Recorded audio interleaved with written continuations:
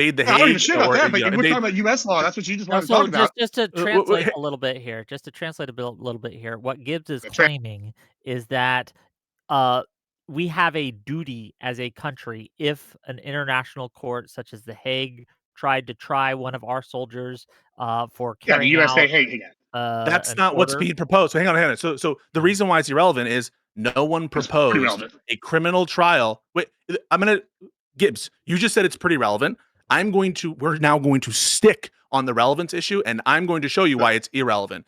Did you hear him ask? Wait, okay. So did you hear this dipshit with the beard, Streamref? Did you hear him ask where we would try Americans and individuals? Did you hear him ask that? Just to be clear, we all have beards.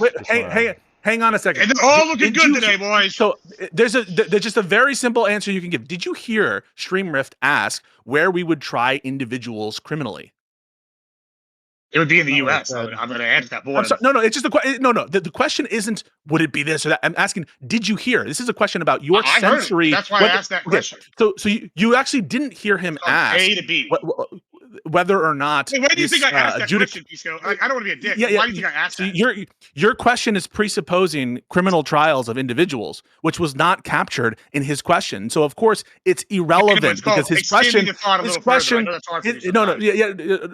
question pertained only to whether or not there could or there does exist international tribunals to adjudicate, and then my question is what happened international law issues between states, and there are such tribunals. Now, America hasn't ratified or signed on. No, so here's the thing. You might as well kick Gibbs out. This is such a derail. I am not. So no one. The U.S. says no one is talking. No one. Okay, Gibbs, shut up. Right? Okay, good. Excellent. We can't do this if we're all trying to talk at once and all going in 100 different directions at once. Pisco wants to talk about the legality when it comes to the U.S. Constitution. So no. That's not what he was talking about, Whick. He wants to talk about these other Stop. For the moment, let's stick to that, and then we can move on to other portions. Well, I was trying to do that, Whick, and this is the reason I'm having a problem with this. Let me finish. Because you're drunk. Because you're a drunk, and you're fucking wasted. Coming on the stream, and you're not listening to people. I'm not drunk or wasted yet. I haven't done any job. Okay, you guys both. I'm going to mute you both if you guys keep talking. Okay, let me be clear. Okay, we are at this point in time talking about whether or not it is legal. We can get to the morality of it later, and I think that will be an interesting discussion. But do we think currently that it is legal what Trump did with the strikes? That's the good question to start with. Who? Just raise your hand if you think it was legal under the U.S. constitutional law. So we got 2.5 and one guy without hands, right? So we don't know, but okay. I would say no. Okay, so the whole reason I brought this up. Yes. Yeah, so Whick, the whole reason I brought this up, right, is because, this guy, Mr. Streamrift, is that your name? So sorry, I had to thing on, so I can't see names. The reason I brought this up, Streamrift brought this up, and Pisco is kind of just trying to dog on him. Well, we literally have an act from 2002. Now, I'm not a lawyer. Maybe one of our two lawyers here can explain to me what the U.S. Hague Act is that was put in 2002, which is the Protection Act, ASPA. They basically said if the Hague, an international tribunal, basically decides they're going to try a U.S. soldier, that we would invade. So when he comes to talk about the legality where these people would be tried, the answer is they would be tried in the U.S. So that's I guess what we can talk about. So when he wants to talk about all this international court, none of that shit is relevant. What is relevant is what would happen in the U.S. Okay, so I agree with him. He's talking about the international court is because Streamrift asked him about the international court. He asked me whether or not there are international tribunals to adjudicate claims as between. Yeah, the thought unfortunately wasn't being expanded because the question on your argument wasn't specific to the criminal. It wasn't specific to two things. Either criminal trials. Can I explain it? I want. It wasn't. No. I'm going to finish. No, sorry. I'm going to explain why. I'm going to explain why this derail is a derail. So the question that Rift asked wasn't A, specific to criminal tribunals, and B, to individuals. He was merely asking a question of where international law disputes can be adjudicated. Are there such international bodies? And I listed one such body. There are other bodies as well that relate to other kinds of spheres of domain expertise, but that's just one place. Now, I suspect, as I predicted, How the much argument is going longer? to be something like, well, how can they enforce it? That, of course, is irrelevant to the question about whether or not How much international longer? law exists. So let's assume that we're at the ICJ, and as Gibbs pointed out, American soldiers get a free pass. So when the American soldiers go out and conquer wherever the fuck they want, any court in that you're talking about says, oh, they're flying the red, white, and blue. That's up to the red, white, and blue. And if they're doing what the red, white, and blue did, they get a free pass. So is there another court that might act? Because that's like getting punted so on this is the jurisdiction. problem, right? So what other court? Can I please finish my question? I listened to you for so long. So you're asking. So I was correct when I interrupted you when you were asking the questions about the court. That your You're never question correct is to interrupt specific. someone. Your question was specific to courts that have enforcement power that actually have the ability to enforce their judgments. No, I started first principles. My answer to that is, as against the United States, there is no such international body. But that's just a descriptive claim, and it doesn't mean that international law doesn't exist, and it doesn't mean that we shouldn't hew to these other principles. And I'll have you know, yes, law can exist even if there is no body to enforce it. They're not contradictory at all. Law does not presuppose some enforcement apparatus. Okay, what's the contradiction? But the contradiction is if you can't enforce it, then the law doesn't exist. Like that's how that works. That's restating the claim, dipshit. Hey, dipshit. That's restating the claim. So just understand what this drunk just said. What this drunk just said is how does. So I asked him the question. I asked him the question. Wait. So Gibbs, I asked him the question. Wait. I just want to explain. I just want to explain what you just. Hold on, just real quick. What you just said. Let Pisco go, and then Gibbs can respond. Both of you won't interrupt each other. So Pisco, go uninterrupted, and then Gibbs will respond uninterrupted. Go ahead. I asked Gibbs, I said, well, what's the justification for the claim that law can't exist without an adjudicatory body to enforce the law? And he said, well, of course it can't, because you can't have law without an adjudicatory body that can enforce it. It's exactly circular. I didn't ask you to fucking repeat the claim. I asked you to justify it, dipshit. Okay. Oh, well, okay, cool. Can I answer now?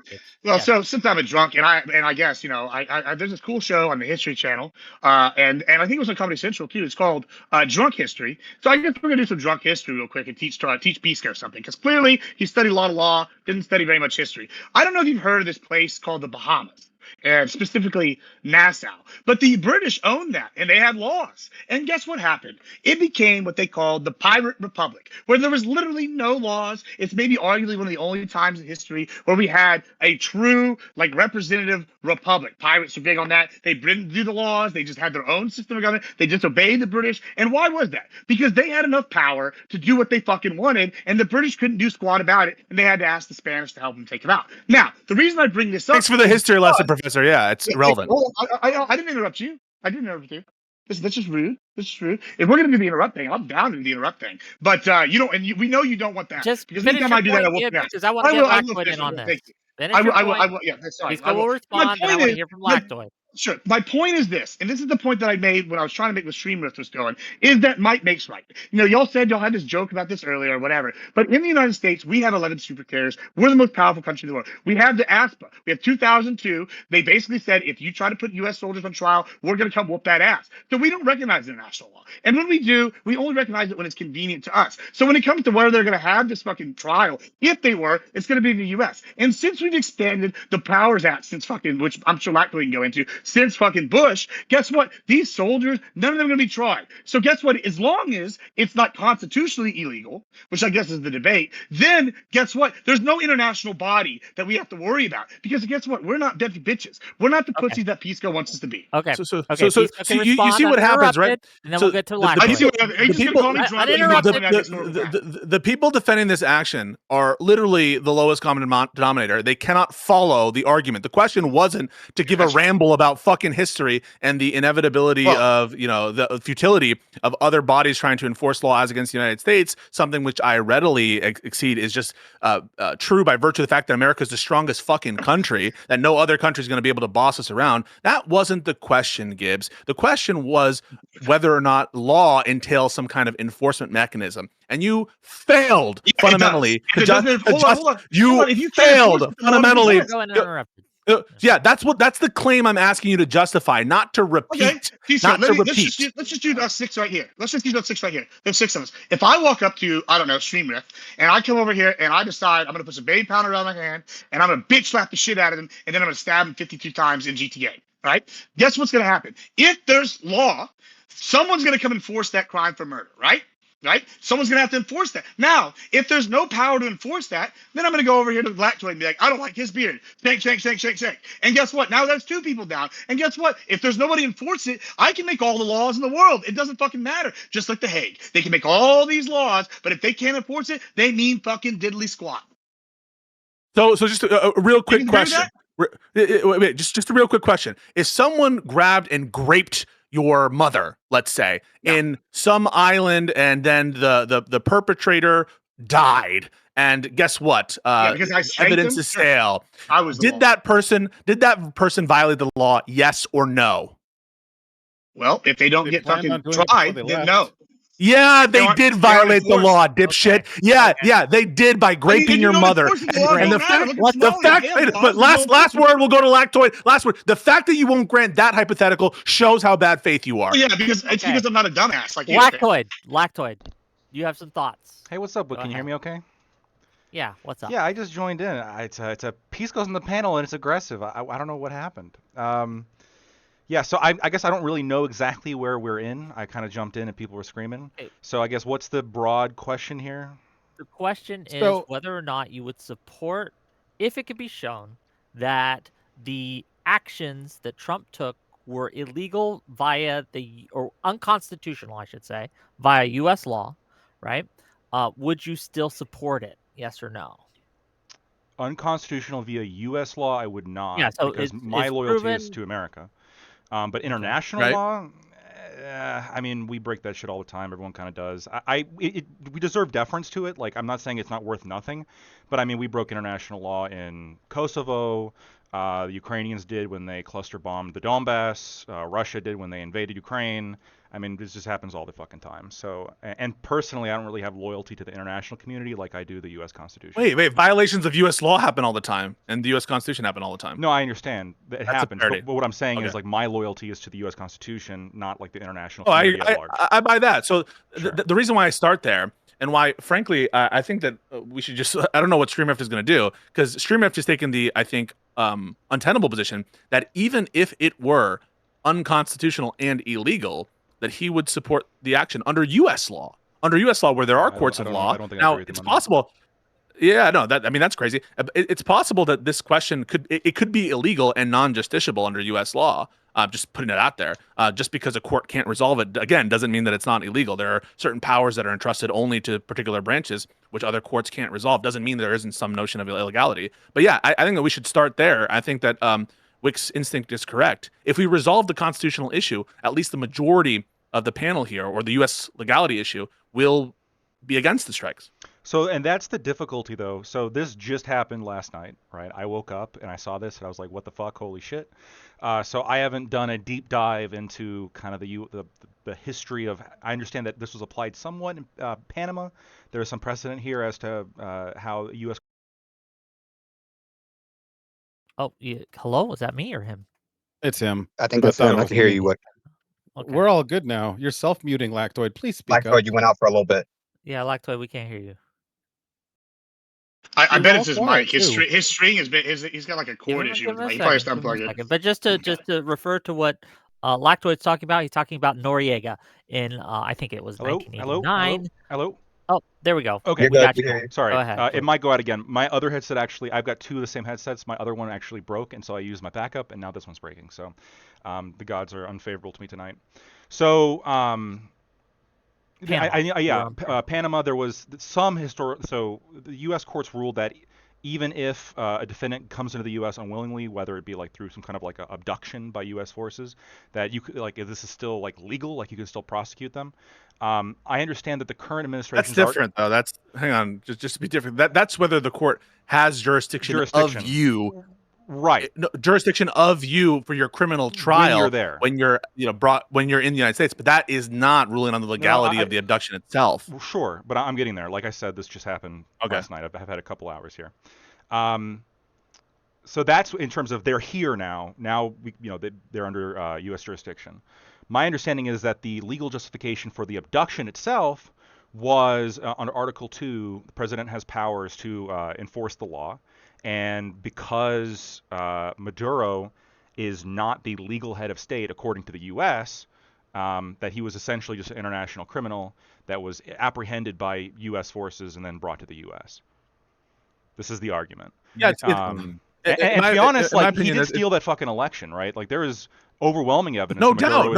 Fuck Maduro. Yeah. Wait. Yes. No doubt. To me, I fucking hate Maduro. I hate these tanky communist regimes. Everybody. I think, and they should. And they should. And I don't think even. No, I don't think that. No. Biden's quoted. There's a quote Biden said. I quote. I stand with Maduro. That's not relevant right now. Collateral. No one here supports Maduro. Okay. No, I am. If there's one positive that will come out of this, perhaps I am hoping, obviously, for the best possible situation for the Venezuelan people, and I think that that option isn't possible so long as Maduro, people who are his ideological sympathizers, are in power. So that I'm hoping is a. But that again doesn't justify any action when it needs to be addressed on its own terms. So with respect to the claim of U.S. authority to seize and abscond with individuals without the consent of the host nation. And that clearly, I think that would need to be derived from Article 2. But the question is, why do we think that that's derived from Article 2? It proves too much. If there were inherent Article 2 authorities to just enforce the law, what is the limiting principle there?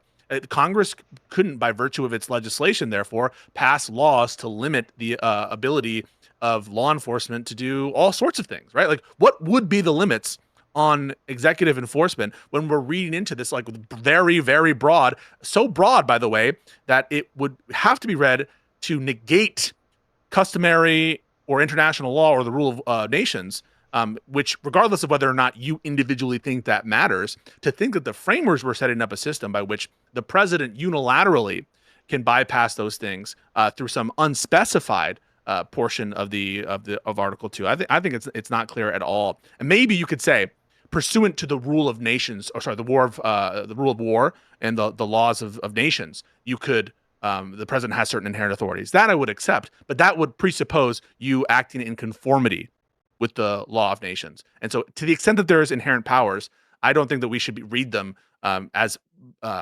violating those customary rules. I don't know about that. So, well, let me just elaborate a little bit. So the president has authority to enforce the law, right? They have this. They are the executor. They have this ability. In Iraq, for example, we blew up al-Baghdadi. I don't think we asked the Iraqis permission for that. And the argument was because this is not a legitimate state actor. This is just essentially some kind of international terrorist. This is some kind of like international criminal. If we're talking about state actors, I agree. It gets a little bit fuzzy because wait. We're resolving the U.S. legal issue. And in the case of Iraq, there was congressional authorization, which obviates the concerns that we're talking about. For Baghdadi specifically. Yes. Yes, there is. There's the war resolution against the Al-Qaeda and related terrorist groups. That which wouldn't apply to Venezuela. So the thing I was talking about earlier when you said it was irrelevant. Got it. Okay, cool. No, what was irrelevant? What was irrelevant for me was the fucking history lesson, Professor. No, okay, well, yeah, because the reason why the history lesson was relevant is because it's the point. Go ahead. Yeah, so I guess this is my understanding is there was a 2003 bill that kind of granted the president a broad discretion when it comes to these kind of specific actions against like terrorists or after 9/11 we gave the president a whole shit ton of power, and Maduro is alleged to essentially be a narco-terrorist, right? I mean, this is what the administration is putting forward. Hang on a second. There's no limiting principle to that interpretation. What you're trying to say. Well, the limiting principle would be, how how much authority? I mean, Congress can take away their authorization, right? That's the limiting principle. Congress has ultimately war power lies within Congress. They have a standing grant to the president to take unilateral action in a whole host of situations.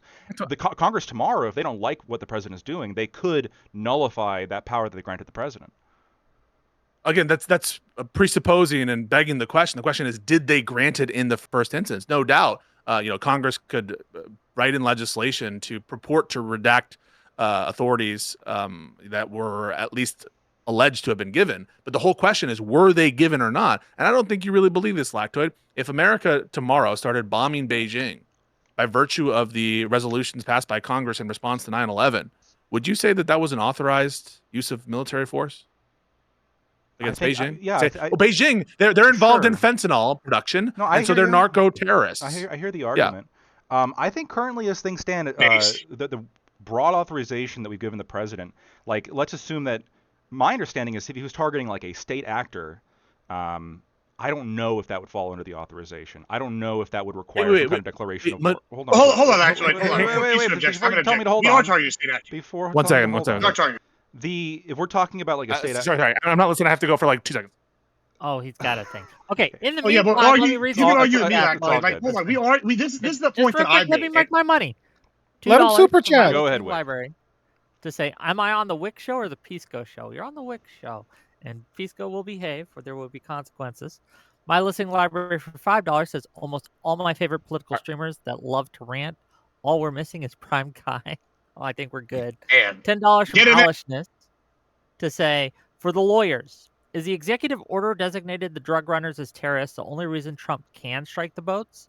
How does it extend to the entire country being struck? That's different, right? The question about the strikes, the question about the strikes is even easier. I mean, that is just so clearly violative, in my opinion, of U.S. law, even more so than this strike against Maduro. So yeah, I think that one is just like very easily resolvable under U.S. law. It's murder. I mean, these actions are murder. But the problem, I think, with taking the Lactoid I guess Lactoid is not asserting this.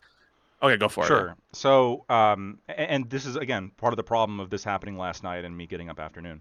So when it comes to strikes on state actors, I don't know if that's broadly covered under the 2003 authorization. I know. Yo, you went out again. No. Oh no, you're dude. Lactoid, your headset. You muted, Lactoid. Muted. Lactoid. Nobody can hear you. Now? I don't think you can hear. Wonderful. Anyway, so what I was trying to say to Lactoid before, I guess this actually would be in defense of Pisco here. I think this is kind of the argument that I've made with the slippery slope where it's concerned. Like, that was the argument. If we are fighting a state actor and we've declared them a cartel, like, do we think that Maduro is actually leader of a cartel? Is the cartel the same as like Al Qaeda? I think that is something that is concerning, interesting. Like, on the surface, yeah, I think cartels are worse. Like, I've grown up around cartel violence my whole life. I know a lot of people that have died from cartels. I think they're just as bad as Al Qaeda, et cetera, et cetera. However, it is concerning to the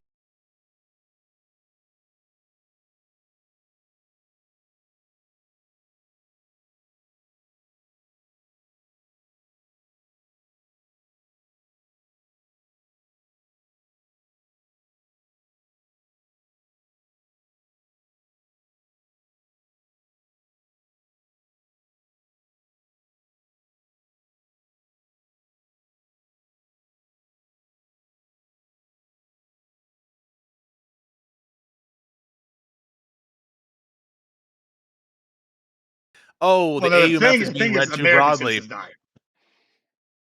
No. This is, I guess, where you and I differ. This is where you and I differ, Pisco, I guess. Like, I agree this is a slippery slope, and it is concerning. And this is the same thing with Doge. Like, right? Like, I was excited about Doge. However, I'm hesitant because, like, what if someone I don't like gets in charge, right? And they start doing these things. But it's like, okay, if we go and capture Maduro because he's the leader of a cartel, okay, foreign guy, that's fine. But if we start labeling, like, I don't know, I'm going to use a lefty org because I know people know I'm a righty. Antifa, and we start capturing Antifa leaders and, like, taking them from, like, places. That would be the bigger problem. Right. So the time to take the stand against for American liberties is now. If you're a civil libertarian, you should be speaking up now. Why? Because you are correct, Gibbs, in your implication. Well, let me finish it real quick. Yeah. The implication is, if this is truly a war that's being conducted pursuant to the rules of war, the laws of war, international law, or congressional authorizations related to that those things, then you can target domestic enemies, right? In that sense, and use military force. Of course, you can. In the Civil War context, the Bill of Rights. in the Civil War context, did the Bill of Rights apply? Yes or no? Will be the answer. That's all I'm looking for. Just answer the fucking question. Did the Bill of Rights apply in the Civil War context? Did the Bill of Rights apply? What do you mean by apply? It was there, but it wasn't enforced. Apply is in the Bill of Rights absolutely applied in the Civil War. Yes and no. So yes and no. That depends if you recognize like Americans, like if you consider Confederates as Americans, right? If you look at the war crimes, the argument were committed at the camp. Hold on. From the perspective of the American government. Hold on. To answer your question, if we look at the camps, they were just as bad as the Holocaust for some of these prisoners of war for Confederates. We also look at Sherman's March to the Sea, where he burned everything. Like that was not following the Constitution. However, that's not the whole. In some ways we did.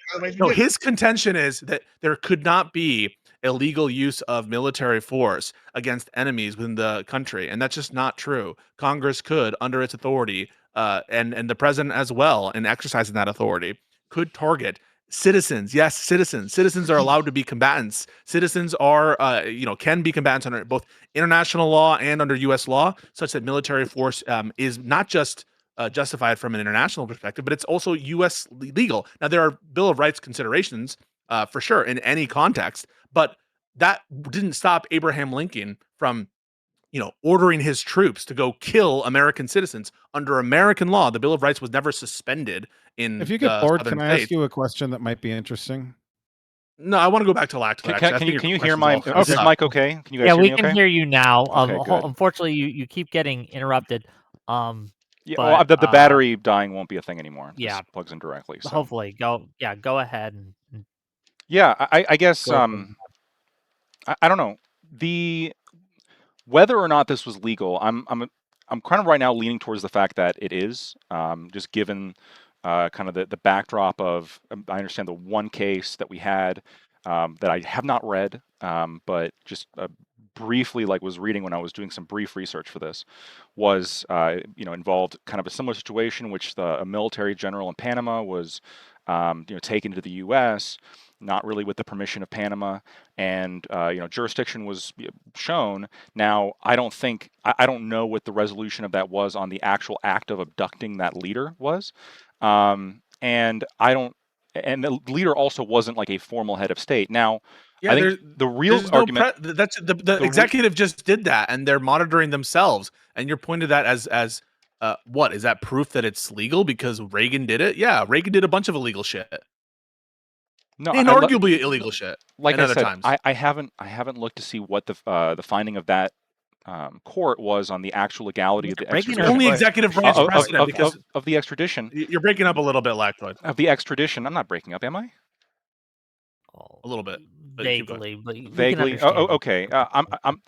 What I'm talking about, I don't know what the full legality is of the extradition in that Panama case, and I don't know for sure. This is why I said I'm leaning towards. What do you mean extradition? Sorry. So it wasn't extradition. We went in there and I'm not talking. Okay, do you want me to use the word abduction? I can use the word abduction. I'm not trying to That's what I want you to use. Sure. I'm not trying to fight with semantics here. Abduction's fine. That's fair enough. That's what happened, right? But when it comes to the Panama situation, I don't know if what the ruling was on that abduction. I don't know for sure what the ruling is going to be on the abduction of Maduro. I'm leaning towards, given the broad powers given to the president to conduct airstrikes on terrorists, to with evidence from that we have, we had it for al-Baghdadi. We have some. I'm supposing for Maduro, and we're going to see in court. Just what the basis of that was, I think. I don't think we will. No, I don't think we will. I think what we'll see is that the court isn't going to be there to resolve. Like the U.S.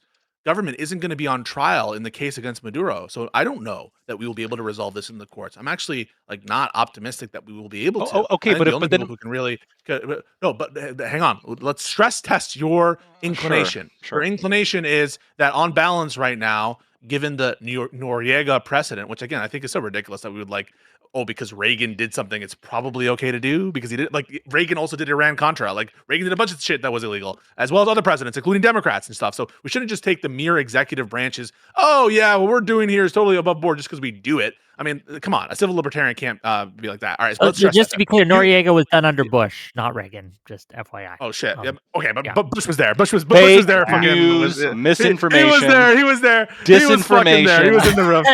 He was in the room. Pisco spreading lies every time. I swear to God. Hey, I'll take the L. But you know what I'm talking about. And even like, it's because he's drunk. He doesn't know which one and which one's which. It's not. It's not a Go. partisan thing. But like, I want to stress test this inclination because I'm asking you directly. If Trump said, I'm considering Xi Jinping and the Chinese Communist Party to be narco-terrorists, they're the ones who are overseeing massive fentanyl production.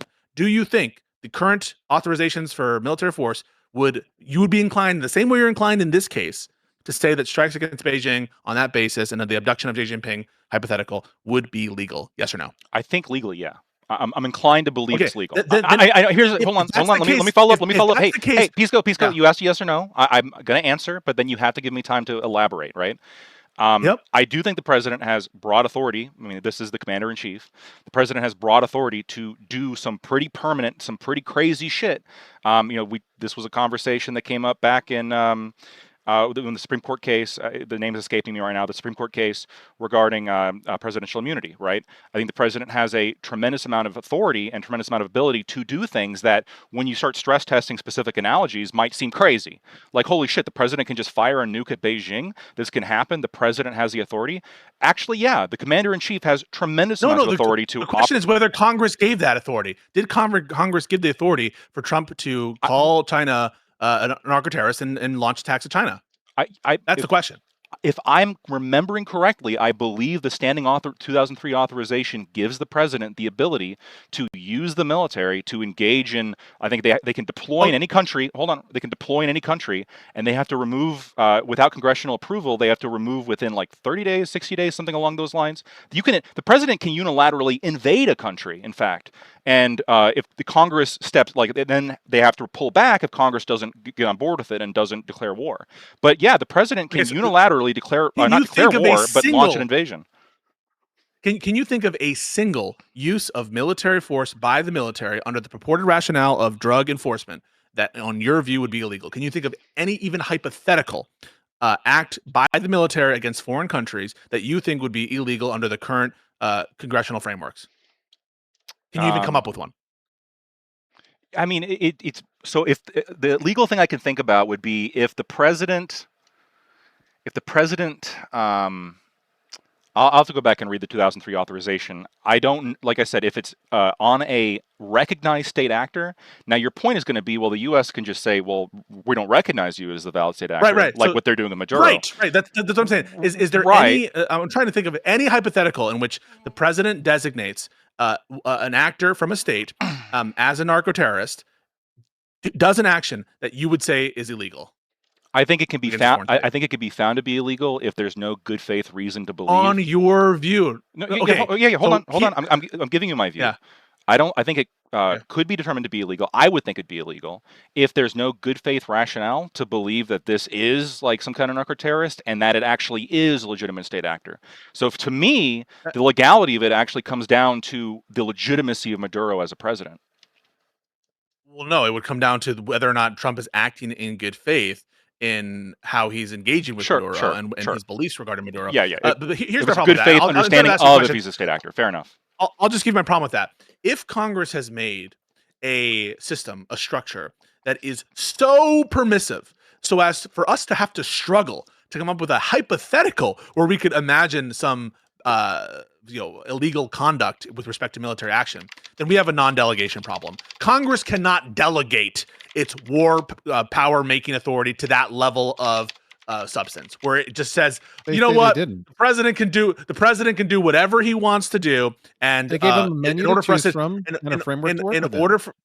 In order for us to take that away, there needs to be some additional affirmative step by Congress. No, you would not grant this in any other constitutional context. If you said, well, Congress says the president shall have our interstate commerce legislative authority and he can decide what it wants, you would say, of course not. That's insane. If Congress said, okay, the president can set whatever the tax rate that he wants, you would say, of course not. If Congress said we grant all appropriation authority to the president as long as he does it in good faith, then you would say, of course, that's nonsense. Congress can't do that. So don't we have a humongous non-delegation problem? What about what I just said is dishonest? Wait, so what? Sorry, no, you just need to identify what's dishonest. Okay. Yeah. So what you did is you smuggled an entire argument into a menu. So Congress gave a menu to the president. 2001, said, by the way. Here's the list you can pick from. We're preemptively saying we know it's a busy thing being the commander in chief. We don't want to have our approval hold you up if something's important. Here's an appetizer list for war. And then if you need major war, come back. This is roughly how Iraq went, if I understand correctly. We started off saying, oh, we're just doing a little thing. Nonetheless, Congress is not de facto, and this is your dishonesty, relinquishing all of the war powers. They're giving a limited availability on it. What would be left? What would be left? What? So that's what I'm asking. What? Give me an example of a military. No, give me an example of a military action taken by the administration that you would call illegal. Hypothetical one. What would you say? Oh yeah, that's illegal. Well, I'm going to try to answer the question, but it might not sound like an answer up front. It'll be brief. You might not be used to this. So if Congress says we can declare war forever, imagine a 10-year war, but they only give the president 60 days of a tiny sliver, or even let's even say it was the full gambit of the powers. As the calendar goes, Congress is retaining the overwhelming majority of the wartime overseeing. Thus, they're retaining control of it. Like they gave him a box to live in. What part of that do you find so all-encompassing? That's a question. It's not an answer to what I asked you. Do you remember what I asked you? I can ask it again. Go for it. I'll beg your indulgence. Repeat. No. But first, can you just answer? Do you remember what I asked you? I lose track of the way you mix things up. Yeah. Why don't you fucking listen when I ask a question? And if you don't want to answer it, if you don't want to answer it, no. This is the definition of bad faith. If you're not listening to me when I'm talking, I listen when you fucking say your bullshit, and I expect the same courtesy. So the question that was on the floor was, can you think of a single military action taken by the president as against a foreign state under the current framework that you would say is illegal? Or can you make up a hypothetical? And I gave you a hypothetical of a 10-year war. What's you fucking inbred. Wait. So a hypothetical 10-year war. I'm sorry. A hypothetical 10-year war. So assume that the president says, as he's doing now, or as is being suggested he could do under the current legal theories, that under the AUMF, we have, this is part of our extended fight against terrorism. Because that is the argument. The argument is they're narco-terrorists, and this is a greater than 10 years. You agree, AUMF is greater than 10 years? Agreed, yes or no? Well, hold up. So was the AUMF, sorry, just answer the question. Was the AUMF passed more than 10 years ago? What the sweet fuck does that have to do with the hypothetical? Answer the question.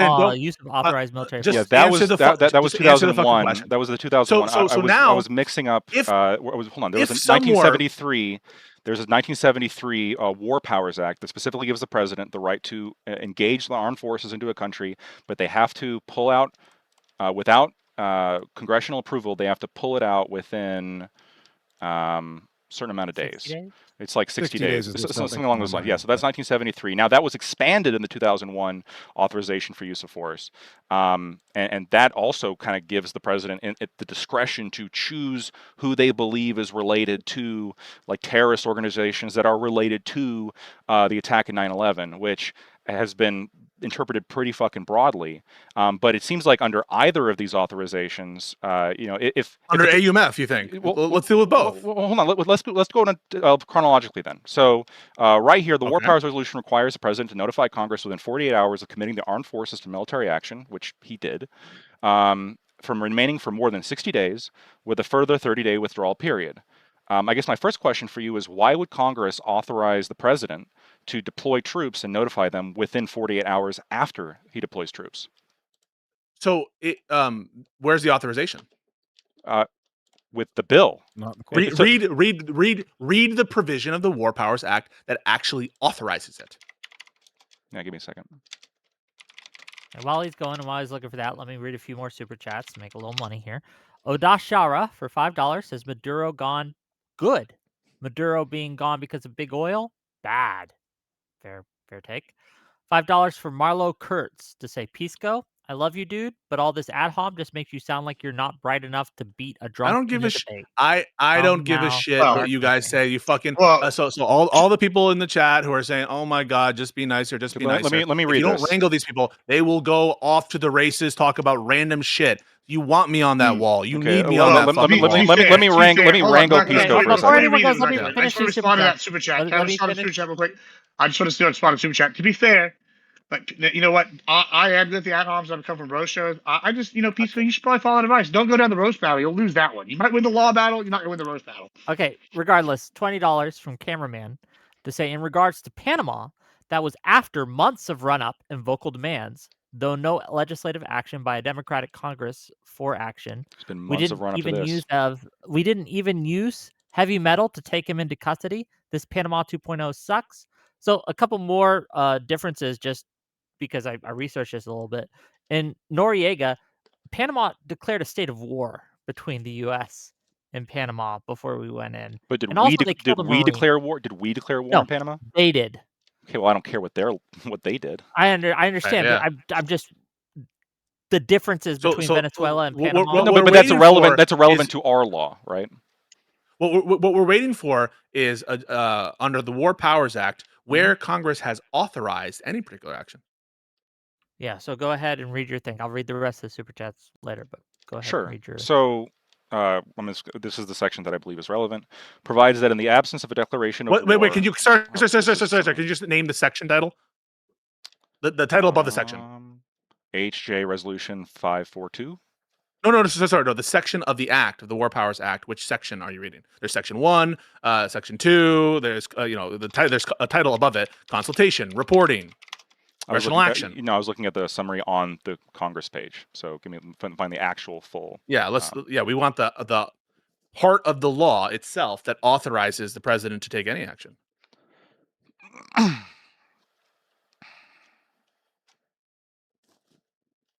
Okay, well, let me read these other super chats while we wait then. $2 from Mr. Far from Jordan says, have you heard of the strawman riot of 1922, Admiral? Sorry, I missed that. Can you say it again? I don't know what that means. Have you heard of the strawman riot of 1922? 1922? I don't know. No, I have heard of the Bovendese Act, though. Okay. $2 from my listening library. It says, you're rich, Lactoid. Get a better mic and a backup. Yeah, so here's the problem, right? Yeah, I'm cheap with mics. So Sorry. the War Powers Act. Alcohol and cocaine, Lactoid. Okay, all right, I have it now. It's go for it. Yeah. 50 U.S. Code 1543A. So subsection 1543A. Report on hostilities. I'm saying within the law. I'm just talking about like the. Okay, yeah. So give me the provision. It's 50 U.S. Code Chapter 33, War Powers Resolution, Section 1543A.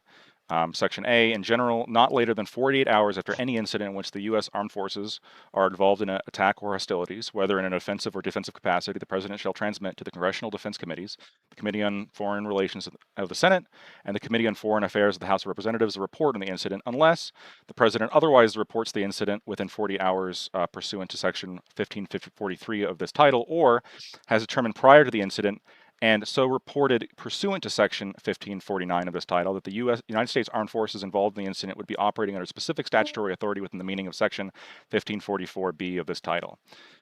So here's the question: Is that provision of law that you just read a reporting requirement for the president, or is that authorization to take particular action? Well, I think it removes the argument that he needed to consult Congress before he launched the attack to get Maduro. It's authorization we're not saying with it's, a conditional. We're not. Hold on. Wait. Pisco. We're not Pisco. saying. Pisco. We're not saying that. Hold up. Are you denying that one of the main legal gripes, maybe not you, but one of the main legal gripes that I've been hearing, is that he should have consulted Congress first before he launched this? No. So yes, people are making the policy argument that he should have. But legally, he doesn't have to. So legally, he's required to after a certain amount of time. But the question is before he goes in, he doesn't legally have to. Sorry, Lactoid. I'm not going to get fucking distracted. The question isn't pursuant to the reporting to the whatever the fucking policy arguments made by Democrats and people who are on Twitter. What do they say? The question is under the War Powers Act. where does it authorize particular military action? Or is the War Powers Act better read as a restriction on the president's authority and providing specific reporting requirements, which is the better interpretation, that the War Powers Act is a grant of a 60-day fun zone anytime you want to do anything you want, or that the War Powers Act is restraining control and putting reporting requirements in place? Sure, it's restricting the president's war powers. It does, but it specifically allows the president to commit U.S. forces without congressional. Where? Hold on. Without congressional authorization, as long as it's reported within. 40... Where does it authorize that? Wait, where does it authorize that? Hey, stop talking for a second, okay? You just let me finish. We can commit troops, and then has to, without congressional knowledge, without letting them know, can just do it, right? And then within 48 hours has to give them That's what it requires. It requires reporting. It doesn't authorize the underlying act. Pisco, it doesn't. Pisco, it doesn't. Pisco, where does it authorize Pisco. Within 40 hours, has to notify Congress. So you say it's a policy argument. That's not how I heard you say it earlier. I'm not talking about it. I'm not talking about it. No. That's not. No, I'm talking about it. Wait. Hold on. Hold on. Both of you. He knows where I'm going. He's fucking petrified. No, I'm going to finish my point. Stop. Let Lactoid finish his point, Yeah. and then Pisco, you respond. Lactoid, go ahead. Right. It also puts the restriction that you can commit forces if you cannot commit forces for longer than 60 days without congressional approval, and then 30-day extensions beyond that from Congress.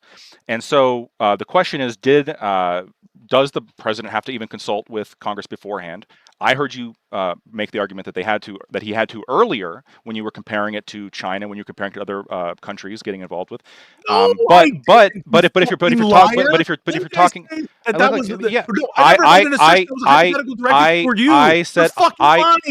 said I heard it. I also said if you're not making that argument, fine, maybe I misunderstood.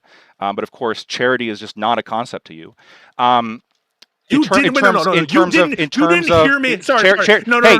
Pisco, you're an asshole, and you're going to let me finish a sentence. Then you can talk. That's how that works. I'm so sorry. I'm so sorry. You're lying. No, you hold on. I said you're an asshole. I didn't say you're bad faith. Sorry, you are accusing me of not having charity, lacking charity, and doing and understanding. No, I'm talking about charity. I'm talking about charity in this conversation. You don't let people finish a sentence. Wait, stop. Wait, no, we are. You just said I didn't accuse you of bad faith, and I said, and you just said that I wasn't being charitable. Isn't interpreting someone uncharitable bad faith? Yes or no? So interpreting somebody uncharitably can be bad faith. Is it bad faith? Yeah. Hold on. So you are accusing me of bad faith, right? Wait, so you are accusing me of bad faith? The specific thing that I'm talking about when it comes to lack of charity here is, first of all, your consistent interruptions. Which are you accusing me of bad faith? Yes or no? Are you accusing me of bad faith? Which you constantly do. Like now, I think you're acting in bad faith. Actually, now the fact that you're constantly interrupting me, I do think that you're acting in bad faith right now. I think that oftentimes in conversations you can just don't have the charity to even listen to other people's arguments. Move on, stop crying. And then you're going to bitch that other people don't listen to your arguments, right? Because of course, you just don't even let them finish their sentence. Move on. So don't tell me what to do. Don't tell me what to do. I'll do whatever I want. I can rant about this for the next 30 minutes if I want to, right? The only person here that has the ability to stop me is Whick. He is the only person that has the ability to stop me. Okay. I will stop you if it gets boring to me, but go ahead. Be sure, brief. Sure. Sure. I'm going to ask Pisco to listen to me, as opposed to interrupt me. So, if we're talking about, so he doesn't have to let Congress know before he does it. So, whatever legal theory about that being incorrect, I think is obviously untrue. The question of, does he have Article 2 authority to initiate these strikes in the first place? I'm going to repeat what I said before because maybe Pisco didn't hear me. I don't know for sure. I'm leaning towards yes, just given historically U.S. actions regarding presidential actions on airstrikes on terrorists, on narco terrorists. I haven't seen any kind of strong legal authority demonstrating that the president has broken the law here. If this happens to shift, if the Supreme Court actually looks at this and says actually the presidents that have been doing this, they have been violating. They're going beyond the scope of Article 2 authority. then sure, then that would be illegal. It's what it seems like has been happening, and if you want to roll back the tape and look at my position from the very beginning, is I have not taken a ultra strong stance that, of course, the president is justified here. What I've said is I'm leaning towards the president being justified under Article 2, but I am not convinced when you say, oh, can the president unilaterally launch a strike without congressional approval? That is absolutely true. He does not need congressional approval before launching a strike, whether it be on Beijing, whether it be on Iraq, whether it be in Afghanistan. Okay. Yeah, so I'm not going to get distracted. The claim is the War Powers Act. This is your claim. I'm going to ask you if it's your claim or not. You said the War Powers Act authorizes the president to take certain military action abroad. Is that your claim, yes or no? Yeah, it obviously, hold on. It obviously authorizes him to take some military action abroad, of course.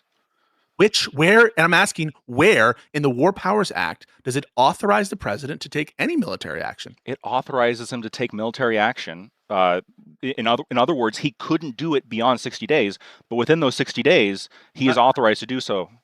I'm asking where it authorizes him to take action within 60 days. Where? Okay, listen. If you're talking about the underlying authorization of any kind of military action the president can take, their argument is Article 2. If you're talking about, I'm asking you, didn't you make the claim that the War Powers Act authorizes the president to take action within 60 days? Wasn't that your claim? Yes. And not inherent powers. You said the War Powers Act. So I'm asking where in the War Powers Act does it authorizes him to take any military action? So I was bringing up the War Powers Act in specifically in response to your line of argumentation as to, do you think the president can use Article 2 and just unilaterally launch an attack on China without consulting with Congress first? Can you unilaterally launch an attack on any other country without discussing with Congress first?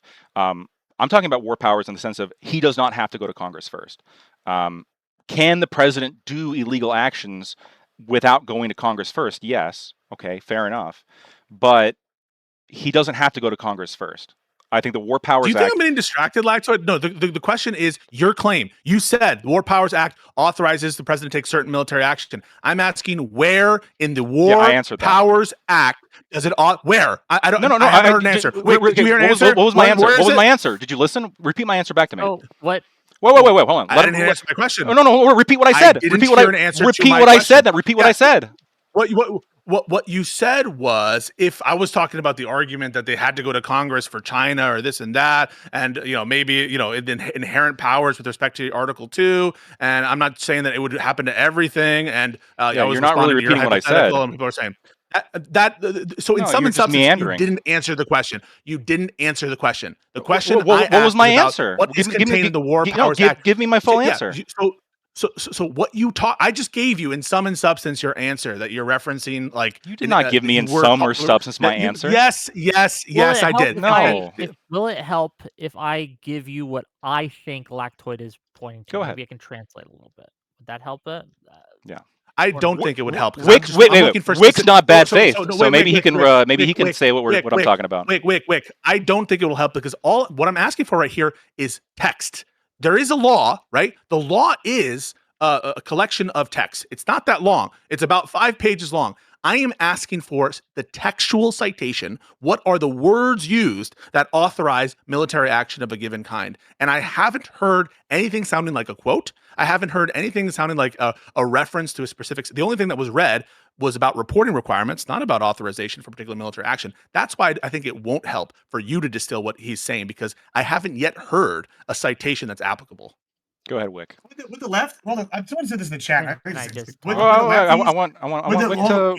want Wick to go ahead and give his take. Oh, I just want to ask. Please, Gibbs. I was just saying, with the lefties respond. Okay, go ahead. Give me a second. Go ahead, Wick. But what I heard, at least Lactoid's argument, is that the justification for the strikes is through Article 2 powers granted to the president to enforce the law, and that the war, what was the name of the specific 1973 thing? The War Powers Act. The War Powers Act does not restrict him from doing so. beyond Yeah, but that's not. it does not restrict it does not restrict that he would have to go to Congress first. Exactly. So now Pisco, Pisco, I'm not gonna get distracted, Pisco, you're saying, hold on, you're saying I'm not going to get distracted, but Whick heard my argument, and for some reason you didn't. Do you have any idea as to why that is? So I'm not going to get distracted. The question isn't does the War Powers Act stripped any kind of constitutional authority the president has. That wasn't the claim made by Lactoid. What Lactoid says is that the War Powers Act grants him authority. Now, Wick, you understand the difference between something purporting to take away and granting authority, right? And you understand that that Lactoid's claim was that the War Powers Act granted. He wasn't refuting the notion that I was giving that it took away inherent power, because I never made that claim. Yeah, he might be wrong that it granted him, but I think his overall point is. Wait, no. I need him to acknowledge. Are you wrong? Because the thing is, this entire time I've known what the War Powers says, and the War Powers explicitly says that this should not be read to authorize the action of any particular hostility. So I just want Lactoid to just admit he was wrong. Wait. Would the left be if he's good faith? If he's good faith. Hold on. Would the left be okay if we captured Netanyahu and put him on trial? Would they be okay with that? Let's not distract. Wait, no. So to be clear, the War Powers Act, which the claim was that he, on his cursory reading, this granted the president authority to take military action. Even though the War Powers Act specifically disclaims that interpretation by its text. And my question for Lactoid is, when you said that, were you wrong? So I'm going to go ahead and I'm going to rest the understanding of my answer. Wick understood it. I think the audience understands it. Here's what I think happened. Here's what we all understand. Yeah, here's what I think happened. I think that in response to the claim of without congressional approval can he do XYZ. When I said it grants the authority to that he can do that without congressional approval. When you say, well, no, you use granted wrong. Actually, it doesn't restrict his ability to do so without congressional approval. If you're saying that the semantics here are critically important between my usage of the term granted compared to not restricted, fair enough, okay? But what I think is happening is that the reason why you're hyperfixating on this point, okay, and it's the reason why you behave the way in every panel you do, including this one, is you're just looking for an optics win. You're hyperfixating on a very specific semantic issue. You're hyperfixating on a very specific semantics issue. This is why We'll move on. It's embarrassing at this point. It's really embarrassing. So we can move on. I'm cringing. So we can move on. No. And this is the reason why. We can move on because good for you. Good. Now, Wick, this is the reason why. When Wick said, I think I know what's going on, and he recounted a perfect understanding of what my point was. Despite the fact that me and Wick don't agree most of the time, but for some reason you can't. And it's because of the way you operate. It's the way you've been operating this whole panel. No, because listen. Wick understood the dilemma that you walked into, which is that your claim, faithful representation as you're claiming it is, isn't the original claim that the War Powers Act authorizes particular military action. So yes, I'm happy to move on. And we all agree that the War Powers Act is a restriction. No, wait. But this is what it leaves us with. What it leaves us with is, well, given that the War Powers Act is a restriction on presidential authority in some respect, it's having congressional reports, from where does the authority derive from the president to take this action? Because we all agree now, no one should be talking about the War Powers Act. What they need to be talking about, unfortunately, and the only thing possible that people will cite to is the AUMF and related authorities. And that's why you Article need to make the claim that, okay, but you think it's an inherent Article 2 power to, I guess, attack any nation for any reason. That would be the argument, as I understand it, from that side, and you guys can correct me if I'm wrong. And to be clear, I don't agree with this argument. Like, I think it's specious. I think it's wrong. But the argument, as I understand it, is that Article 2 grants authority to the president to enforce laws, and because Maduro is not a state actor, because he is illegitimate, that it authorizes them to treat him as an international criminal and take unitary action against him.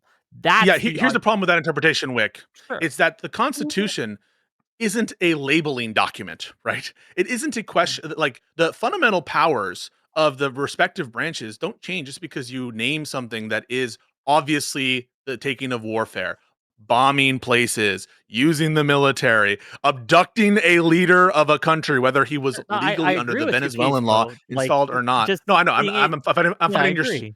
I'm fighting your good faith representation. I'm Wait, sorry. you have that problem? I'm saying it in a bad. Hold Well, let on. Pisco finish, and we'll get the rest of you in. I promise. Yeah. So go, Oh, finish. the problem is like not. if you take For 30 this kind minutes. of approach to this, that the Constitution is like mere guidelines, and you can like totally evade its restrictions by just it's literally what Russia tried to do by saying it's a special military operation. Only in our case, it's a special law enforcement obligation, as though that fundamentally changes the constitutional obligations in the Constitution. Now, is there a possible way in which enforcement of the law could be done by the military in certain cases? Sure. I'm not saying that that's impossible. Is there a possible way that enforcement of the law could be done legally in foreign nations, Well, even let of me ask domestic you U.S. this, law? Sure, Pisco. but Would you not in be this case. okay with the? Would you be okay with these strikes if they had gotten permission from Congress? If Trump had gone No. through Congress, Congress had authorized this He and can't said, say yes to "We're that. going to strike." No. He just said No, no. I just said You no. would not. Okay. So even No. if it was legal, Was No, but legal, what- he wouldn't give a Well, shit. no. Hold on. He would say that would still Correct. make it illegal. Wait. Under U.S. law. Yeah. No, I would his, say it would his be- argument. I His would- argument I that would even say if that- Congress said yes, they congressional would still be approval. illegal. Is what his argument is. Well, no, that's not what I just said. no, Hold on, I hold on. don't think No, he that's said not what that. he Wait. said. I'm not talking about. I'm not talking about anything through any said- statute. I'm talking about like through any kind of God statute. I'm saying damn like it. let's say he had like informed some congressional oversight committees beforehand, and they were like, yeah, I think that's fine. You think that would justify his strikes in Venezuela?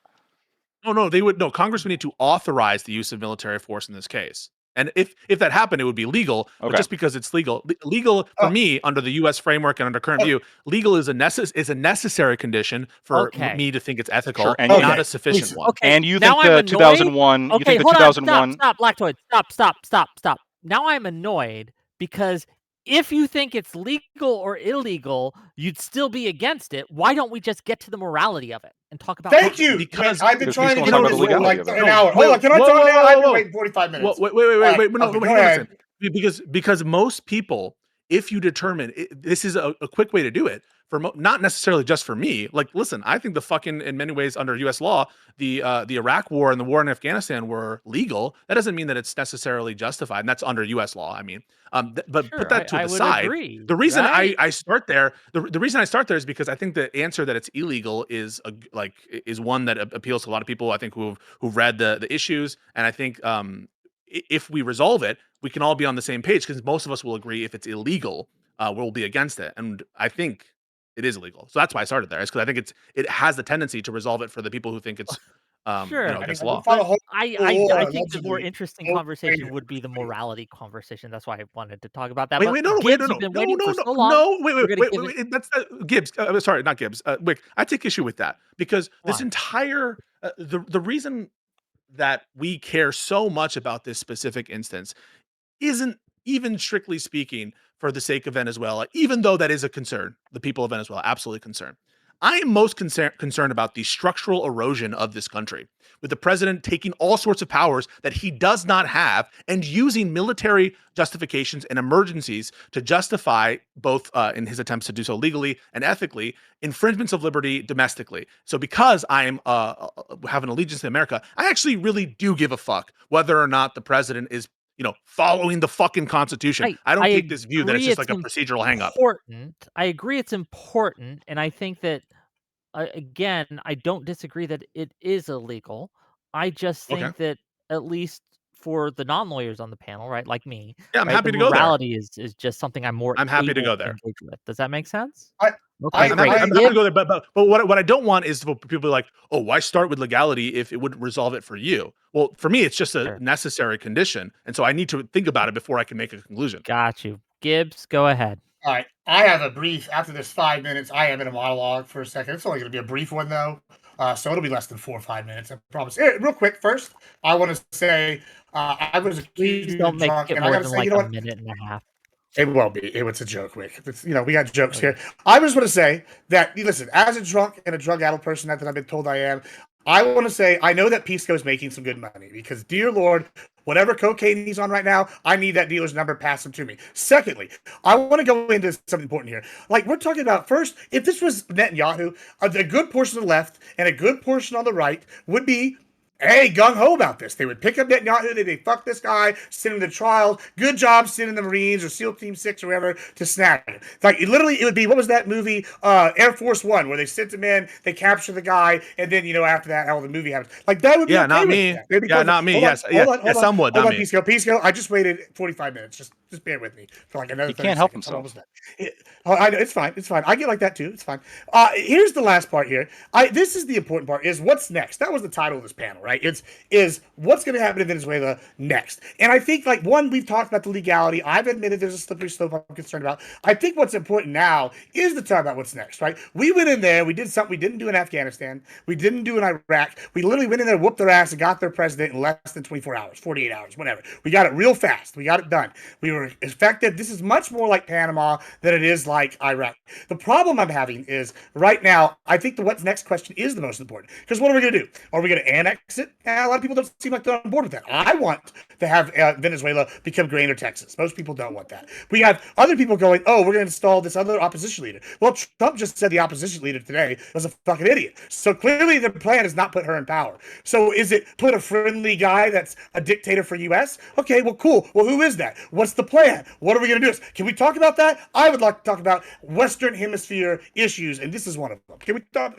Well, no, I think it's really interesting some of the things that you talked about, Gibbs. I don't think that there are things that people aren't necessarily talking about with some of the kind of policy questions that you're offering. But the one thing I want to know, and I think maybe Whick is smiling at this very notion as well, is it totally destroys the notion that this is a simple law enforcement measure. Everyone's talking about oil and whether or not it's the right thing for Maduro to run the regime. Everyone's, Trump is speaking in terms of America running the country. And so the one thing is, there are some interesting policy questions that Gibbs brings up, but the fact that he's bringing that up and not like, oh, we really need to enforce the drug laws, says the administration that just pardoned the fucking former president of I don't like the drug laws. I just talked about getting the dealer's number. Yeah, I know. I get you for sure.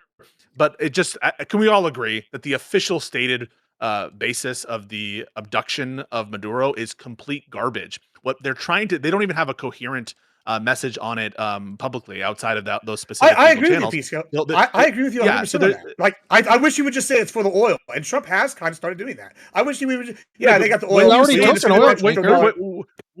When you say it's for the oil, it's like, huh? Did Congress authorize the president to strike Pisco? You know this. We already took an oil tanker, right? That's a good. Yeah, but that's not. Do you understand the proportion? So first of all, A, I disagree with that action of taking the tanker. I do disagree with that action. But B, but it happened. The official legal reason. I'm not saying it's not about oil. What I'm telling you is it's not about law enforcement of drug trafficking. That's what I'm saying. Is that's the lie, and that's the kind of. Why isn't it? They're running because you just said it's not. We had to go in and take care of them. That's how we sell an American people a war. The administration, and then we get the oil, and the military complex gets the administration has shown that quite almost 2 hours here. We've been listening to you patiently. Pisco. The administration. You asked the question, right? Like, how do we know it's not about? But we got to move it forward. So you asked the question for this, and I didn't realize we're not even going to get to the question's the morality of it. We've already beat the law thing to death here. So then you go, well, is this an enforcement action? Dude, shut the fuck up. Let's just talk about what is in the morals of it. Like every person on this panel, including the host, has expressed interest in. Maybe people will think maybe the motives of the country that's initiating this action bears on the morality. Don't you think that matters? What the country? Hold on. Do you think it has to be the main motivation? I'm just gonna. So hang on. I'm just going to ask the question to Stream Rift just to make sure that he is not bogging this conversation down with meta regarding the relevance of why I brought shit up. So the question is as follows. Is the motivation of a country relevant to whether or not you think that action that they're going to take is justifiable? Yes or no? That's the question. Can you make any point in under 10 minutes? So the question is a simple one. Is the motivation Can you of make an any point in less than 10 minutes? So the question is, does the motivations of an actor's what they want to actualize. Does that affect how? So can you make a point So it less is. than 10 So minutes? you would grant that what I said was relevant just then when I was talking about the probable motivation I'm of just our saying country. You drag So on like why a did you? frickin' So when you said it was irrelevant, that was when you said it was irrelevant. Just be clear. So when you said it was irrelevant, you were wrong. We've So been here maybe for almost you should 2 shut the hours. fuck up. Yeah. So maybe you should shut the fuck up, right? Okay, I'll Wonderful. shut up. Okay, both of you. Let's just let me real ask quick. a question. Is This it directly. relevant? Yeah, I would assert it's Okay, relevant. go ahead. Okay, I'm not disagreeing. it is. I'm not disagreeing that. Okay, don't assume what I'm saying. Please, let's just listen. I'm not assuming that it's not relevant to bring up the stated motivations of the administration. Of course, it's relevant, but to me, it doesn't even have to be the main motivation for it to still be a good faith argument. So, for example, you can say like, okay, like I have multiple motivations here, right? I got one motivation, which is like, let's say a third on the list, but it's still a strong motivation of like enforcing law and order, stopping the narco terrorists, et cetera, which I mean, they've been complaining about for months. Trump has said this is like a stated goal. Even if there are other motivations, which there obviously are, the oil running the country, et cetera, which I'm a little bit scared of, right? I'm a little bit skeptical of these other motivations. But I don't think the existence of these other motivations nullifies that law and order motivation. I think that is enough to justify the action, even if there's like other benefits that come along with it. Ethically justify or legally justify? Even ethically justify it, for sure. So the mere existence of a drug trafficking motivation, even if it's let's say it's significant, it's got to be just significant, not predominating, right? So I'm not saying it's insignificant, but it's significant. But the overwhelming reason, in a but-for cause, a necessary cause, are these other reasons related to regime change, oil. It's what everyone's talking about. You would say the mere fact that one of the okay, go. Yeah, I mean, I think that can make it ethical. Now, obviously, the ethics encompasses more than just law or just what like the stated motivations are or law. So I'm very, very hyper fixating on the argument of like to what extent does the stated motivations impart some level of morality on the action. Yeah, I think that's totally fine, right? I could be prosecuting a murderer. Let's say the analysis. Let's say the first motivation that I have is because I fucking hate this guy, and the second motivation I have is he's a blood cold, like he's a stone cold fucking murderer, and he kills children. It's like, yeah, I can hate. Now, number one motivation is not enough, but number two motivation certainly is. No, but even if it's relevant. It's relevant. The reason why the predominance of one motivation versus another is relevant because it gets to the underlying credibility of the administration, which is always going to be relevant when we're relying on true statements and assessments made by that regime. What does it have to do with the morality of how to deal with a country after you took out their leader? Well, I'll answer that. Wait, it is relevant, but do you really, after you just got dog walked on the relevance point before, do you really want to question me on that? One of the things you're too confused about is to realize I always ask in good faith. It's a huge difference from the way we argue. I'm just asking you. We just had a complete dog walk on motivation being relevant, and I'm asking you, do you want to go through that painful, embarrassing exercise one more time? I don't know. Do you want to go through it again? Do you want to get embarrassed again on the relevance of the regime's credibility as to factual assessment? I would like to talk about what's next. Let's talk about what's next. I would like to. Wait. I'm gonna let me defend streamer for a second. Like, I agree it's relevant, but he could simply say like it's so far down the totem pole as to essentially be irrelevant. It could be something like, well, I don't, Maduro's left-handed, and I think left-handers are worse a little bit, or whatever the fuck. Yeah, like it theoretically then could be relevant. Would you say that?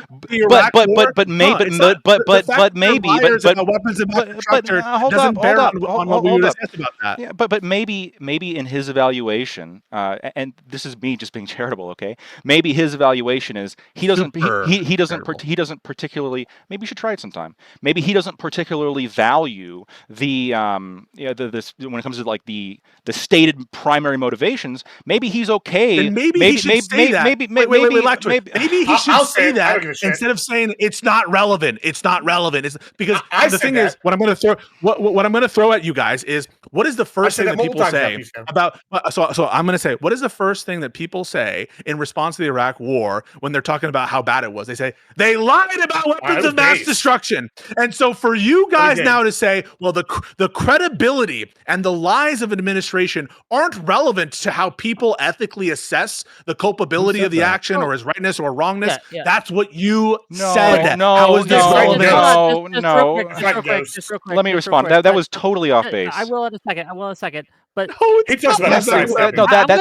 gonna actually put this out there to you, Pisco, right? Like, that was Trump good. is just saying it's because of the oil. He's being more honest. That's Yes. He's saying, yeah, we that's just want thank their God. oil. Wait, We need you're more of doing it that. too, right?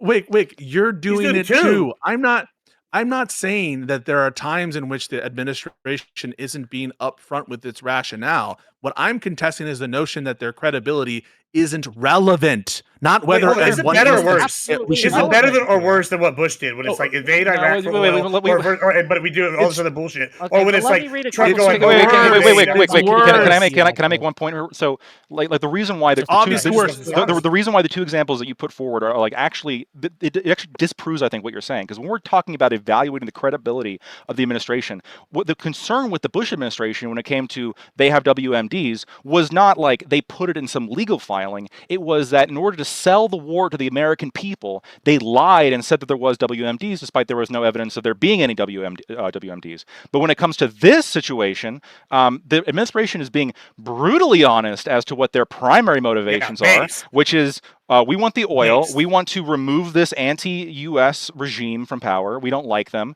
And there's other motivations as well. We think they're undemocratic, which that's true. That is an undemocratic regime. And then somewhere on the list is also they're narco-terrorists, which is a sufficiently, in my opinion, a sufficient reason to potentially launch Article 2 or use Article 2 to launch everything you just so that's you trying to apply what the relevance of a government's motivate or credibility with respect to their truth statements. But of course, that isn't what the question was just then. The question, you guys are the ones wondering, why do I care about the credibility of the administration? I'm wondering why we don't do super chats. It's not just So we do super chats. Is that too much? It's not just. It's not just with super chats. It's not just super chats. It's not just with respect to their self-serving statements or their admissions of banditry and whatever the fuck they're saying right there, but it's also relevant to the facts on the ground. We are relying on reports and factual assessments made by the administration. So of course, when we are having to have so much of our information be funneled through the lens of intelligence agencies and a government apparatus, of course it's relevant, which is what everyone now should grant after we were derailed by this dipshit.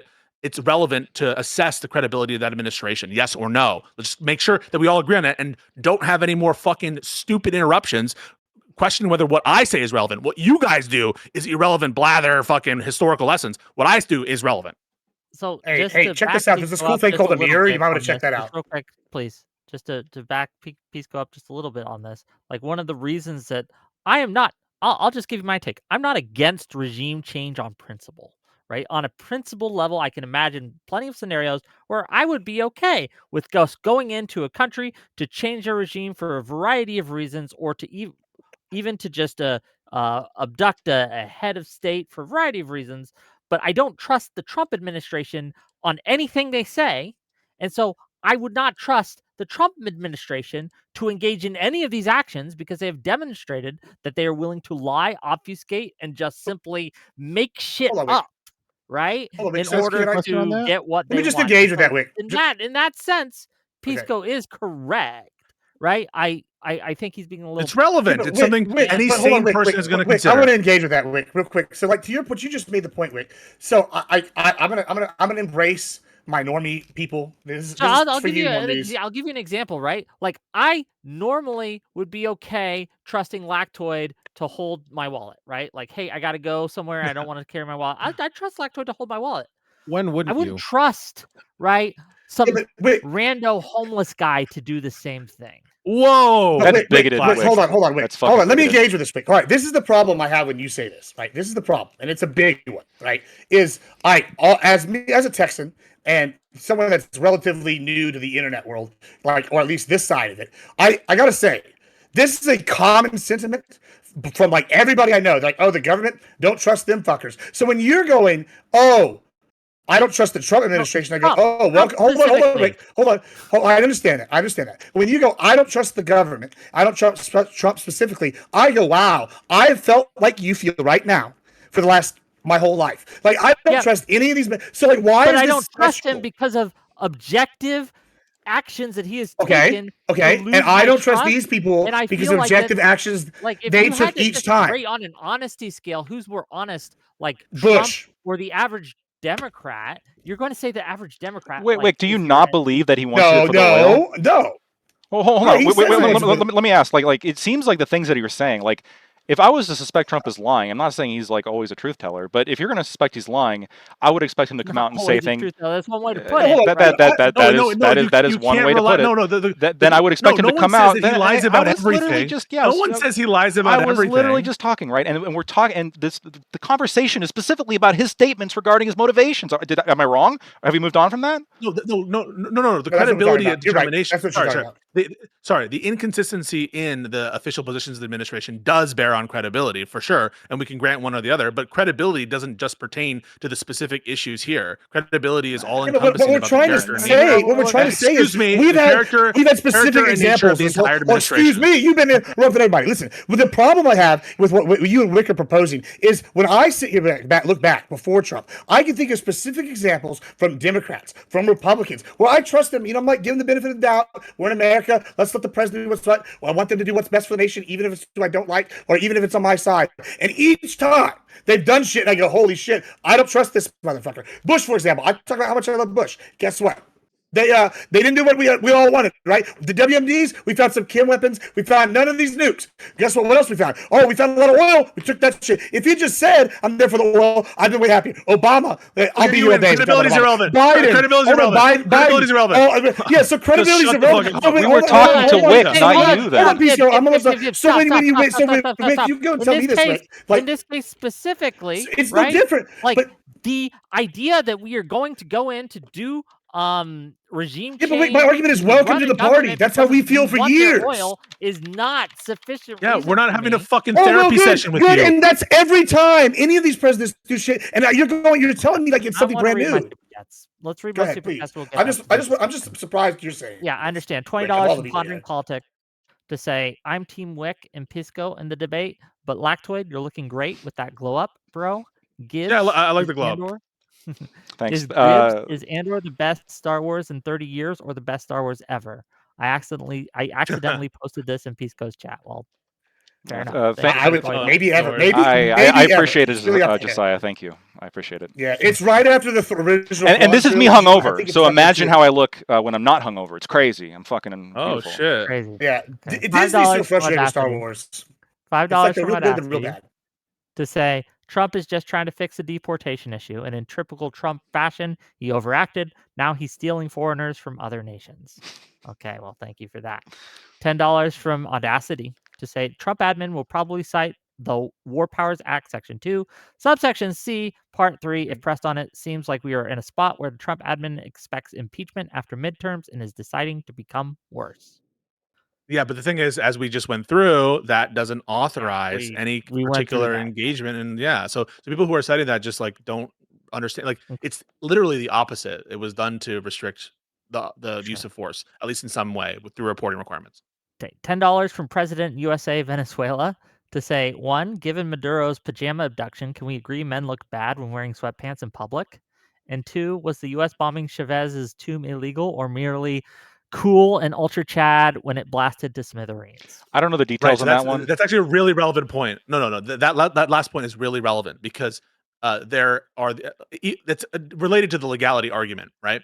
Which is, well, this was a law enforcement action and the military action was like conjoined to the law enforcement action. And so in order to have the law enforcement action, you needed the military action for a lot of reasons. We already think that, or at least I think that that's illegal. But even if you were to grant that law enforcement action were legal to do in this context, and that there was this inherent authority to have military power adjacent to that law enforcement authority for the purpose of effectuating it, you still have no way to resolve the bombing of the Chavez site.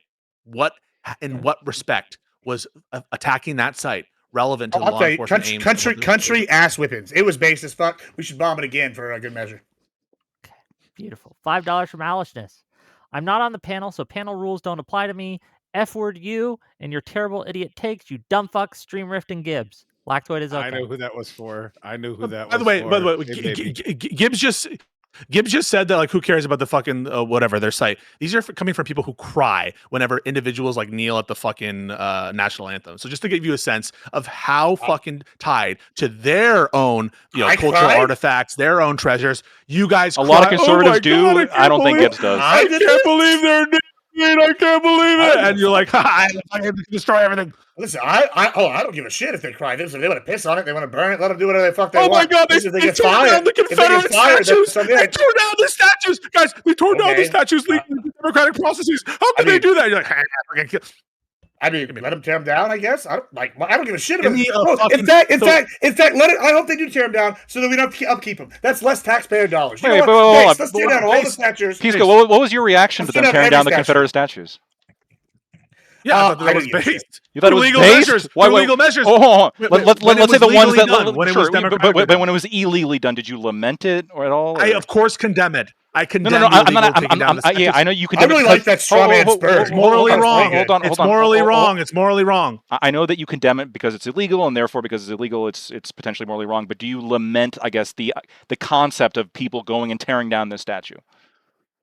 I lament the concept of people going down and illegally tearing down the statue because it's illegal. Because destroying history is okay. Because it's the legality portion of it, right? That's the specific issue that you. Correct. Okay, so it's not actual but you can. Fair enough. So but it's legal that you think it's based. So right? I'm totally consistent. Well, unless it's a statue that I like, right? If I don't like the statue, so for example, I would be. I like that idea argument. So like, if there's some, what do you want to say? Fucking Black Lives Matter, everyone is gay statue. Then if that were the fucking statue, maybe I'd have a problem, even if it was legal. I'm just saying that I'm against the people. I don't like Confederates. Confederates are fucking traitors. What about when they wanted to tear down? Hold on. What about when they wanted to tear down Zachary Taylor's statue? He wasn't a traitor. They wanted to tear his statue down. Zachary Taylor, the president? Yeah, they wanted to. So there was a big fight a few years ago. They wanted to tear down. We shouldn't go through every statue. But do you want to tear down his? He wasn't a traitor. Are you okay with tearing his statue down? I would keep Jefferson. I would keep Taylor probably. Okay. You know what? Pisco's consistent. It just seemed to me. Let me. Real quick. Hold on. Can I get the $100? $100? Yeah, you get $100. Oh, $100. Oh, yeah. $100 from Zonia. Okay, thank you for the $100 to say kick Stream Rift. All he's doing with his time is sharing memes on screen. He's not contributing at all. We're not doing the kick thing today, but thank you for the $100. I do appreciate that. But the reason that part is, it was a good question. I am out of here in like 2 minutes anyway, so we got that. Well, then in that case, you're done in 2 minutes, Stream Rift. Thank you for the $100. Okay. Yeah, it seemed to me that you were to some extent, mocking the idea of people having like a deep personal connection with symbolism when it comes to like U.S. statues, etc. No. That's not. And you said they were on their knees and crying. That's specifically what you're talking about. Were you not saying that? No, but what I was responding to was when he said, good, destroy their heritage sites, even though that wasn't their decision as a people to do. Yes, you could. They haven't done that yet, and it's their decision to make, not America's decision to make. And so he's like saying, yeah, because we hate fucking Chavez. And guess what? I fucking hate Chavez. You think I like Chavismo? Fucking, but no. I'm saying that because it's a moral feeling. Like, I don't care about these people. It's not a moral strategy or an argument. It's called breaking their spirit, right? Like if the military, all these people are Maduro backers. Chavez is a socialist dictator. You take out their site, it's going to hurt their morale. It's smart. It's called good tactics. That's what I'm saying. Like, I'm not arguing about morality. I'm talking about winning the war. I'm talking about whoopings. Are you arguing that if we take out sites that are important do you to these think people? that striking the tomb is a military anything exigency whatsoever? Yeah, piss them off. Yeah, it pisses them off, and when angry people get mad, guess what they do? They act stupidly, and they make rash decisions, and that helps our U.S. military. It might imperil the lives of people. I don't understand what the military necessity is. No, listen, hold on. Are you arguing that more? Hold on. You're telling me a tactic that's worked for thousands of years, which is hurting the morale by taking out sites, that's been proven to work for thousands of years, isn't a thing? Like, you're arguing this is not a historical precedent established by thousands of years of warfare. Hold on. That works when you've conquered a nation and are erasing their history. It can work. Right. Yeah, well, this is the start. Are you arguing that we're not conquering them?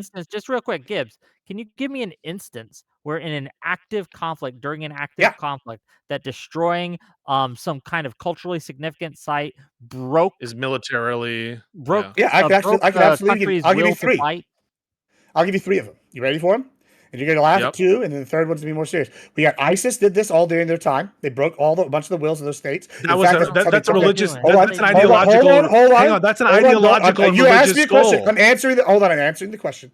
Now you asked 3 times. That didn't break the spirit. Let him go. Let him go through. Come on. Let him go. Arguably it did. They blew up a bunch of archaeological sites. They were able to spread faster because they broke the will of the people. Mosul got taken down. If you're arguing that a weaker force was able to conquer them and it had nothing to do with morality, morale, then you're just done. Let's go with another one. Let's look at Afghanistan. Afghanistan, they blew up a lot of fucking cultural sites during the attacks when they came back. Not just before and not when they were in power. Why? Because it broke the morale of the people there. And I'm going to give you a third one. You brought up the Civil War. You might have heard of General Sherman. In his march to the sea, he burned everything. Why? Because the argument was, we're going to break their backs. And when they finally got to the sea after burning Georgia, guess what the Confederacy did? They surrendered. Why? Because their morale was broken. They couldn't go into guerrilla warfare because there was nothing to go back to. They had no culture left. There was no plantations. They got burned. So you're arguing that this didn't happen. That's just 3 in recent history. Do you want to go back thousands of years? I keep going. Do you want to? Hold on, listen. Listen. I know y'all trying to do a gotcha. Let's scrutinize them. Let's scrutinize them. Keep going down further. For a lot of these. No. Why don't we just? You put enough cases before us. Why don't we just scrutinize the ones that you provided? Sure. I mean, Texas is that okay? Or should we just? Go ahead. Oh, go ahead. I would rather start with ISIS. So in the ISIS case, you agree that ISIS? Okay, in your view, ISIS destroying of these cultural sites improved their military capability. Absolutely, 100%. And if you don't, you're just wrong and don't know history. And the proof of that is what? Well, the proof of that would be whenever they blew up places like Nineveh, they immediately, right after they did that, took over large swaths of territory because guess what the forces did there? They crumbled. Why they crumbled? Because they didn't want to face them. Arguably because A, the military prowess, and B, because their morale was broken. Because damn, which one do you think so land was it? Monuments. It's both. Yeah. So here's are you saying it's not both? I'm saying that you need to make a case that it's any of the former, which is to say the destruction of the cultural heritage sites. Because another inference, I think a plausible one, is the only reason they were able to destroy those sites, which they were doing for ideological and like religious purposes, was because of their military might. And you're ascribing the correlation to be causative, that it's because they destroyed those sites that they were able to further conquer. You haven't talked to anybody? Do you have any cases of people saying, yes, it broke our morale? It's also kind of a bad example because it rallied the West to like get more involved. Yes, true, people got pissed and went into attack them. Hold on. Like famously, whenever we invade countries. Wait, Gibbs, please, just real quick. Famously, remember when Al-Qaeda struck the cultural icon of the Twin Towers, we ceded immediately and just gave up all our will to fight. No, we didn't. No, yes. Hold on, Whick. Sure, it rallies, but guess what? There's rally cries, and it works if you sometimes you get them small and you don't have enough force to go behind them and keep going, right? However, we can look. Hold on. We can look at World War II, though. We can look at all sorts of examples. There are many examples where we actually purposely go and conquer a certain area because of the cultural significance. We can look throughout history. Alexander the Great does this. We have all sorts of other examples. Hannibal does this. We have I have a question for you. Wait.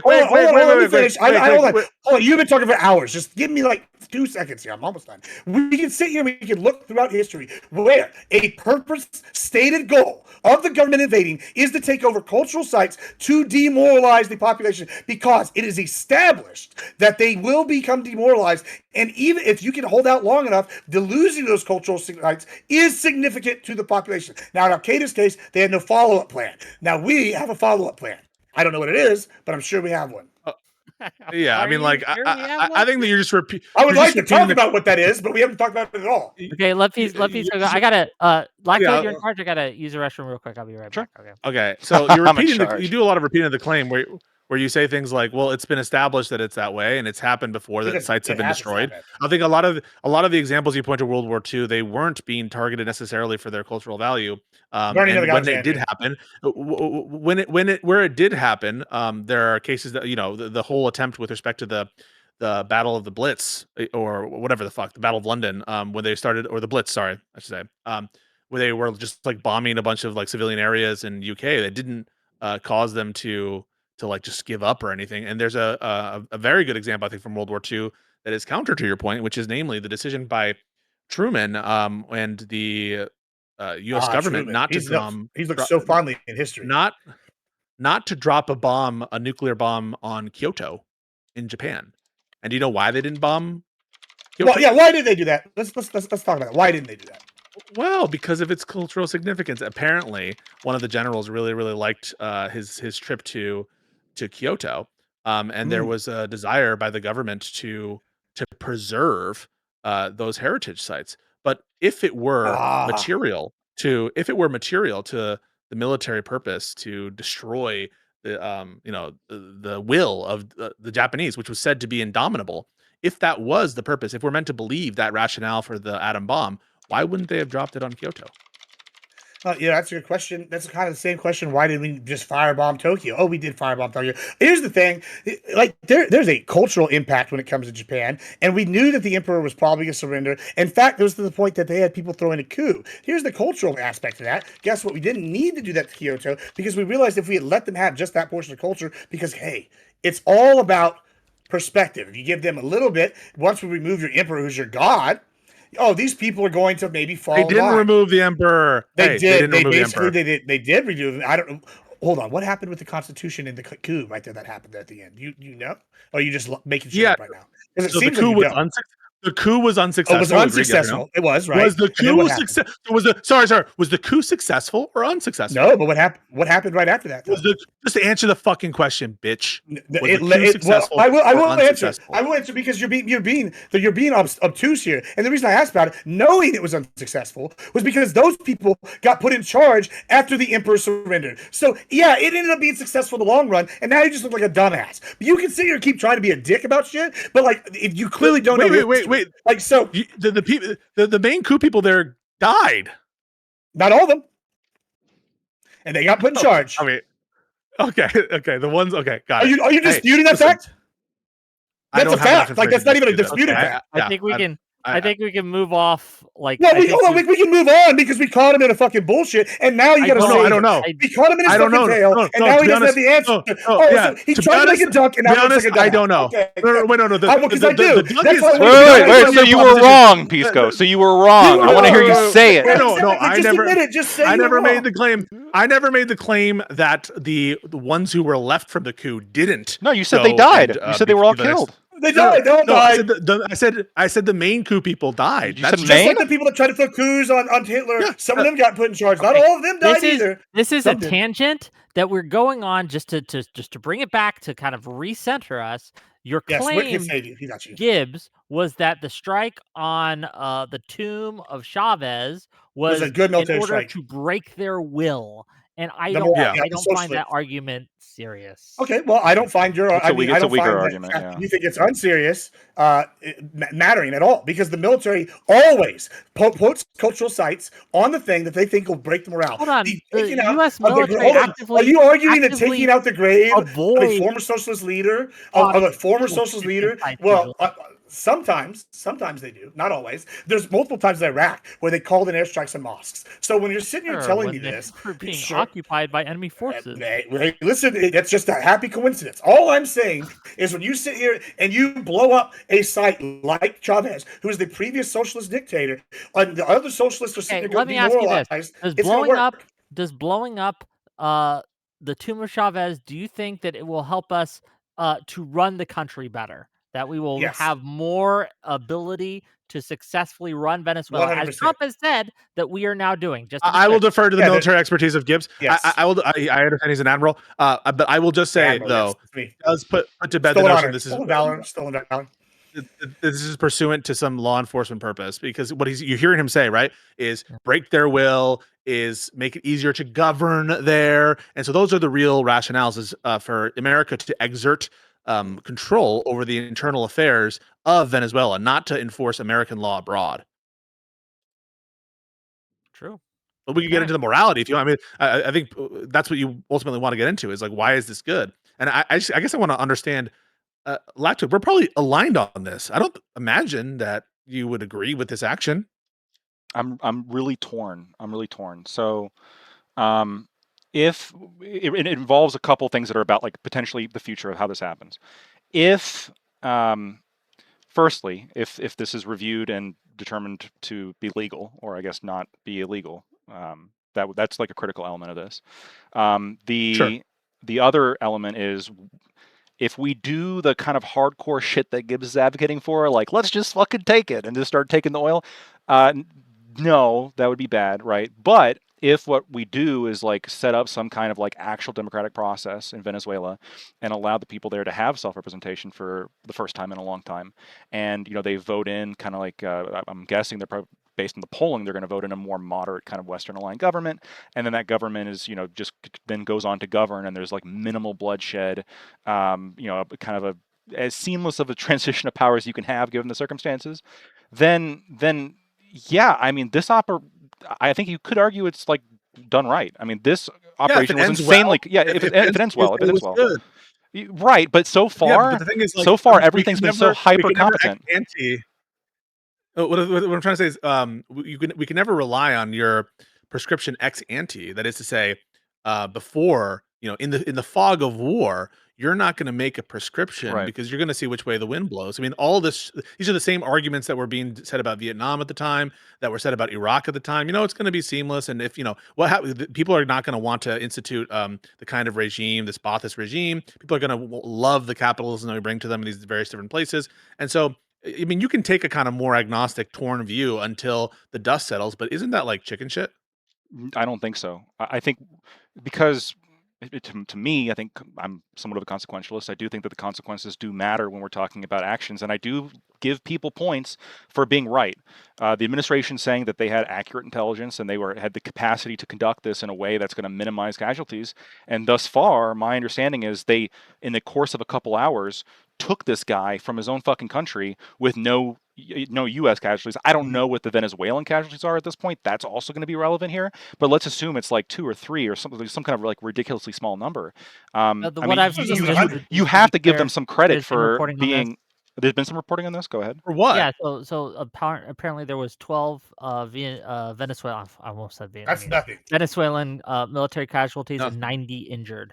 So okay, that's like nothing. I mean, that's because these aren't real people. Because these aren't real people to you. No, it's not that they're not real people. Hold on. It's called. Hold on. It's first of all, bro, what is life? Fuck? Who knows? Who gives a shit? But two, Gibbs, don't go off on this. It's gonna look really bad. No. I am gonna go off of this. Hold on. Like I'm the most extreme here on this about this, right? But when I literally said before you even said like less than 100 is nothing. It's 12 people dead, 90 injured, bro. Like that's nothing. That is literally us aiming and being like a scalpel, and it's never good enough. It could be one person. They'd be like, "Oh God, Trump could cure cancer." At this point, they'd be like, "Oh, but what about the cancer jobs? Like, there's nothing this guy can do, and like they'll be satisfied." That's the crazy. Listen, do I think it was effective at its objective? That is at retrieving Maduro. Yeah, I mean it was effective at that, but effectiveness presupposes an object, a goal, right? It's effectiveness with respect to a particular goal.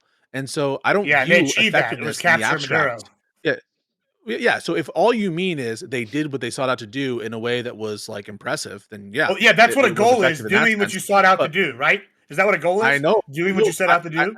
The question is, should we have done that? Should we have sought that goal out? Can I frame this? Begging the question. Let me frame this. Let me frame this as a question then.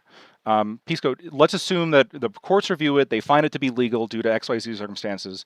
I don't think courts will review it. I don't think it'll be reviewed by the courts. Okay. It's a hypothetical. Just assume that they do, and assume that it's they give it the A+, they give it the thumbs up, and then we got 12 casualties. I agree, that's sad, right? People dying is horrific, but if it's 12 casualties compared to, I mean, let's say the country does transition to be like an actual effective democracy. I think the point here is we can admit those are human beings, but I mean. Long-term stable government and rights-giving government is worth a certain level of deaths. Right. So So first of all, I definitely agree that there are things worth dying for, and obviously, I don't take the view that every life is totally infinitely valuable. I don't agree with that. It sometimes when you say things like 12 life, that's nothing. It just seems a little bit. I don't know. Yeah, 8 billion people. It is nothing. Well, in regards to a military operation, that's what he said. When he said by nothing, what he's saying is like, yeah, they're human beings, but 12 people in what it could be. Biden probably lost like 2 points on the loss of like 13 American service people in the withdrawal of because they're Americans. And I understand that, but when we take a look at that operation, if given all the assets that left Afghanistan, given all the massive maneuvering that took, the fact that you would hear Democrats say the fact that we only had 12 deaths suggests that by and large, even though there were some mistakes, it wasn't a catastrophe. And what you got from the other side was like, how can you say that? Each one of these, like, why did they say that? Why? Hold on. Why did they say that, Pisco?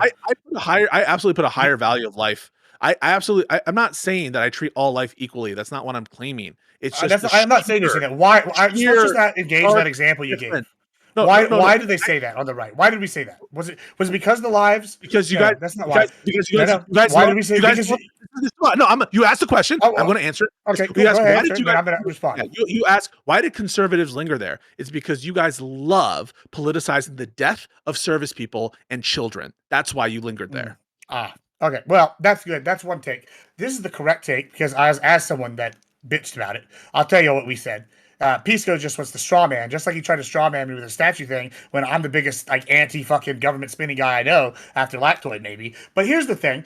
When I'm sitting here going, hey, I'm looking at the Afghanistan withdrawal and I see, 13 servicemen die in a chaotic withdrawal where the Taliban is now actually now that Iran's weaker, the perennial power in the region after China. I think that's a problem. And I see this because not only was it chaotic, troops were dying, civilians were dying, and it was just wholesale where the Afghani government couldn't even defend themselves. And that's why I say it was a complete failure, as opposed to, it was just 13 dying. We're not politicizing, the children and the troops dying. We're politicizing the fact that we enabled the Taliban to now be the strongest power in the region after China. So, maybe focus on the facts instead of trying to straw man. No, that isn't why, because it was That Trump's is why. That deal. is why. You're just lying. It was Trump's deal. So they didn't have a problem. You can try to straw man with the every time. of withdrawing from Afghanistan. I'm actually a Republican. You can't tell me what I said. Just like when you told me I was upset about the Confederates. I don't give two fucks. Tear them all down. You know what? I like the Texan heroes, and I was bitching about this. You know what? Let's tear every statue down except for maybe the Alamo and the Goliath. I don't give a shit. I'm right tired of paying for them. You know, when you're gonna straw man shit, at least I'll be able to straw man me correctly. Wait. So do you oppose the withdrawal of Afghanistan? Hold on. I got some updated information on casualty numbers. Maybe. Yeah, okay. Maybe not. Apparently, I don't know. Venezuelan officials are saying there's at least 40 dead. That's still nothing. Whether or not there's if there were 100, you say that too. It's not clear. Yeah, it's got to be it had to be like thousands for me to be started. It's got to be like thousands. So hear this, right? For it to be an unacceptable casualty rate, it would have to be thousands of dead Venezuelans. Yeah, well, considering we're invading and we're taking out their leader, yeah, I would say that's a. Are we invading? So you agree we're invading? Did we just capture their leader? We just said we're going to decide who the regime is. That means we have control, right? No, I agree with that. But the problem is, so that's invasion. Okay, cool. We're invading. The thing is, the invasion ain't finished. The invasion hasn't concluded. So if the goal of this is to invade, so just to be clear, hang on a second. Just to be clear, if the goal is invasion, then we actually don't know if it's efficient yet, right? Well, that's not necessarily true. You can say the invasion began and ended already. Well, just real quick, just to be clear, just real quick. Oh, okay, you can't say Trump that. has said. Yeah, Trump has said. Hold on, just Trump has said that he's willing to go back in if the people who are currently in charge don't do what he wants. So don't do what he says for a second. I disagree with what but just it's said. not necessarily true. It's over. And just to be clear, I think this is a point a lot of people are missing. The regime, the Maduro regime, is still in power. Let's talk about that. I actually agree with Pisco here. It's still the same. And Trump has said and expressed. Hold on. And Trump has expressed that as long as they give him what he wants, he's willing to work with them. So this idea that we're going to have like this broadening, burgeoning peace right, where democracy reigns supreme in Venezuela might happen, but it's far from A, the goal of this administration, and B, right, going to necessarily happen based on what's happened so far, right? So far. I agree with that. I actually agree with you and Pisco here when we say the invasion is not done. I agree. It's not done.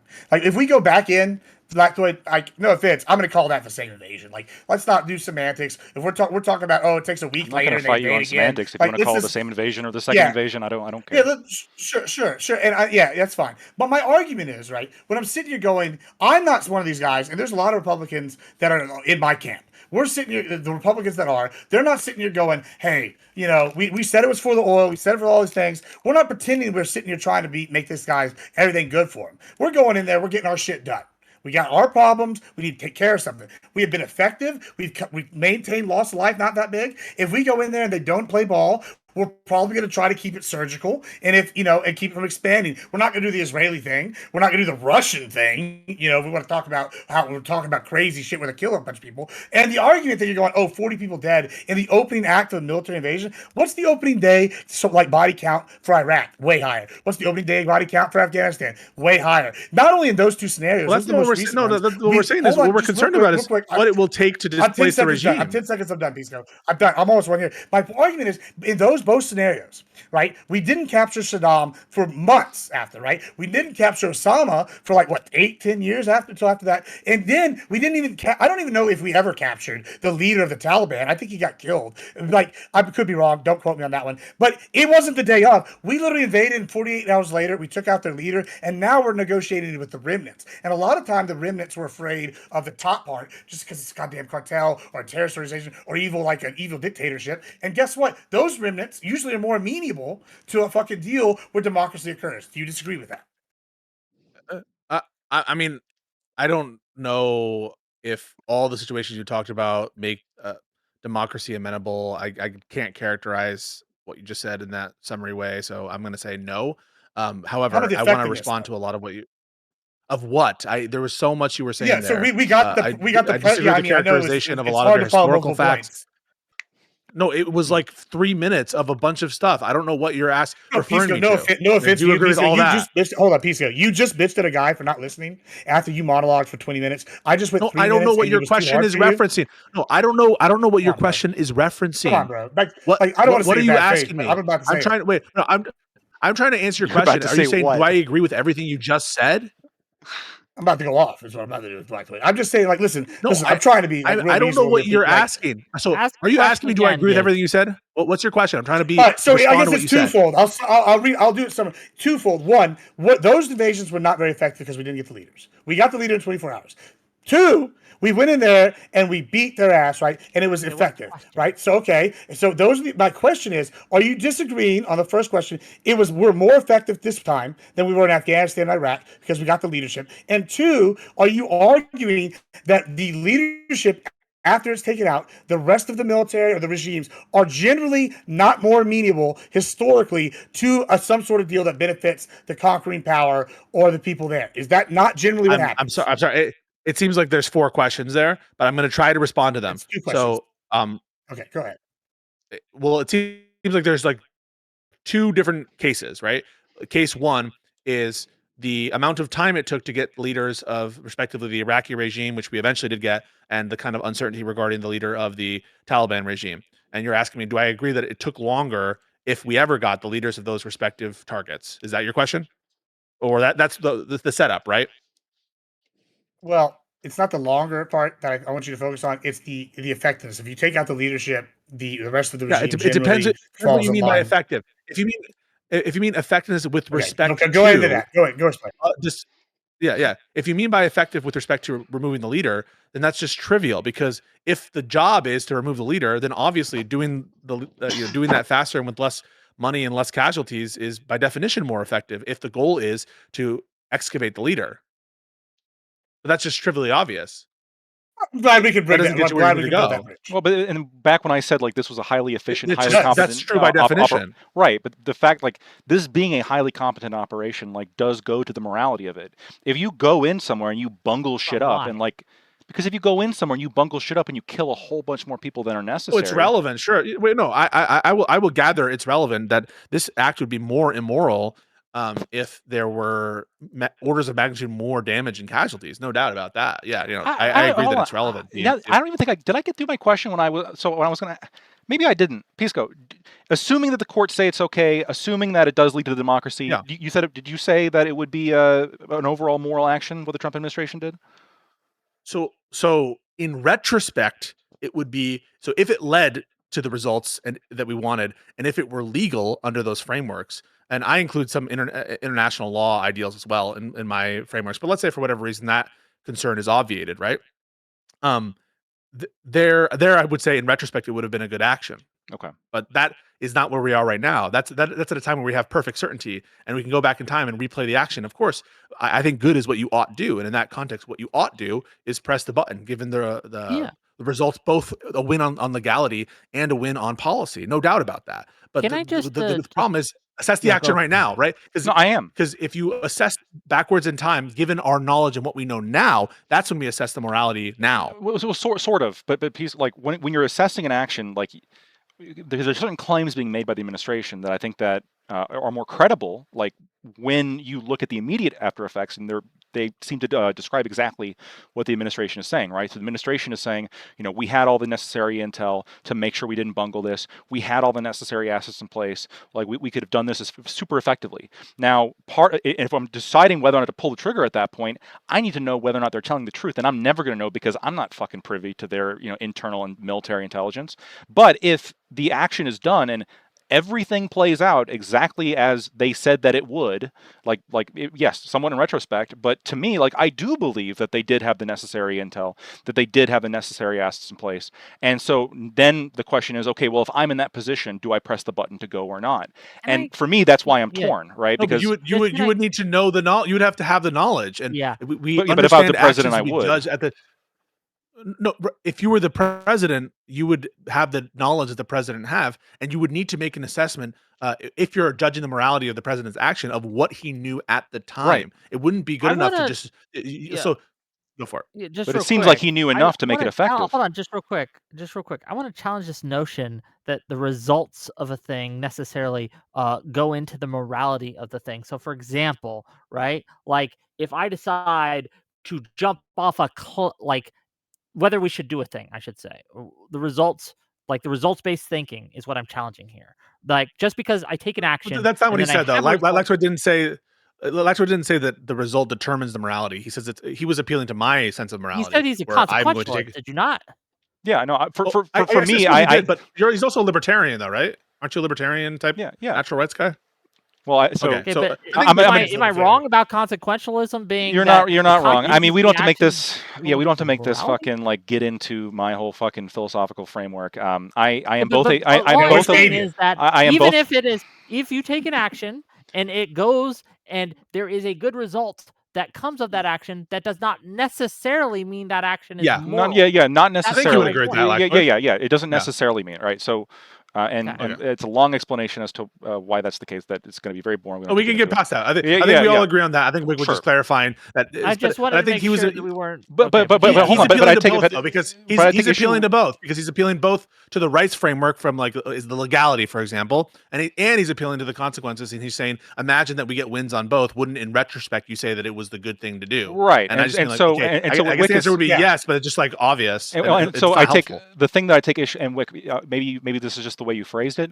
You said that you don't think that the consequences are at all relevant in some circumstances. I think the consequences are always relevant.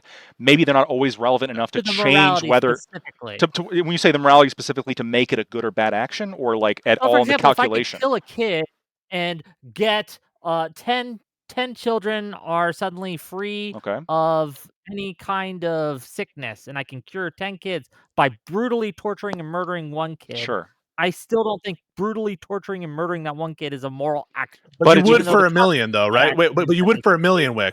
But Whick, you would for a million. I mean, there's a threshold. Yes. Yes, right. I think that's what. That's the whole point. So the consequences do go into the calculation. Just for you, you're weighting the action at a certain level, and then the consequences are weighted a little bit less. Sure, fair enough. I think everything Lactoid said is consistent with those frameworks. I don't think that anything Lactoid said is inconsistent in saying we discount results or that we only count results. I think that it is able to be applied in these different frameworks. Fair enough. But what I'm saying specifically here is why I'm looking at the immediate consequences that we have access to is, to me, like, I'm not necessarily judging. I mean, to some extent, I am judging those consequences as like in my moral calculation by themselves. But what I'm trying to get at is that these results, to me, go towards like a credibility question as to what the administration had actual had planning and information before they decided to pull the trigger. Right? You would actually So they make it more likely than not. There are times. I would say that it's relevant to the analysis of their credibility, but it reminds me a little bit of this guy who the keys Alan Lichtman guy. Yeah, Wick, you surely remember Alan Lichtman. Yeah, Lichtman, yeah. And so yeah, like there could be, well, because he's got them right all this other time, query about whether or not he got all those elections right. Some questions there for Lichtman specifically. We actually do really want to care about the epistemic process that occurred. So it could be the case that Trump Jar Jar Binks himself into like utopia in Latin America, including Venezuela. And we would say, obviously, like in retrospect, knowing what we know now, let him cook, right? In retrospect. But we have to assess the action at the time it was taken. And at the time it was taken, people saying, please don't Jar Jar Binks everything wouldn't be like morally wrong for giving that advice, given like our priors about the world and state of affairs. Yeah, you're not. It's not necessarily. You're right. It's not necessarily the case. Like somebody could be wildly incompetent and then just like accidentally get everything correct. That is possible. Correct. But in my opinion, for Alan Lichtman, the Alan Lichtman example, I've always been very skeptical of him because to me the process just seemed more like reading goat entrails than actual like specific analysis. Well, that's what I mean. That's precisely why I do it. But is it more likely to me that the U.S. military, the most well-funded military in the whole world that has a tremendous amount of access to intelligence, probably had a decent amount of intelligence and proved that they had a decent amount of intelligence when they launched this specific invasion that only lasts. Tactics. The operation itself. Hold on. The operation itself. Yes. The operation. Yeah. What's coming next? Strategy. I doubt it. Well, hold on. The vagueness. The strategy is what I doubt. That's why I said. Just engage with that, Rook. That's why I said that like the ultimate morality here really depends on what comes next, and this is why I said like if we have the good ending, then potentially like good shit, right? But you're being asked to assess it now, though, and it's a cop out. Yeah, but I don't have the information that the Trump administration has. Well, hold on. Let me say that I'm okay. So then you're agnostic. You don't have a view on it. No, I want to break away a little bit from Black Lactoid saying here. I have something of a view. It's a preliminary view. Does that work? What is it? I just heard that are you preliminarily in favor of it? I am. Yeah, I'm. Hold on. I'm preliminarily in favor of it. So it's like right on the line because I'll say the this. U.S. imperialist war for oil and democracy. I'll say this. I'll hear you say that. Hold on. I know you do. I know you really want me to say that. And maybe I will. Yeah. I'll say it. I know everyone knows you will, Gibbs. You just want to wipe them out. I get it. For me, it's right on the line.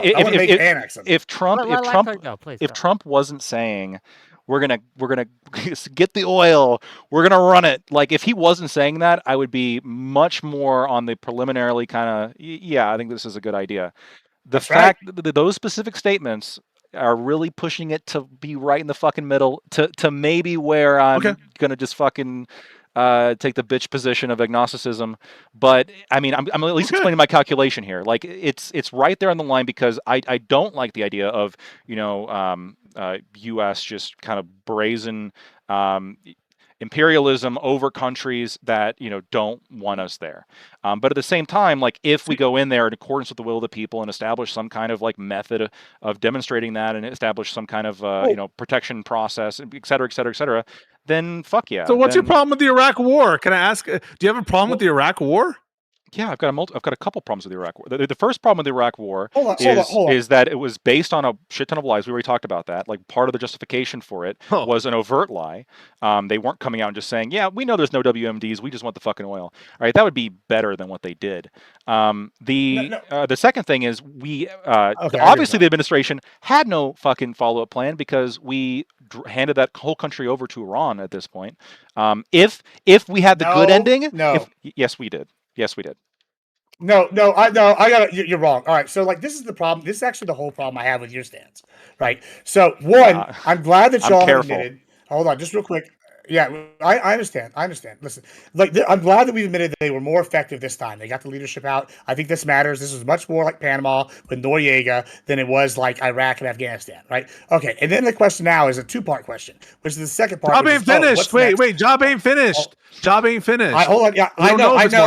I think. Hold on. Thank you. Hold on. Let me finish. So I've said recently, many times, that at first I had been in the camp y'all have been in. It sounds like where y'all are like Iraq war failure. Now I'm in a different camp. I've moved. I think now after the Iran strikes, Bush was been vindicated.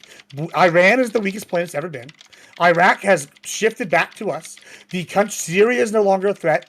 Hezbollah is no longer a threat. Hamas is no longer a threat. And the Houthis had more bombs dropped on them than any country since World War II. I think actually they beat World War II. So here's what I mean. I could be wrong once again, but it was close. The point where they. Well, hold on. I did. Thank you, Lactoid. You didn't listen. I know y'all didn't listen, but here, this is what I brought up Iraq. I'm sorry.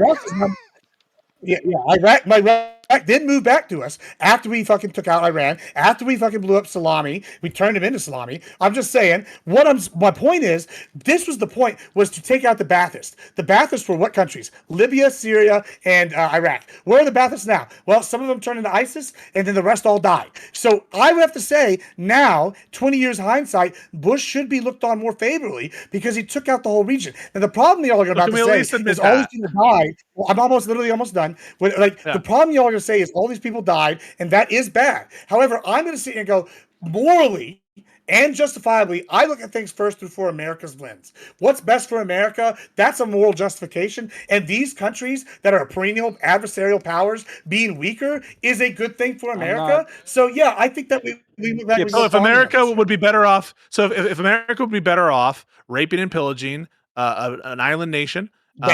Going there for the specific. I'm in. Yeah, I'll buy that. So but without even appealing to like Can I get a couple super chats in before I let you go, Lactoid? Okay, fine. Go ahead. Yes, $20 from Grassroots Hezron to say, yeah, the part where he said he's going to annex a sovereign nation to steal its national resources is separate from the war in Iraq and Afghanistan. One has not to do with the other. Thank you for the $20 and $20 Manifest from Andrew Sam 97 to say one thing that the America First people is right about is that there are naturalized citizens that are still loyal to their country of origin, looking at Venezuelans, and they vote for those who will benefit their home country. Thank you for the $20. Okay, now you can go. Venezuelans, I think Venezuelans in America, I think, are pretty broadly opposed to Maduro, just because of the kind of Venezuelan who's going to leave Venezuela for America. Oh shit! Remind me of the point that we were just talking about before you. Iraq war. I remember. We were just talking. We were just. I just want to remind the audience because they're a little bit break. We were just saying what we were just saying was Gibbs was saying that it's justified to behave like a caveman and go rape and pillage an island nation if it benefits America. Yep. Okay, I oppose the raping and pillaging. Just to be clear, I don't agree with Gibbs on that. And 50 cent less gas for every child we destroy. And Gibbs. The other thing here is I don't think when you're looking at the inefficacy of the invasion of Iraq, you don't have to look at the death count necessarily, although I think you should. But you can just look at, again, how the geopolitical, winds changed because of that invasion. You're right. The Houthis are on the back foot. Hezbollah is Hamas, but most of that has to do with the catastrophe. I understand, but I'm talking about in like a purely American. I'm going to enter into your world. Does it benefit America? Yes. No. Right. That's the only question. So Hamas, Hezbollah, Houthis, they're all getting fucked, but that's mostly because of Hamas's totally botched invasion of Israel and all the shit that kind of happened after that. It does not have to do with Iraq. It does not have to do with the fact that Saddam Hussein was not an Iranian proxy. Saddam Hussein was not friendly with Iran. You're correct about that. Yeah, right. Sure. And so now, do you think Iraq has more Iranian influence now or before the Iraq invasion? Okay, well, let me explain why you're wrong. Right, you're absolutely correct about Saddam not being. Answer the question. No, it's okay. I'll listen to the whole answer. Go ahead. He's going to forget the question. Listen, Pisco. He's already forgot the question. You don't remember what he just asked. Can I? Yes. Can I talk? Okay. Listen. First, maybe I should give you my dealer so that you can stay on track. I know I can handle multiple thoughts. Just go. Just go. First, we don't need this. I know. I got it, Wick. I got it. Please, God. First, listen. I understand that Saddam was not pro-Iran. Okay, cool. We didn't like it. He didn't like Iran. However, Saddam was also anti the people that we liked. And this is the other problem: multipolarity. Right? He wanted multipolarity. He was trying to form a 3-country state and make it one nation. The Ba'ath Party. They were in all these countries: Syria, Iraq, Libya. This is the whole thing. If y'all remember it, it was a big problem. We wanted to get rid of the Ba'ath. Right? That was like Pisco brought out the Ba'athists. We don't like the Ba'athists. They're bad. Now, I absolutely agree. So what I have to say is that, hold on, Wick. I'm almost done. My problem is when you sit here. I got it. Can I finish, please? Okay, I just wanted to. What did Lactoid I got it. I got it. I'm going to answer. Let me finish. I know sometimes y'all think I don't know what I'm talking about, but trust me. So we've got rid of the Baathists, right? They're gone. Now, he goes, oh, did they get more in bed with Iran? Well, they did for a time. However, they do now. Hey, that's hold on. Can I finish? Thank you. Listen, they did for a time, and then they got weaker. And then we whooped Iran's ass. We whooped Hezbollah's ass. Israel took people to town. Syria fell apart. So now the Baathists are completely gone, right? All across 3 countries.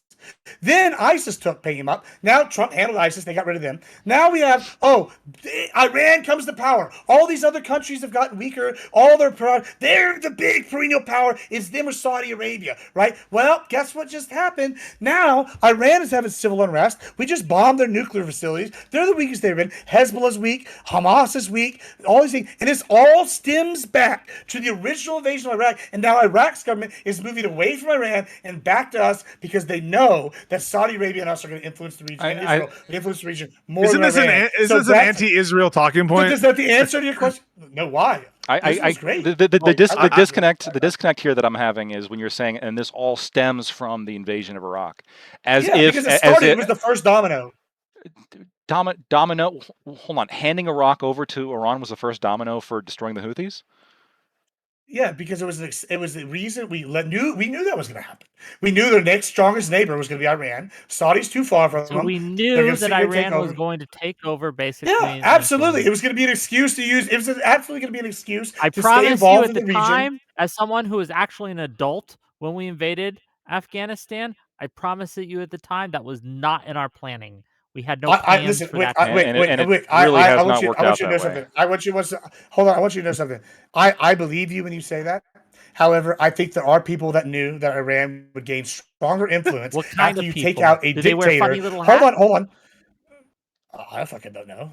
I mean, are you asking the Jews? The Jews? That was not my point. Hold on. For the record, that's where I've heard this. That's where I've heard this. That's where I've heard this. Nick Fuentes. I've heard this from Fuentes. Did you hear from Fuentes? Hold on. No, I don't even. I'm just asking. Hold on. First of all, answer. Let me just jump in here. I will answer. No, I've never watched any of Fuentes' content. Listen. Okay. Second of all, he's a dumbass Hispanic. Hold on. Secondly, because they're going to come for him, just like they're going to come for me. Third, I don't give a shit about the Jews. I know 3 Jews in my lifetime. Hold on, and they're all hot blondes with huge tits. Big fan. Love the Jews, and they're rich. Why would I not like these people? Hot blondes with big tits, a lot of money. Big fan. What the fuck are you talking about, the Jew? Like, I don't know about none of this. What I am saying is that when you take out a dictator that's very powerful, maybe the 6th strongest country in the world, and he's anti-fucking Iran, well, who do you think's gonna gain power? Iran, bitch! It's fucking easy math. Like, so y'all are sitting here telling me shit everybody knew, or so like it's just like, come on, stop being dumb. And good point. What's this Jew obsession? Why do y'all hate the Jews? We don't hate the Jews. It was just like, it sounds like the idea that there's a the conspiracy, right? That whole idea, that whole like line of thinking is something like, as Pisco said, it comes from the yes. This is the notion. The notion is dumb. Listen. You might have something different, but I've heard this narrative in recent months, which is something like this. Yeah, Bush was right. Israel orchestrated. No, that's not what I was hearing. That's the narrative I'm pushing. Bush was right. Okay. Well, I want to get to that. I actually do want to get to that. Go ahead. But the narrative, which is not too dissimilar to what you suggested, is that like there was this plan as a way to hedge against Iran and to counter their growing influence and any kind of coalition. The decision was made to kind of go after Iraq and to go after Syria and to go after all of the like encircling countries that could threaten Israel. And so that's where the narrative has been prominent. In response to you, like, well, Bush is based. I'm glad that you openly will say that, because what I am trying to convince MAGA people of is that this whole thing about no new wars, about Bush was wrong, we're a new type of conservative. When, Trump famously said those words to Jeb Bush of like, that was a doozy when he was talking about the invasion of Iraq, that all of that is bullshit propaganda advertisement meant for the rubes. It's meant for the dumb people. That the people in charge, maybe they got a little bit more self-serving, maybe they got a little bit more corrupt under Trump, but fundamentally, it's back to work for the neocons in the Republican administration. And I'm glad you're honest about it. So I think honesty is the best policy. Lactoid, I want to hear what Lactoid has. I don't agree with anything, but we're circling the drain a little bit, so we're gonna probably cut this off real soon. But go ahead, Lactoid. Yep, that's fine. I understand, Gibbs. You defend the imperialist position. I understand that you're excited when this happens.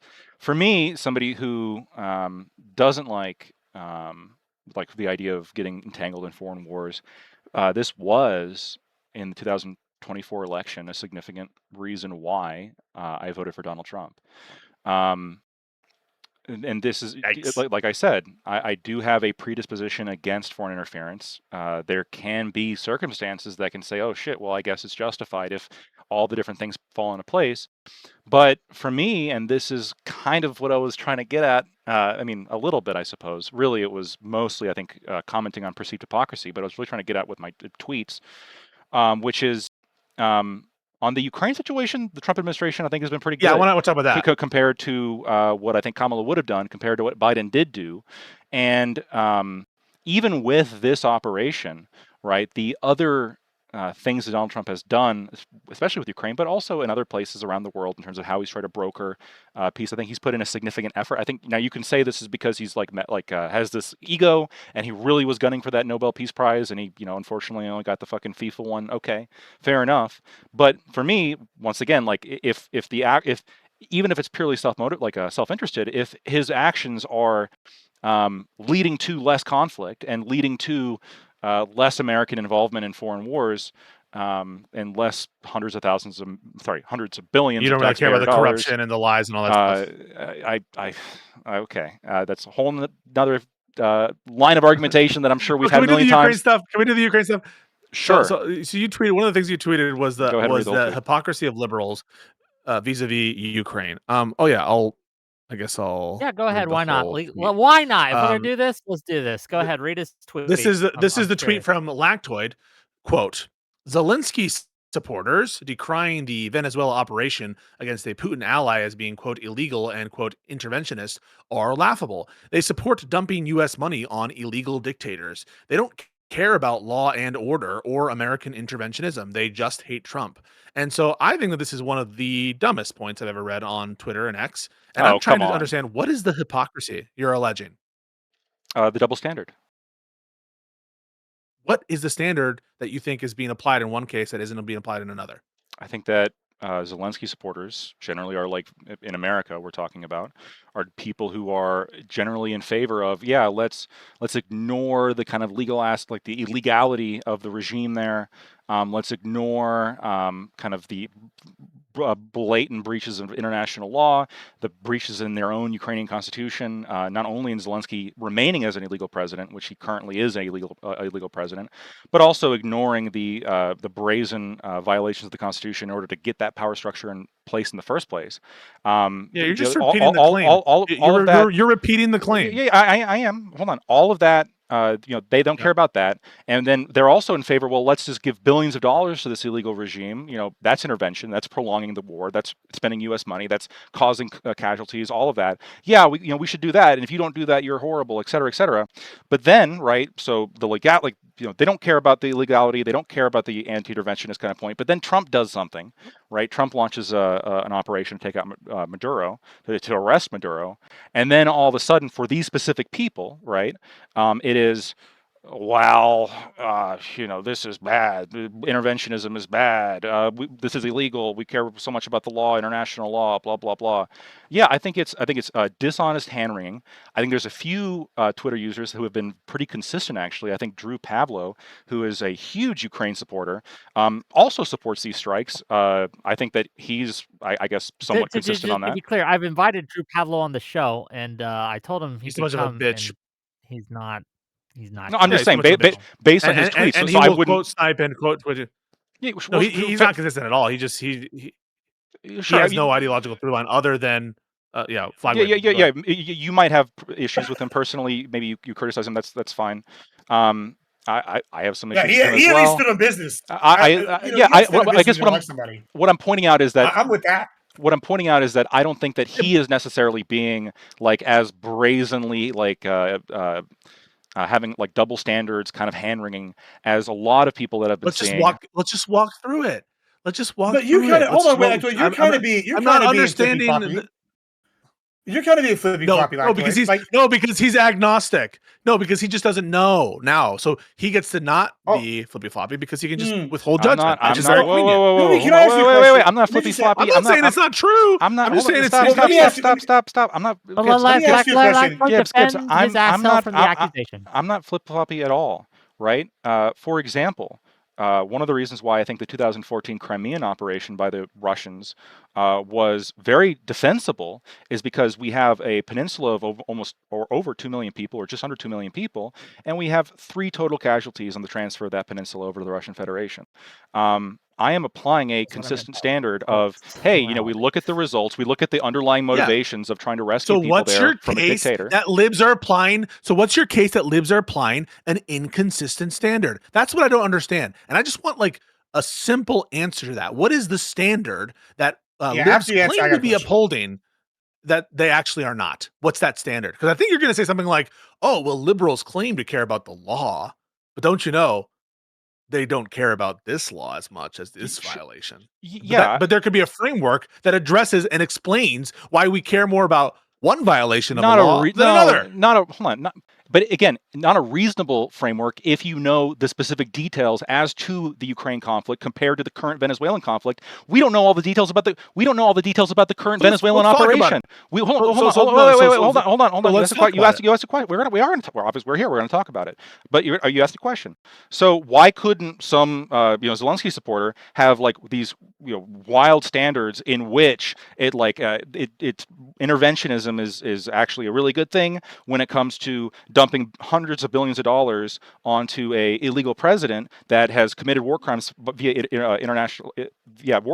international law, et cetera, et cetera. Maybe they have some kind of framework that justifies that they don't have when it comes to removing a dictator who cheated in his elections in Venezuela. It's potentially possible, but I wouldn't consider this person to be a rational person. So maybe I should have added on my tweet. Wait, hold on. Gibbs, wait. Maybe I should have added on my tweet. I'm waiting. Sure. Yeah. Maybe I should have added on my tweet are laughable or mentally deranged. Maybe I should have added that qualifier because there could be people who are mentally deranged who are not laughable. I assumed. Wait.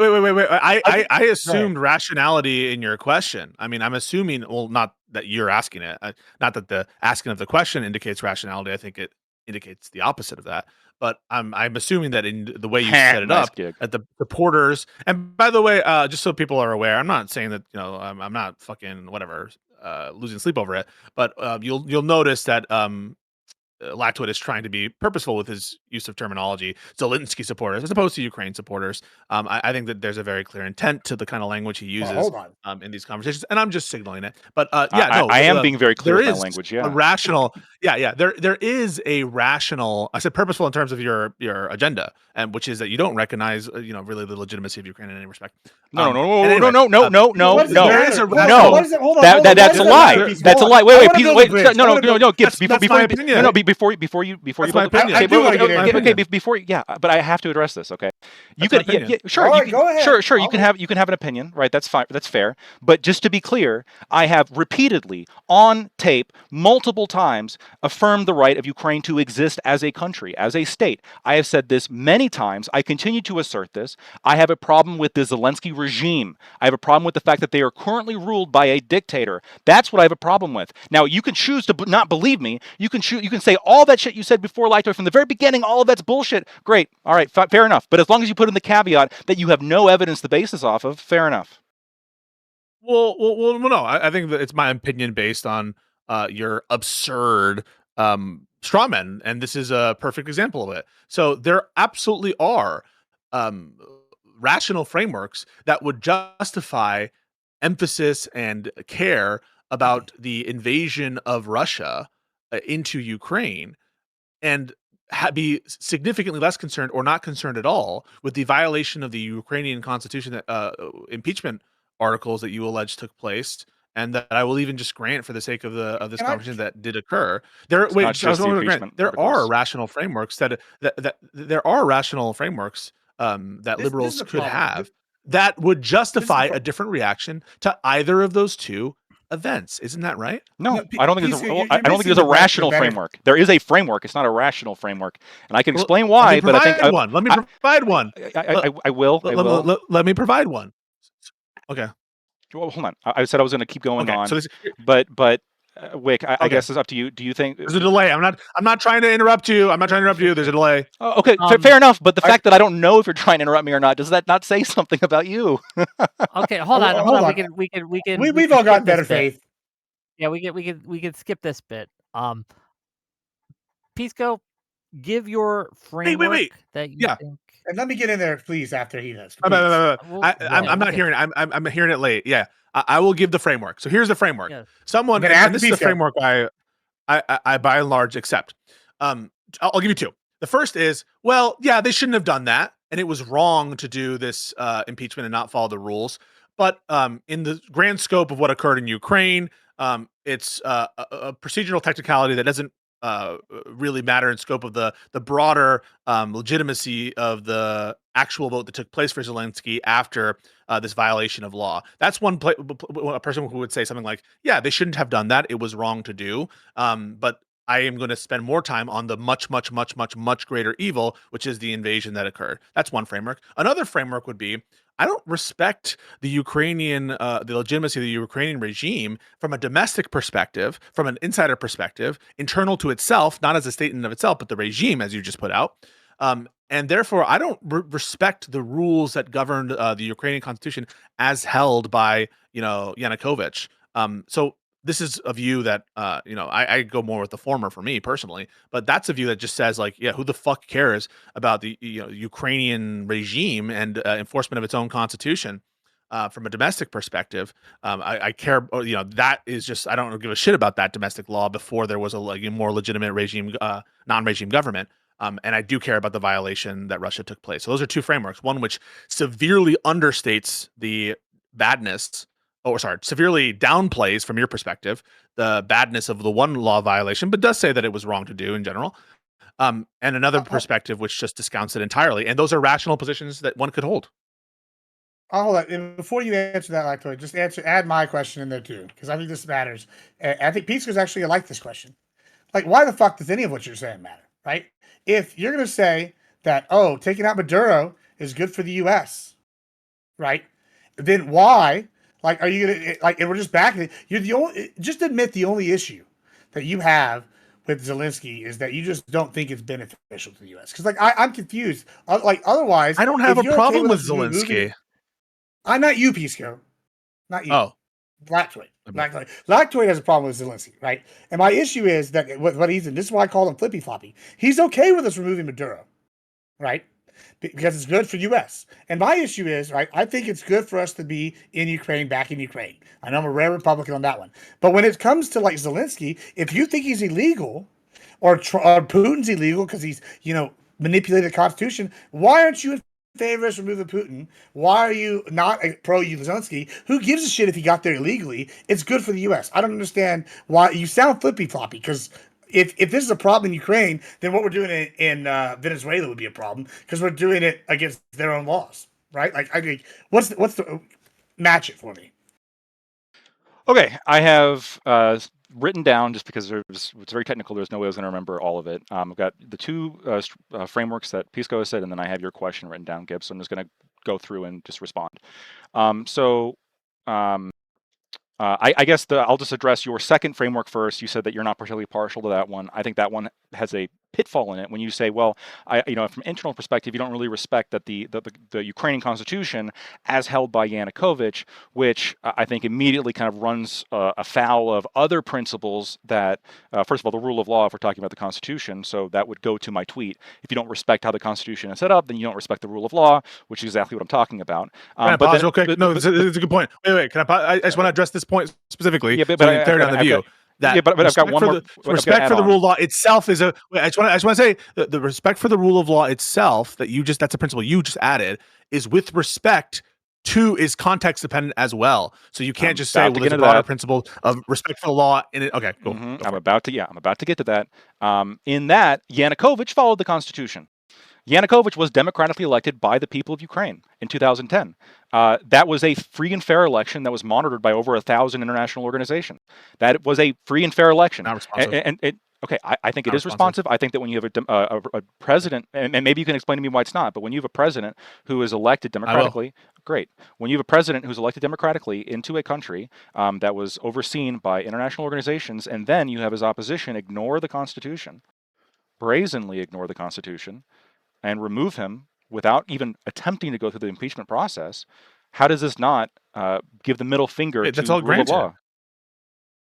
Wait, no, yeah, it's all granted. In the second system, the person just doesn't care about the rule of law under Yanukovych, and that person who doesn't have a respect for the rule of law in that context, in the context of it being Yanukovych, but they do respect the other form of law. There's no contradiction there. Now, I take a softer version of that, which is just that I think it was wrong, but not nearly as wrong about than Russia's invasion, and not let me finish, and not a sufficient reason for us not to support Ukraine. Sure, yeah, and so they're not all. That's the first one, but we're still on the second one.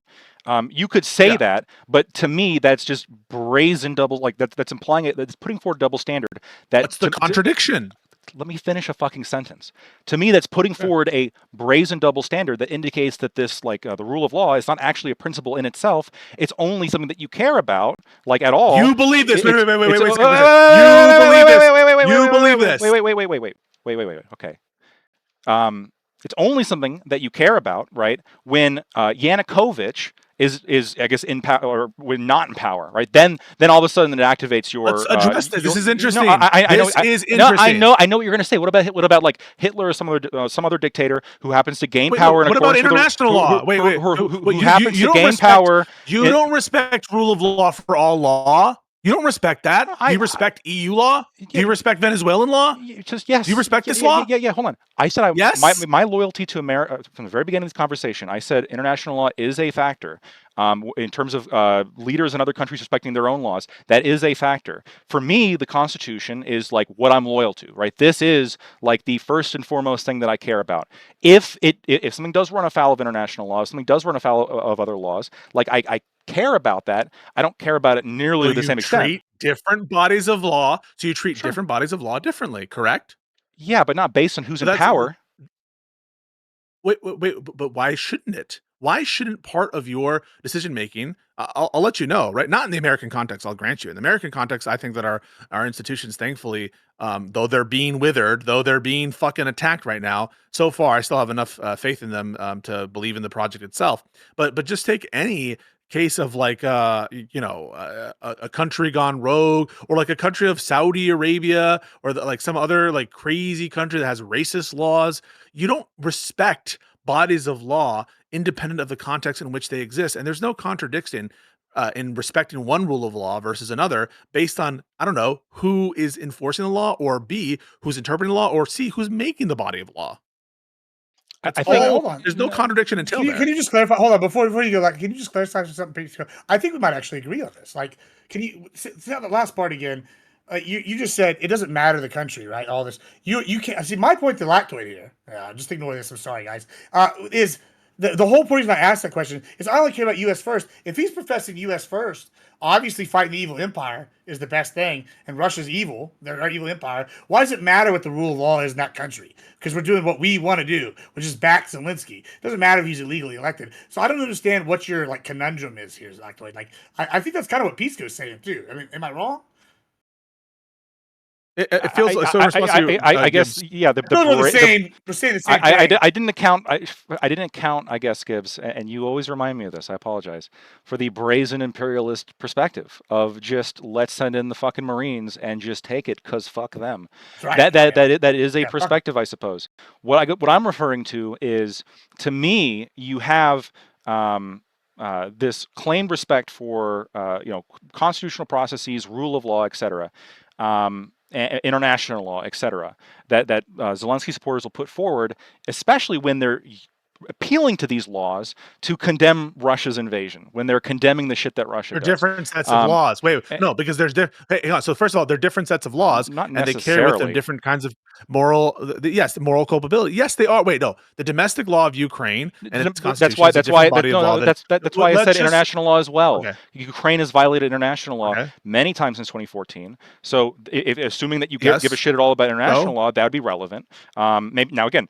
Could somebody not give a fuck at all about international law? There would be nothing inconsistent. No. What I'm saying is, there's nothing inconsistent with someone saying, and this would be my position.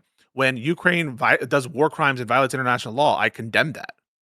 Do you think? But I still also condemn Pisco, Russia's invasion. Sure. Wait. Is there any contradiction in what I just said? Hold on. Right? Stop, Gibbs.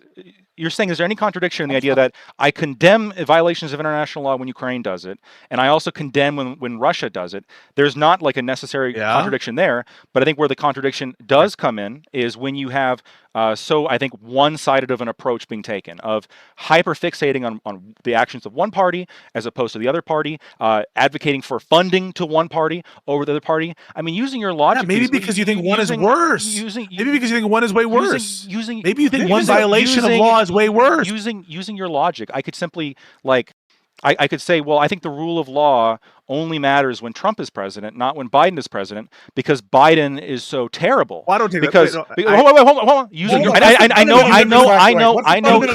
I know you don't do this because you said that you have a more principled position when it comes to U.S. law. What I'm saying is somebody using the same logic that you use on international law or the laws of foreign governments, if they just applied that to U.S. law, then you could absolutely have somebody very consistently, I suppose, say the law only matters when Trump is in office. The law doesn't matter. The law doesn't. Hold on, Gibbs. The law doesn't matter when Biden is in power, or the law is not relevant or good when Biden's in power because he's so evil, because he's opposed to my interests. So, do you think this person really values rule of law? I described.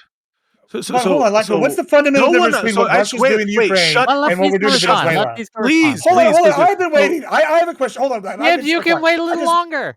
You can wait a little longer. God damn it! This is having a conversation. Hold on, that's fine, Whick. I'm asking the question. It's a 2-second question. What's the fundamental difference between what we're doing in Venezuela and Ukraine? What's Russia's doing in Ukraine? 4 seconds. It was like 5 seconds. Sorry. 5. Oh no! 5 seconds. 3 seconds. Oh God! Jesus Christ! I waited 20 minutes to ask that one question. Please. Yeah, okay. Go ahead. But what's the fundamental difference? The fundamental. There's a ton. Yeah, the fundamental difference, I think, if we're talking about 2014, the annexation of Crimea, I don't think there really is much of a foundational difference at all. In fact, I think the Crimean one actually may be much more justifiable. When it comes to the 2022 full-scale invasion, I think that there is a pretty significant difference in that on hundreds of thousands of people dead compared to 40. That's a big, huge, massive difference. Humongous difference. It is. And I'm dead serious.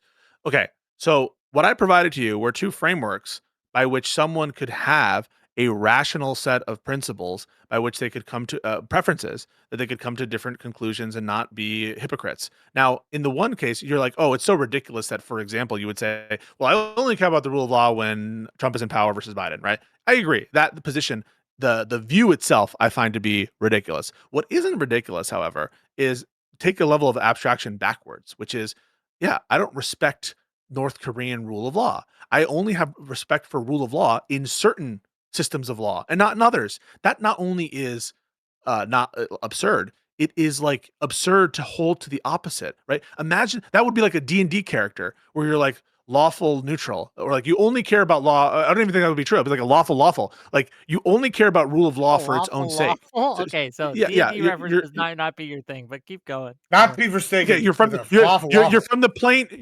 plane of Mechanus, and you are one of these Modrons who follows rules like for their own sake and according to internal systems of logic. Not the Modrons, bro. I know D&D. Yeah, but go ahead. Come on. All right. So no one holds, and I want for you to grant this. Do you know of any person who believes in following laws and rule of law independent of the system of law? I just believe in following the law and rule of law in and of itself, regardless of what the laws say or what system they operate out of. I just want to ask, do you know anyone who holds to that maxim or ideal? Hold on. I think that there are plenty of people that hold to the maxim that if something is the law, that you should generally follow it. I think that there are certain thresholds. Hold on. I think there are certain thresholds where things can, like certain laws can. And this is, by the way, I predicted exactly you were going here. If you can roll back the fucking tape, I said you're going to say, what if some dictator happens to exist within a legal system that maintains that dictator's position of power, or any kind of tyrannical force's position of power? For me, the question is that system responsive to the whims of the people, right? Because ultimately, self-determination is the thing that we're referring to, or at least the thing that I value when we're talking about some kind of system that contains the rule of law that I would think is rational to follow. Hold on. I think it's responded to the will. Just real quick. Even if it's responding to the will of people, like obviously, if the will of the people was to implement slavery, you'd be against that, correct? Sure. Even though it was responsive to the will of the people. Yeah, I think so. That's not your criteria. What is? Yes. Right. So there's a number, I suppose, of like egregious actions that could be taken by that need to be weighed up against like what the will of the people is. That I think that you could, in some degree, rationally come to the conclusion. Well, even though the majority of people want this, even though this is reflective of the will of the people, like the actual like moral weight of this action is so bad. Well, here you go. It's so bad. Like maybe with like even if Kim Jong-un was fucking. Use that example. Hold on. Yeah. So hold on. This would require rationally analyzing wow, droning on and on. You're going to complain about that, Pisco?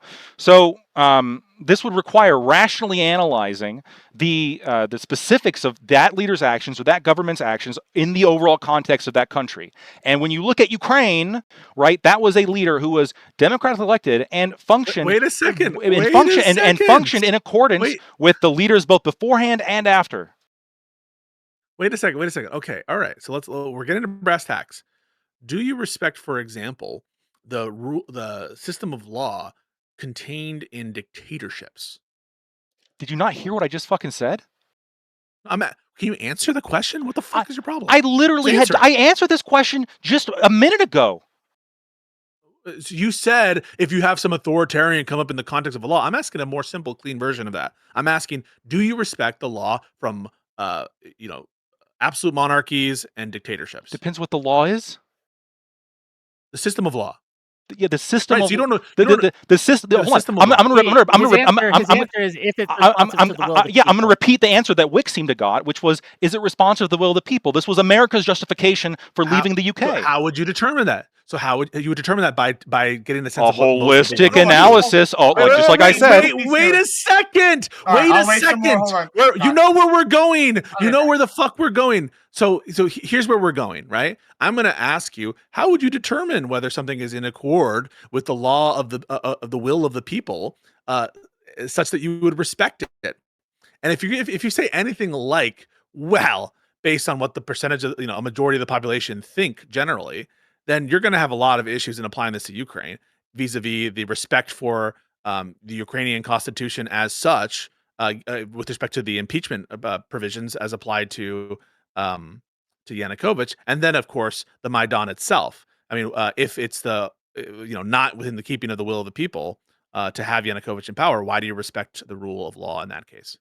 Hold on. Before you answer, this is the on. problem I'm having right now. Hold on. Oh, no, stop saying hold on. It's been 20 minutes, Lactode. I don't want to be a dick, but I'm jumping in for like 5 seconds here again. You can start counting, Whick. Here's the thing. Pisco, you're a real smart individual. I'll give you this credit. Here's the problem you have with Lactode right now. You're being too smart. This is why I keep asking this question. If it's what's best for America, why does it fucking matter? You still haven't answered this, and like I know you've been arguing with Pisco and you haven't gotten to it directly. Yes, but actually, everything Pisco's arguing about is kind of invalidated, and it doesn't matter what he's arguing because the whole root of the point is what I'm saying. Pisco could be 100% right, he'd be 100% negative, but it seems like you're being real wishy-washy because you care about the legality of some shit in another country, in one country, but don't give a shit about the legality in another. And the whole point is what's America so do you. So do you. So do you. I know Pisco. I know Pisco. Care. That's my point. And I openly it. admit that, but he's not. That's my point, is why I'm confused. Yeah, I agree. Okay, So, good point. Actually, Gibbs, great assist. Thank you. Oh my fucking god. Thank you. I appreciate it. So no. Okay, I don't even know how to fucking begin. So you're saying, is it just good for the U.S.? First of all, I disagree that it's good for the U.S. because I think that what we've done is driven Russia into being a gas station for China, which is our main geopolitical enemy. And so we've actually shot ourselves in the foot by taking the antagonistic approach that we've taken to Russia. That's the first analysis. The second analysis is my analysis is not always solely based on what's good for America. That is part of it. But I also care about the concept of rule of law. I also care about the casualty count. These things are things that I do care about. And things that are going to predictably lead to conflict are things that I generally oppose. Things that are not going to predictably lead to conflict are going to be things that I generally approve of. Of course, there's more nuance with all of that, and it's going to be a case-by-case basis that we're going to go through all of it, generally speaking, blah, blah, blah. But no, it's not. My analysis is not simply, it is good for the U.S. to overthrow Venezuela, which is why I very specifically said I'm not, which is very explicitly why I said I was opposed to the idea of Trump saying, let's just go in there and take the fucking oil. Let's just annex it. I was saying, what is good for the yes, thank you. What is good for the actual Venezuelan people? Their self-determination. This is like I agree that was Lactoid's position. I agree that didn't land as much, Gibbs. I just want to say, because I think he cares more about than just America. But what's wrong with my position? My position is like something. I'm getting on to address yours now. Wait. Let's just deal with my actual position. I have to leave in like 5 minutes. My actual position, take issue with it. All right. This is my position. I think it was bad they didn't follow the impeachment procedure in Ukraine. I think it's bad. They should have followed the procedures. They should have tried to carry forth the legitimacy from the previous rule of law under the Ukrainian government, and it's bad they didn't do it. That said, the fact that there was an election after the fact, where there was, by all accounts, a free and fair election in which the next leader could be selected, and given the fact that Russia invaded Ukraine in what I think is a greater rule violation, a more significant evil rule violation, especially under the context of Ukraine law. I have to imagine you think the Russian invasion is illegal under Ukraine law. So as between the two violations, I just view the Russian violation as way worse than the violation of the Ukrainian constitution impeachment provisions as to Yanukovych. And in that sense, I'm going to not be discounted from favoring Ukraine on the mere fact of that violation. Okay, this is why I think this is rational. Zelensky is currently 6 years into, or 7 years, I think, into a 5-year presidential term as dictated by the Ukrainian constitution. His current administration is illegal according to the Constitution of Ukraine. The West could potentially pressure him into having an election. The Trump administration has been sort of offhandedly trying to do that. Biden never made any kind of affirmative effort to really push Zelensky into having elections now, or even planning to have elections, because 2024 the provision within that. There's provision. There's no provision in the Constitution. No, there's not. For the war? Nope, not in the Constitution. This is the thing. Like, I've read. So it is a there is a like electoral subcommittee that put forward a rule that allows for the suspension of the presidential election in times of war, but this is directly contradicted by the Ukrainian constitution. In the Ukrainian constitution, all laws have to submit to the Ukrainian constitution. If they're incompatible with the Ukrainian constitution, they're not valid laws. And the Ukrainian constitution very specifically sets a 5-year. Are you an expert in Ukrainian law? Or have you studied the Ukrainian legal system? So I have I'm not like a Ukrainian lawyer. Okay. I have studied the Constitution here, and I've looked at the issues surrounding this. I have not seen any good response as to why this this electoral rule has any kind of authority over the Constitution. I've never seen anybody even attempt to justify it. Very much like with the Euromaidan, I'm not a Ukrainian lawyer with that, but I haven't seen any attempt to justify, like from a legal perspective, as to why they were able to remove a democratically elected leader in circumvention of the Constitution. I think it's But that I grant. But the thing is that I grant. But did you hear the rationale there? First off, I do want to say this site says the Constitution prohibits the holding of parliamentary elections during martial law. Parliamentary is there a separate elections. presidential election that is? Nope. There is nothing about presidential elections, but specifically parliamentary. And I agree. And the Parliament does. The Verkina Rada does not have to have elections. True. Okay, and the electoral code says it prohibits holding any. This is what some site is saying. Any elections during martial law or state of emergency in the whole country or parts of it. That's is your contention that the electoral code is invalid under Ukrainian law? Correct. Yes. Okay. I have to read into it, but let's just grant it for the purpose of the discussion. Yeah, let's say that he's a dictator. Suppose that he's a dictator. But suppose that you agree Putin's already a dictator, right? Also a dictator. Fair. I think there are differences. I think that with Putin, I think it's fair to say he's a highly oligarchic president. I think that his polling that he had from Western sources, like and also anti-Russian sources like the Levada Center, consistently put Putin's polling. Let me finish. Consistently puts like Putin's polling in line with the election results that he gets. Right, he is an overwhelmingly popular president. This is actually one of the main differences between him and Maduro, which is why I think the ousting of Maduro is so much more justified than when it comes to Vladimir Putin. People who opposed him in his country. What happened to his political opposition? Bro, Lacho, do you remember when he switched to prime minister for like 4 years and switched back? Let's just put it poison. I don't think he's good. I don't think he's good. I think that Zelensky is worse. I think that unlike Putin, Zelensky has. Wow. I think. Hold on. I think Zelensky is worse than Putin. I think, unlike Putin, he has circumvented the Constitution in order to stay in power longer than his term dictates that he is allowed to. He has passed. On those grounds. Putin on those grounds is on all fours. He's violating Ukrainian law all the time. He's on all fours. No, that's you can't distinguish it based on violations of Ukrainian law. No, hold on. Of course, hold on. If I think it's perfectly fine to say Vladimir Putin is following the constitutional process he set forth in Russia and they're not unreasonable, as opposed to Zelensky. Oh, and he shouldn't care about Ukrainian law. As opposed to Zelensky. Why should we? So why should we care about Ukrainian law? Because we're giving them a fuck ton of money, and we should probably care about how the officials behave and the structure of rule of law in that country if we're going to tie ourselves to it. Hang on a second. I was in the middle of the point. Do you think it was wrong to fund Stalin in World War II? Do you think it was wrong to fund Stalin in World War II? I think Hitler was worse. You know what? To some degree, that's a really tough question, actually. Because in some regards, we set up the Soviet Union, which was an evil empire. We set that up to do horrendous shit following the Iron Curtain and all of that. And maybe they wouldn't have had the ability to do that if we didn't fund them. But on the other hand, if Hitler did win, I mean, it's a really tough question. I think that you would have a strong. What I'm trying to say is there can be good cases for supporting dictatorships over others, even assuming that he's a dictator. I understand, but what's happening is there's like so much more shit to this because I've had plenty of this conversation. Yes, you're putting forward objections. I understand. So far I've heard all these objections, right?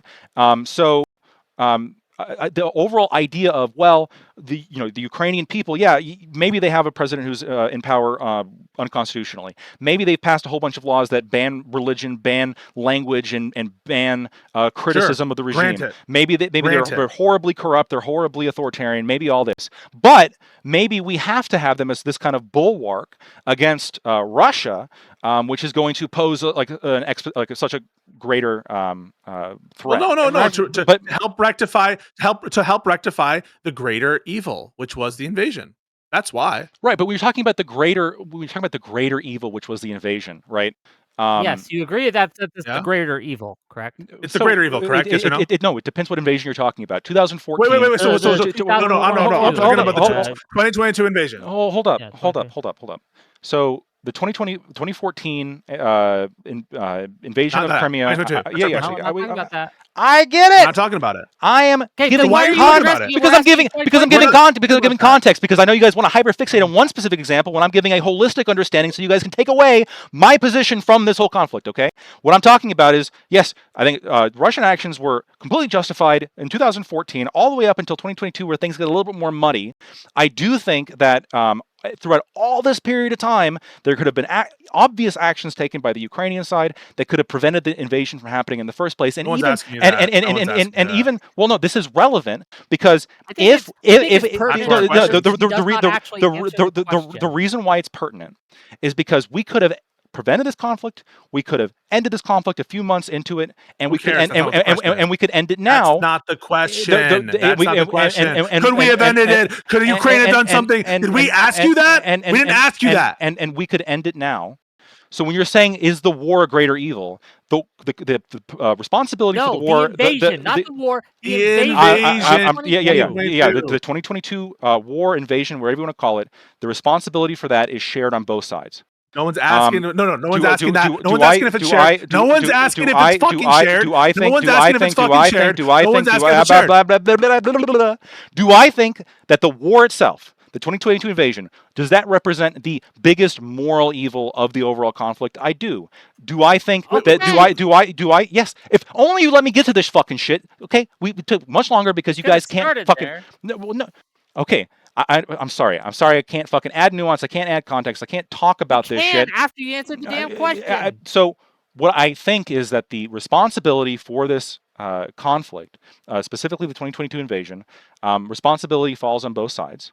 I think it was predictable given the actions of both Russia, Ukraine, and NATO. I think it was very predictable what would happen. And it is not the case that giving one of the parties responsible a tremendous amount of weapons in conjunction with the fact that they are an authoritarian state, in conjunction with that prior to 2022, their actions that precipitated the 2022 invasion were horrific. I mean, we're talking about decades of oppression of the Crimean people. No, that would be justified. That would be justified. That would be justified if you thought that giving that aid was the best way to get to the best solution, right? It would be justified in virtue of that. But there's notwithstanding that. But there's no rational person who believes that. There's no rational person who believes that because all it's done is prolong the conflict. That's your case to make. You're saying no rational person could believe that sending aid to Ukraine will probably lead to the best results. Hold on. This is what no rational person. Wait. Going back to my tweet. Wait. Going back to. Let me add to this. You can address us both. But the idea that there was anything that the West could have done that would have stopped Putin from going into Ukraine eventually is nonsense. You guys said the Tim Pool thing about this specifically, and many different points that he wants to just take Ukraine. Ukraine does not exist in his mind. He thinks of it as a greater part of Russia. So this nonsense, this premise that you start with, that there was some action that the West could have taken, and that it was some sort of but I'm willing to just grant it for I'm just willing to grant it to humor him. I'm willing to grant it just to humor him. Like, okay, it bothers me. It's just not I understand. I'm sure it does. Yeah. So, I don't think I know it's like my case to make. I'm making the case, and I'm saying that I think that the people who believe that giving almost $200 billion in weapons to Ukraine, given the history that we've seen, given the early chances to end the war, given the context of how that money was sent and for what purpose it was sent, I don't think any rational person would see that and say that's the best option to end the conflict or to prevent the conflict from expanding. I don't think, first of all, that's the first point. I don't think any rational person would say that. But second of all, if we go back to my original tweet, I don't think any rational, self-proclaimed anti-interventionist would say that, because your line of logic is the line of logic used by every interventionist. Every interventionist says, every interventionist believes. Stop. Do you think I'm Stop. Every interventionist believes that if you throw money at like this specific analysis, like we've done it, and it's like, I 100%, yeah, then it's going to be justified. But somebody who is like complaining about removing a dictator, right, which is what happened in Venezuela, that's specifically who I'm referring to. The pro-Zelensky people who are complaining about like interventionism, removing an unelected dictator in Venezuela, they are being irrational if they're true anti-interventionists. Otherwise, they're just interventionists. No. So first of all, so let's talk about it. One, find me the person who is maybe they exist. They probably do exist. Some people who are like against intervention, by which we mean, I don't know, taking any action whatsoever in any conflict. Is that how we're defining interventionism? No. That's not what I said. That's not what I said. No. I'm just okay. So what do you mean by intervention? Yeah. What I'm saying is that if you take the anti-interventionalist position with what do you mean by the word, dude? Holy fuck! Are you fucking stupid? Bro, I asked you a question of semantics. What do you mean by anti-interventionist? The U.S. getting involved in other countries worldwide, like in some kind of coercive manner. Okay, in some kind of coercive manner. I would assume so. That's generally what people are referring to with interventionism. Is sending military aid coercive? It could be, yeah. Like if you're sending military aid that prolongs the conflict, I can't think of a situation in which it wouldn't be. I'm just going to say yes. There could be a situation in which you could like walk me through, and eventually I'd say, well, maybe in that specific scenario, it's not coercive. I guess. Okay, then I don't know who the fuck you're talking about. If that's what you're talking about, there's like no Democrat who's anti-interventionist, because I mean I think all Democrats support giving at least some amount of military aid to our allies. Yeah. So nobody in the world is 100% anti-interventionist. Okay, maybe people who have like, I don't even think Scott is like 100% anti-interventionist. Like maybe you find I can tell you the North Sentinel Island, they're anti-interventionist. Okay, you know what, Gibbs? I will take the L on that. The North Sentinelese people, I would say, are the true, pure-blooded anti-interventionists. What I'm talking about, I'm in support of giving military aid to all sorts of different places. Yeah. Well, yeah, sure. I'm in favor of military aid. What I'm talking about. So I guess I'm not anti-interventionist. What I'm talking about are like the specific anti-interventionists I'm talking about in relation to the tweet that you can fucking go back and look at, is I'm talking about the kind of people that would oppose U.S. intervention when it comes to a circumstance of the U.S. not entirely, but relatively bloodlessly removing a unelected dictator of a South American country, and then saying the U.S. shouldn't get involved. This is another, like, oh wow, the anti-intervention president Donald Trump. What the fuck? Like, this is ridiculous. Why is he doing this? If you have the standard, I'm not strawmanning. If you have the standard where you think that is wrong, yes, you are. If you have the standard whereas you think that action is wrong. If your bar, he is strawmanning. I know you didn't. Lactoid. No one says that. No one says like an hour ago. Lactoid. No one says we're against this. No one says we're against intervention because we are against getting rid of dictators from South America who violate their own laws. No one gives that rationale. That's why it's a straw man. I'm not. Jesus fucking Christ, Pisco. Just, I swear to God. Okay. Can I say the word autistic? Swear to me. I can still say that, right? Okay. Swear to me. So. First of all, Whick, thank you so much. This is so enjoyable. Sure. It's so entertaining. I've been laughing the whole time. Thank you so much, Whick. I appreciate it. You're welcome. The people who have a threshold for intervention, okay? These people have a threshold, because everybody has somewhere, okay? But if you have somebody whose threshold, right, is it is wrong for the President of the United States to go in and remove an unelected dictator, relatively bloodlessly, which is what happened objectively, okay? If you think that's wrong, but your standard of intervention is not higher, which is almost $200 billion to a authoritarian criminal regime to continue, which could have ended a long time ago and could end now, to continue a incredibly, probably, I think, the bloodiest conflict right now in the world. I think that there's only two examples. There's only two explanations here. The first explanation is Donald Trump did it, and your view on rule of law and intervention is totally different because the leader who currently is the leader of the United States. Or two, you are irrational. Those are the only two explanations in my understanding. No, there is nobody. Can I just real quick. I need to address this. It's the why we think doing it that matters. I am not. Correct. I can't speak for Pisco. Even with the why, right? I can't speak for anyone else. But the reason I oppose removing Maduro not is that it was done, but how it was done. In the case of Ukraine, we went through Congress, we passed bills, we got the consent of the governed in order to do this. In the case of Maduro, we did not. And that So wait. That person. So real quick, just I will directly get to what Whick just brought up. How is that? No, it's not inconsistent at all. You would have to grant that, right? So let's just deal with Whick's question right now. Lactoid. That you have to grant for a that person, that's entirely consistent, correct? For a person who takes the view that what differentiates them, at least one respect, which differentiates, is legality, and they take the view that this is illegal and Ukraine is legal, that would be a rational distinction, right? If we look at that in isolation, but I think that's ignoring the flagrant violations of law committed by the country that you're sending money to. I don't think that can be ignored. Okay, I'm not talking about other countries' laws. I'm talking about U.S. law. In U.S. law, I believe it's unconstitutional, illegal. So hold on, let me finish. To remove Maduro. In the case of how we handled Ukraine, we had done nothing that is against U.S. law. We went through Congress, we passed bills, we got that's principled, right? And we took care of it.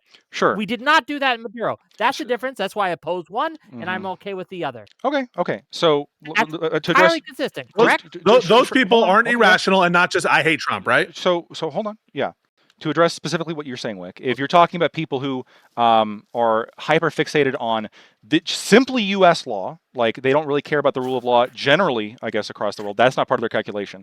But if you're taking somebody who has like a sole interest in U.S. law and simultaneously believes that the kidnapping, abduction of Maduro was illegal and sending money to Ukraine was not illegal, then if these two parameters are met, then it would be consistent for this person to support the Ukraine intervention and oppose the Venezuela intervention. But then you would have to admit, Whick, if this is like the shining city on the hill for you, you would have to admit then that if, let's say, the courts ruled on this and they ruled it was legal, right?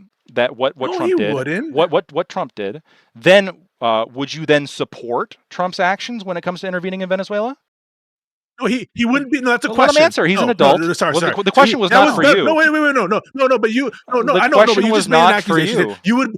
No, sorry. So no. You made a question to Whick, and it started as an accusation. You would have to, and then it turned into a question because you realize he wouldn't be necessarily bound to take one view just because he had a different, like a dispositive view on the legality. By the way, he's not even necessarily bound by the Supreme Court's determination as to legality. I take the view that a lot of the Supreme Court decisions that have been made have been wrongly decided, and so there's nothing that would force him to either A, accept the determination of the U.S. Supreme Court on his view of what the law is, or B, not come to the same conclusion, notwithstanding the legal argument being decisively won. Hold on, before y'all move on, because y'all are both lawyers, so y'all can answer this quick question from Papa Gibbs, because I'm, as Pisco said earlier, I'm a drunk, dumbass rancher. I'm real stupid. I don't understand these things, and so let me just ask you two super highly intelligent lawyers this quick question: what is the highest legal standard for defining and describing a law? Is it what is that? What does if someone rules on something, who is the top? Who is the expert? Lactoid TV on Twitch, Twitter, and YouTube. Yeah. Well, that's good. That was a good sales pitch. Pisco, you missed your opportunity. That wasn't even what I was going to do. That was a great answer. You're saying, how can I disagree with the Supreme Court? Is that where you're going to? How can you disagress about the Supreme Court? No, they're the Supreme. I was trying to give you Pisco Lactoid picked up on it. I was trying to give you a sales pitch, but I guess it's the Supreme Court if we're going to be a serious answer, right? It is. How do you disagree with the Supreme Court? Tell me. I mean, I'm done. People do all the time. Lawyers, I'm just okay. So how do you do it? You just. Well, I know how you hard. do it. What is your hold on? I guess let me try a better question. What is your I just have opinions and thoughts. So I can't explain why how thoughts come to my head. Maybe that's something that's not intuitive for you. That thoughts emerge and. I've never had a thought. I've never had a thought ever. I just repeat, regurgitate. That's all I do. I guess my better I'm just trying to understand is, your question. How do you disagree? I mean, like, I'm gonna I don't know how to I'm gonna explain how to I'm gonna think. re-ask it. Let me re-ask it. I know, okay. So my question is, I guess, like, all right, so we all agree that the Supreme Court is, I guess Lactoid doesn't, he agrees he is, but the rest of us, we agree the Supreme Court is the highest interpretation of law in the land. And so your argument is you disagree with several of these. Like, what is your justification and what is your merits for being like, hey, I know more than the highest law in the land, and why am I right? Like, how do you, like, vindicate that? I'll give you an answer. There are some decisions that can be made where I am capable of reading the law. I'm not a lawyer, but I'm capable of plain text readings. Like, for example, if suddenly the Supreme Court decided that slavery was legal and that the 14th Amendment allowed slavery, you'd be like, well, wait, no, that's obviously not true. And it would be evidence that the Supreme Court is a tool of the regime, that they are no longer going off of actual legal reasoning and that they're just deciding things based on their things. So if enough evidence piles up that a Supreme Court is not following the law as written, then yes, I can absolutely make a judgment and determine, hey, can you give me an example of that? Illegitimate. Just like, I it's not a give you one gotcha. example, Yeah, right? I'll give you an example. Yeah. So in the 1850s, actually. Not you, And then, no, I want to give you one. No, I want to give you one. I know you do. I have a good one. I have a good one. Just wait 10 seconds, Pisco. I have a really good one. I have a really good one. I know you do. I'm sure you let Pisco go. No, you can go in a second. Wait, no, hold on. Before you go, just 10 seconds. Yeah, I have a good one. 10 seconds, please. Well, I have a good one. Yeah. I know you do. And you can give it to me.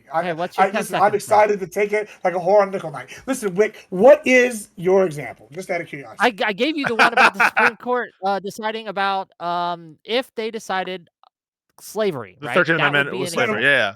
Just so the Dred Scott. I want the real example.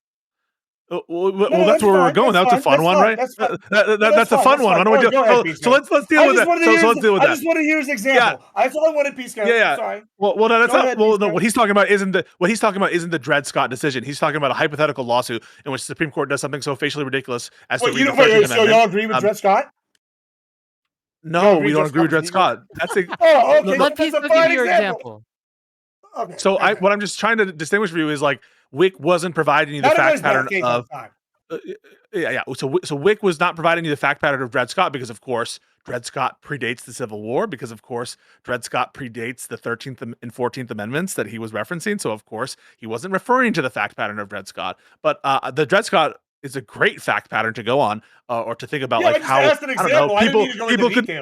Yeah. So here's the example. The Supreme Court rules that Black people aren't really part of the nation and therefore should not be considered citizens. We don't need a hypothetical. We can just go with the Dred Scott. Let's just go with that. It's not making a hypothetical. I have a response for you, Gibbs. Actually, so the real answer on Dred Scott. He's gonna finish his example.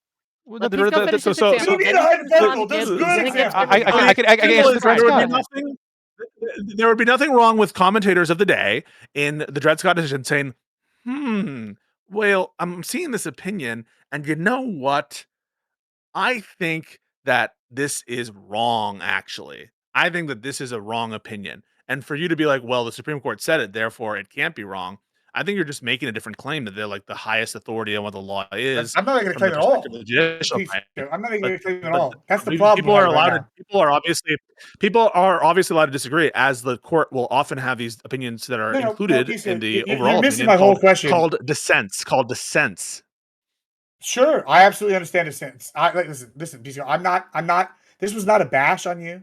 Listen, I'm not going to come at you cattywampus about listen. You and Lactoid are infinitely more qualified to answer the questions than I will ever fucking be. And it was not a bash. The question that I was asking, right, was basically like, what was your justification? I think we gave a good answer. I think the Dred Scott decision is a good example, and I think I just was curious, and like what you said, your example, like we don't need a hypothetical. I just was like, give me an example of a decision you disagree with. Like that was all I was asking. It's not always all. Yeah, we're off in La La Land. I have to go. This has been a lot of fun. We should do it again. But I do want to give like my summary thoughts real quick. I appreciate Whick having this statement, and we'll let you go. Thank you for being here. Awesome. No, thank you, Whick. Thank you, Lactoid. Thank you, Gibbs. We get a little chippy right now, but you guys are You guys are part of the community, whatever. That said, I want to just say, like, I don't think that there's any hypocrisy entailed by liberals who support Ukraine, and who are also against this strike. There's nothing entailed by supporting Ukraine, even given levels of corruption that could exist there, or even law breaking, or even constitutional violations that occur there. There's nothing inconsistent about you nonetheless supporting the country against an invasion from another country.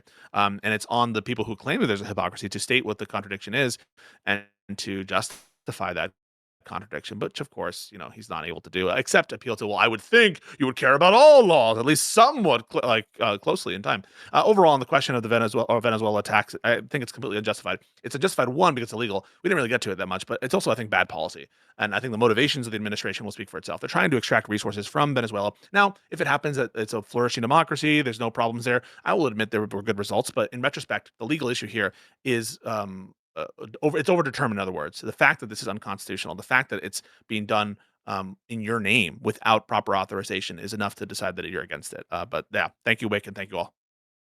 Oh, thanks for being here, and yeah, we'll see you later. We do have Pisco is going on a World War I debate thing on the Word 10th. war. So we're moving the Pisco versus the World from the 9th to the 13th. So just scheduling thing. I think that, like, at the end of the day, and Can I get I'll closing let as you well? guys have your final says, Okay. right? Yeah, I'll let you guys have your final says. But at the end of the day, I just don't find it morally inconsistent to support giving uh, uh, arms to a nation if we decide, even if that nation's bad, right? If we decide to do it through the legal means that we have in this country, right? Through the consent of the governed, right? Like where we get Congress to make approvals and make legislation and make bills. I think it's perfectly acceptable to be okay with interventions in that case, and not okay when we circumvent that process, legal or not, when we circumvent the process of getting the consent of the governed in order to uh, do a thing. But that's just my stance. Gang, well, I'll let them give their closing statements, and I'll tell you the what we got coming up in the week. Go ahead, Lactoid, then go ahead, Gibbs. Okay. Obviously, as is going to be the case with any kind of conversation, especially with Pisco, didn't get all the points off that I wanted to get off. But there was a couple questions asked that I just want to go back and just make clear. For me, rule of law, the reason why it's important is it represents structure. It represents to be a legitimate rule of law, it represents the will of the people. It represents the contractual kind of, not a true contract, but some kind of broader level understanding of a contractual agreement between the different peoples of a nation. And I think that it's a rule of law is important in America. I think it's, we have the founding document of the Constitution that ultimately I think is the thing to be loyal to. And I think that when you look at the power structures in other countries, whether or not they follow or that they align with their own rule of law, the legitimate rule of law, then I think that's a valid measurement of rule of law. And I think it's invalid to say, well, I care about rule of law. I just don't care about rule of law in that country. I just don't care about rule of law if this particular president is in power. I just don't care about rule of law in XYZ circumstances. I'd want to see some kind of justification that would allow for the rule of law to be circumvented in this particular situation. Euromaidan was not popular. Prior to the ousting of Yanukovych, the last poll had it at only, I think, 47% approval rating with 52 or 51% opposed. More people in Ukraine, when you factor in the eastern regions, opposed Euromaidan than supported it. So even if we wanted to go off of, like, well, what if the people have changed their mind and they want to ignore the constitutional process that was set out before and they want to ignore the election that was put out in 2010, even then they didn't have the popular support necessary to justify their actions. And it also doesn't justify the overwhelmingly anti-Petro Poroshenko, anti kind of Western movement, the Euromaidan movement organizations and people that lived in Crimea, that lived in the Donbass, that did not consent to having their votes nullified. It blows me away how people can say, well, what do we really mean here by rule of law, and be hyper pedantic and hyper semantic when it comes to when it comes to the concept of rule of law, but we'll throw it out as a generality when it comes to things like January 6th, when it comes to things like the election of U.S. presidents. Using the logic, I could just simply say, well, yeah, I care about rule of law when Trump's in power. I'm a big supporter of rule of law when Trump's in power. So there's nothing really inconsistent with me being a rule of law kind of person. And if you define rule of law that way, that might be true. But that's not what we mean. That's not what anybody means. Nobody can credibly say the Zelensky regime is following the rule of law in the country. And I don't think anybody can credibly say that their threshold for intervention is not met when it comes to removing a dictator from South America that was obviously rigged the election. And that threshold's not met. But when it comes to all of the shit with the Zelensky regime, all of a sudden, of course, that's just intervention. But removing the dictator, no, horrible intervention. I think the real underlying motivation for a lot of these people, not all of them, but for a lot of these people, is they really hate Trump. And Trump made this decision, and they don't like that Trump makes any decisions, and they want to find ways to attack Trump in any of his decisions. That's what I think a lot of this is for a lot of people. There are some people who maybe have really gone in depth, okay, that we can talk about, but this is not the broad majority of people that I'm talking about. If you like what I had to say, you can find me at Lactoid TV on Twitch, Twitter, and YouTube. Okay, well, thank you for being here, and we always appreciate you, Lactoid. Go give him a follow and things like that. So I appreciate you, especially, but all of the people who've come on today, Pisco, Stream Rift, Manny to the max, everyone who came on in kind of and Gibbs, you too, and everyone who came on kind of last minute today. I do appreciate you doing that. But Gibbs, give us your closing thoughts, and then I'll close us out. Go ahead. Yeah, first, thank you so much, Whick. This has been awesome. I've had a great time. Very much enjoyed it. Been very fun, very entertaining. Secondly, I want to say this is actually pondering earlier. I've actually been thinking about your question that you super chatted to Whick this whole time. I don't know if you're here. I'm sure someone could tag you in this or whatever. But I've been pondering it. Andor's number 2.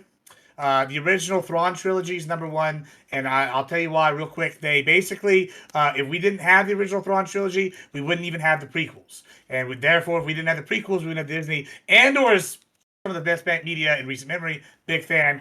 We could talk about that sometime, you and me. But I do love the Thrawn trilogy. I think that's number 1. Timothy Zahn's also cool as fuck. If you ever meet him in person, highly recommend. Anyway, going on to what we talked about today. Listen, Lactoid, I agree with Lactoid on most of the points. I gotta say, I think he's being a little bit wishy-washy here. If you're gonna say what's best for America, invading, Venezuela, and making it greater Texas, and then you're gonna bitch about, Ukraine, a lot of questions. I don't give a shit about the legality in either one of these countries. I'm not a lawyer. Don't give 2 fucks. I care about what's America first. The Hague, what we call them? Our bitches. That's what we call them. They're our bitches. The UN, we call them our nutsack. You know why Rwanda has taken over from France? They've gone in there and they've taken over every French contract for the UN because the French are a bunch of bitches, the UN's a bunch of bitches, and we need people with some backbone ready to handle shit. That's why we made the Rwanda deal. And here's the thing right now with Ukraine and Russia. Russia did the exact same thing to Ukraine that we're doing to fucking Venezuela right now. But you're okay with Venezuela us doing it, but you're not okay with Russia doing it to them. Now, if you were just honest and just said, fuck Russia, then we can all get behind all the moves we're making. That's kind of where I'm at. That's my issue with you right now. But Pisco, he's gone. That was fun. I'm glad that we got done with that.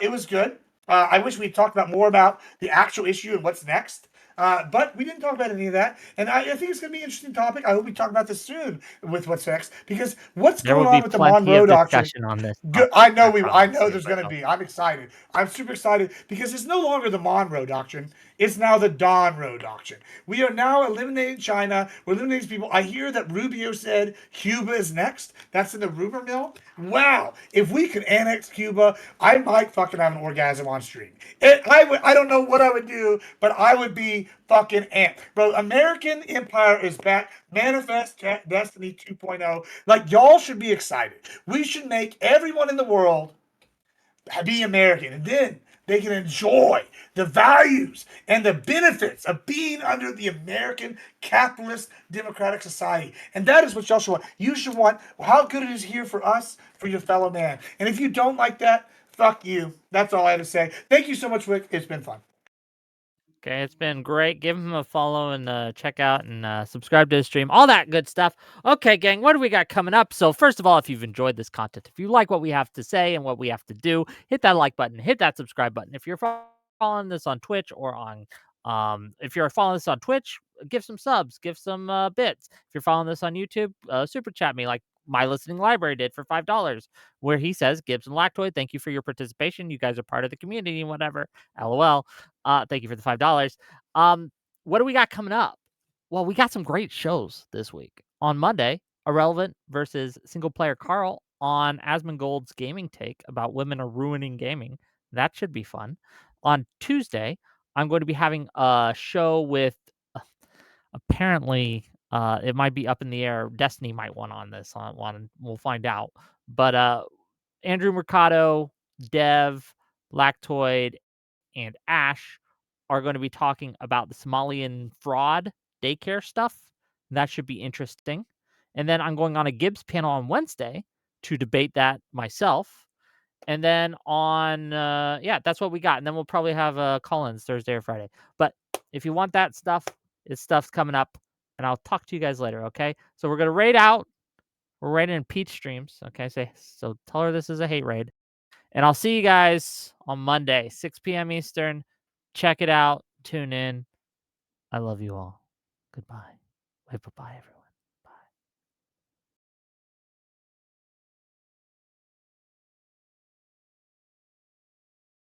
Bye. Okay, now that they're done, thanks for coming, gang. I hope you had fun. Oh, yeah, it was good. It was good.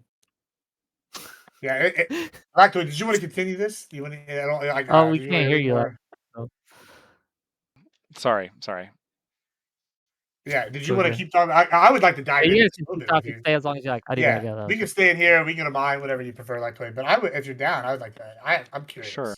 I'd like to dive into some of the differences, the nuances. Here, let me send you a stream invite too. While that. Sure. I mean, I can't say too long, but you just That's fine. Just stick with me here. I can hear you. Sure. So I guess written down, I guess I really don't. It's hard for me not to ramble right now, but just to try to get through. Ramble. I don't. Yeah. Just get through some of the points that I have written down. Yeah, go ramble all of it. So in summary, right? I think that if you have a educated position or an educated, if you're fucking educated on the Ukrainian conflict, I don't think there's any rational person that can think that the what we've done for Ukraine, the intervention that we've done there, that the requirements to be like to the thresholds to hit that is anywhere near that of invading Ukraine, or sorry, invading Venezuela. Obviously, I think that somebody saying, "Oh yeah, you can't invade Venezuela, but you can give $200 billion to the bloodiest conflict in the world right now," I think that's crazy. But Gibbs, specifically to you, like this, and maybe we can elucidate some of my positions on this. You keep saying that, like, I want to get Maduro just to turn Venezuela into some kind of like mini Texas. This has never been my position. I said that. Hold on. I understand you. I understand you very well. Maybe that was the implication. Yeah. I understand you, Gibb, very well. I understand that your position is America number one. If we can take it, we deserve it. Might makes right. Them bitches can go fuck themselves. They're losers, right? They can go cry all they want, but they weren't born American, right? I'm empathetic. I understand. Here. My position has never been that, though. I don't want to take Venezuela. Like, yeah, it is one of the factors that I want countries to be generally Western aligned. Sure, that's like one factor, I guess, among many. But for me, my primary interest is making sure that the people of Venezuela have proper self-representation, that they have self-determination. Because as an American, I justify our revolutionary war against the British based on this fact. You don't get to tax us unless you give us the right to vote. You don't get to, which is broader for, you don't get to control us, to milk us, to own us. We own you. We own the government, not vice versa. That's how this should be, right? And so, what justifies America launching a war to defect from the British Empire? It's the idea of a rule of law, self-determination of a people's, and I don't think that valid rule of law existed in the Empire of Britain at the time because there was no self-determination among the colonists. And I think this is the case with Venezuela. There was no self-determination amongst the people of Venezuela when their election was obviously rigged. Nobody denied that. Not even, like, Pisco was on board with that too. Of course it was fucking rigged. Obviously. You can look in the evidence of that. It's hilarious. And so they had their self-determination denied. And so, yeah, their president, perfectly justified, they got to go. But this happened in Ukraine. The validly elected president got removed illegally, right? Does that not count for anything? What about the people in Crimea who had been trying for decades to gain independence? Do they not have the right to self-determination? I don't know. This is the thing. Like, it to me. I hear you. Oh, wait, do you have more? I just No, like, you're I good. like, Go I ahead. just here's my issue, right? Yeah. So here's my issue, right? Like, all right, okay. Maybe I'm just like a blunt instrument, and I think that's the best way to show you. Bull in a china shop. Also, before I continue, I just want to go on record, and I'm going to say it on stream because I said it in chat, and I'm not a bitch. I want everybody to be able to clip this if I want to. I just want to go on record. After I told Pisco he didn't want to have no roast off, he suddenly became much nicer and better faith. Maybe coincident, but I'm going to take that W. Secondly, I got to say with this one specifically, I'm real confused. Like, I'm just going to go full mask off. I think that's the only way to do things. I wish more people were honest. This is going to sound really bad when I say it. But I'm going to bite the bullet. We are at, like, I am the biggest thing that I think I'm against in the entire, I don't know, maybe like it's on my top 5. We'll go with 5. Top 5 thing I'm against is multipolarity, right? And Russia is a perennial power. Iran, perennial power. China, perennial power. Germany, Britain. There's a bunch of them, right? They're perennial powers. And so they got all, think of the globe and it's got these sticks through it. And those are all the powers. So when you sit here and tell me Russia's going to invade Ukraine, this is going to sound real callous. I'm sorry, Ukraine. I don't want you to win. I don't want you to lose. I want you to have endless fucking war for the next 200 years or until we invade Russia and we take them over. Because it drains Russia. They can never move on. And, like, I know that you want to talk about all the legality of this and all this good shit. And you know what? You might be 100% right. I don't fucking know. Just call me retarded when it comes to fucking legality on that shit. I'm not a Ukrainian lawyer. I, like, have some experience in American law. I don't know if it's good experience, but I know that, like, I don't know. No. But when I'm sitting here looking at what's best for U.S., Russia losing troops and all this shit is good for us. North Korea gaining power because that's a bad thing. But you know what? They're still not the level of Russia of the threat. And so Russia losing troops, Iran getting weaker. These are things that are good for us. And, like, I'm just sitting here going, oh, you're bitching about all this legality in fucking Ukraine, right? And, like, maybe this is a problem I have with a lot of Republicans. It's not all of them, but a lot of factions. When I come back and I look at Venezuela, we've been stretching the legality, just like Obama did, just like Bush did, just like fucking Trump did. We've been stretching it. And, like, I think that's a concern. But, like, you don't have a problem with us removing Venezuela. You're like, oh, what's better for them? Well, what's going to probably happen? The cartels are probably going to take over. We're going to have a narco state. We're going to have multiple narco states, right? Then it would have been a bad decision. No, then it'll be a great decision.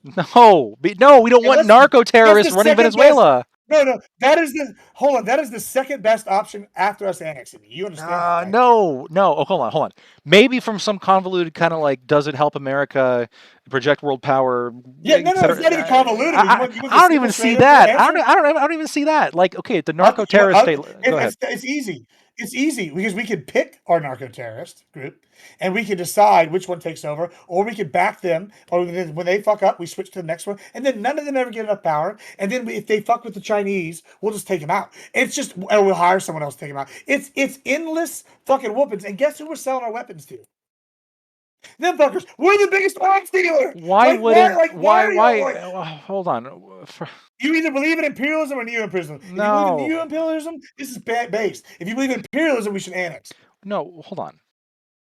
Don't you? I just empirically disagree. I think it'd be better for America to have a stable, kind of Western-oriented democracy in Venezuela. I think that would be generally the best thing for America. I think that'd be generally the best thing for stability. That's better than annexing? In the region. Yeah, I think it's better than annexing, actually.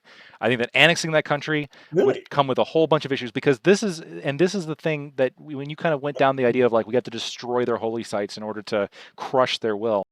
This is this is my biggest problem with all of your positions, and I mean it this. Works, by the way. Yeah, I mean this with all due respect. I don't think it does. I think that Right. you don't have to respect this. No, I do respect you though. I think that you always discount the blowback, like the potential for like when ISIS. I don't discount the blowback. Well, right, but when ISIS was destroying those holy sites, that motivated their opposition. That's what led to international outrage. That's what led to the U.S. to get involved and start wiping out ISIS positions. If they hadn't done that, if they were if they were all happy duty, we're not going to destroy anybody. You misunderstand. You misunderstand a fundamental viewpoint that I have, and this is going to be real toxic when I tell you though. But you're about to learn something. That's good. The blowback is the goal. You know that, right? We want the blowback because the blowback is weaker from any one of these individual groups. And then what do? We sell our weapons to each group. Like that is what we want. The blowback. No. Smaller. Listen, what's worse? No. Hold on. Actually, hold on. Tell me what's worse. Hold on, this is gonna sound weird when I say. I don't want to be ruled by the military-industrial complex. ISIS? That's fine, but that's what the situation is. What's worse though? Is ISIS worse, or if Saddam, Gaddafi, and Assad had formed a 3-person country and formed nuclear weapons and their own African currency? Which one would have been worse for the United States? That or ISIS? It's obviously the first one, right? No, not necessarily. Not necessarily. It could be, but not necessarily, right? I think that would have provided. More pure threat to Indianness. I think that would have provided a much heavier counterweight to Iran.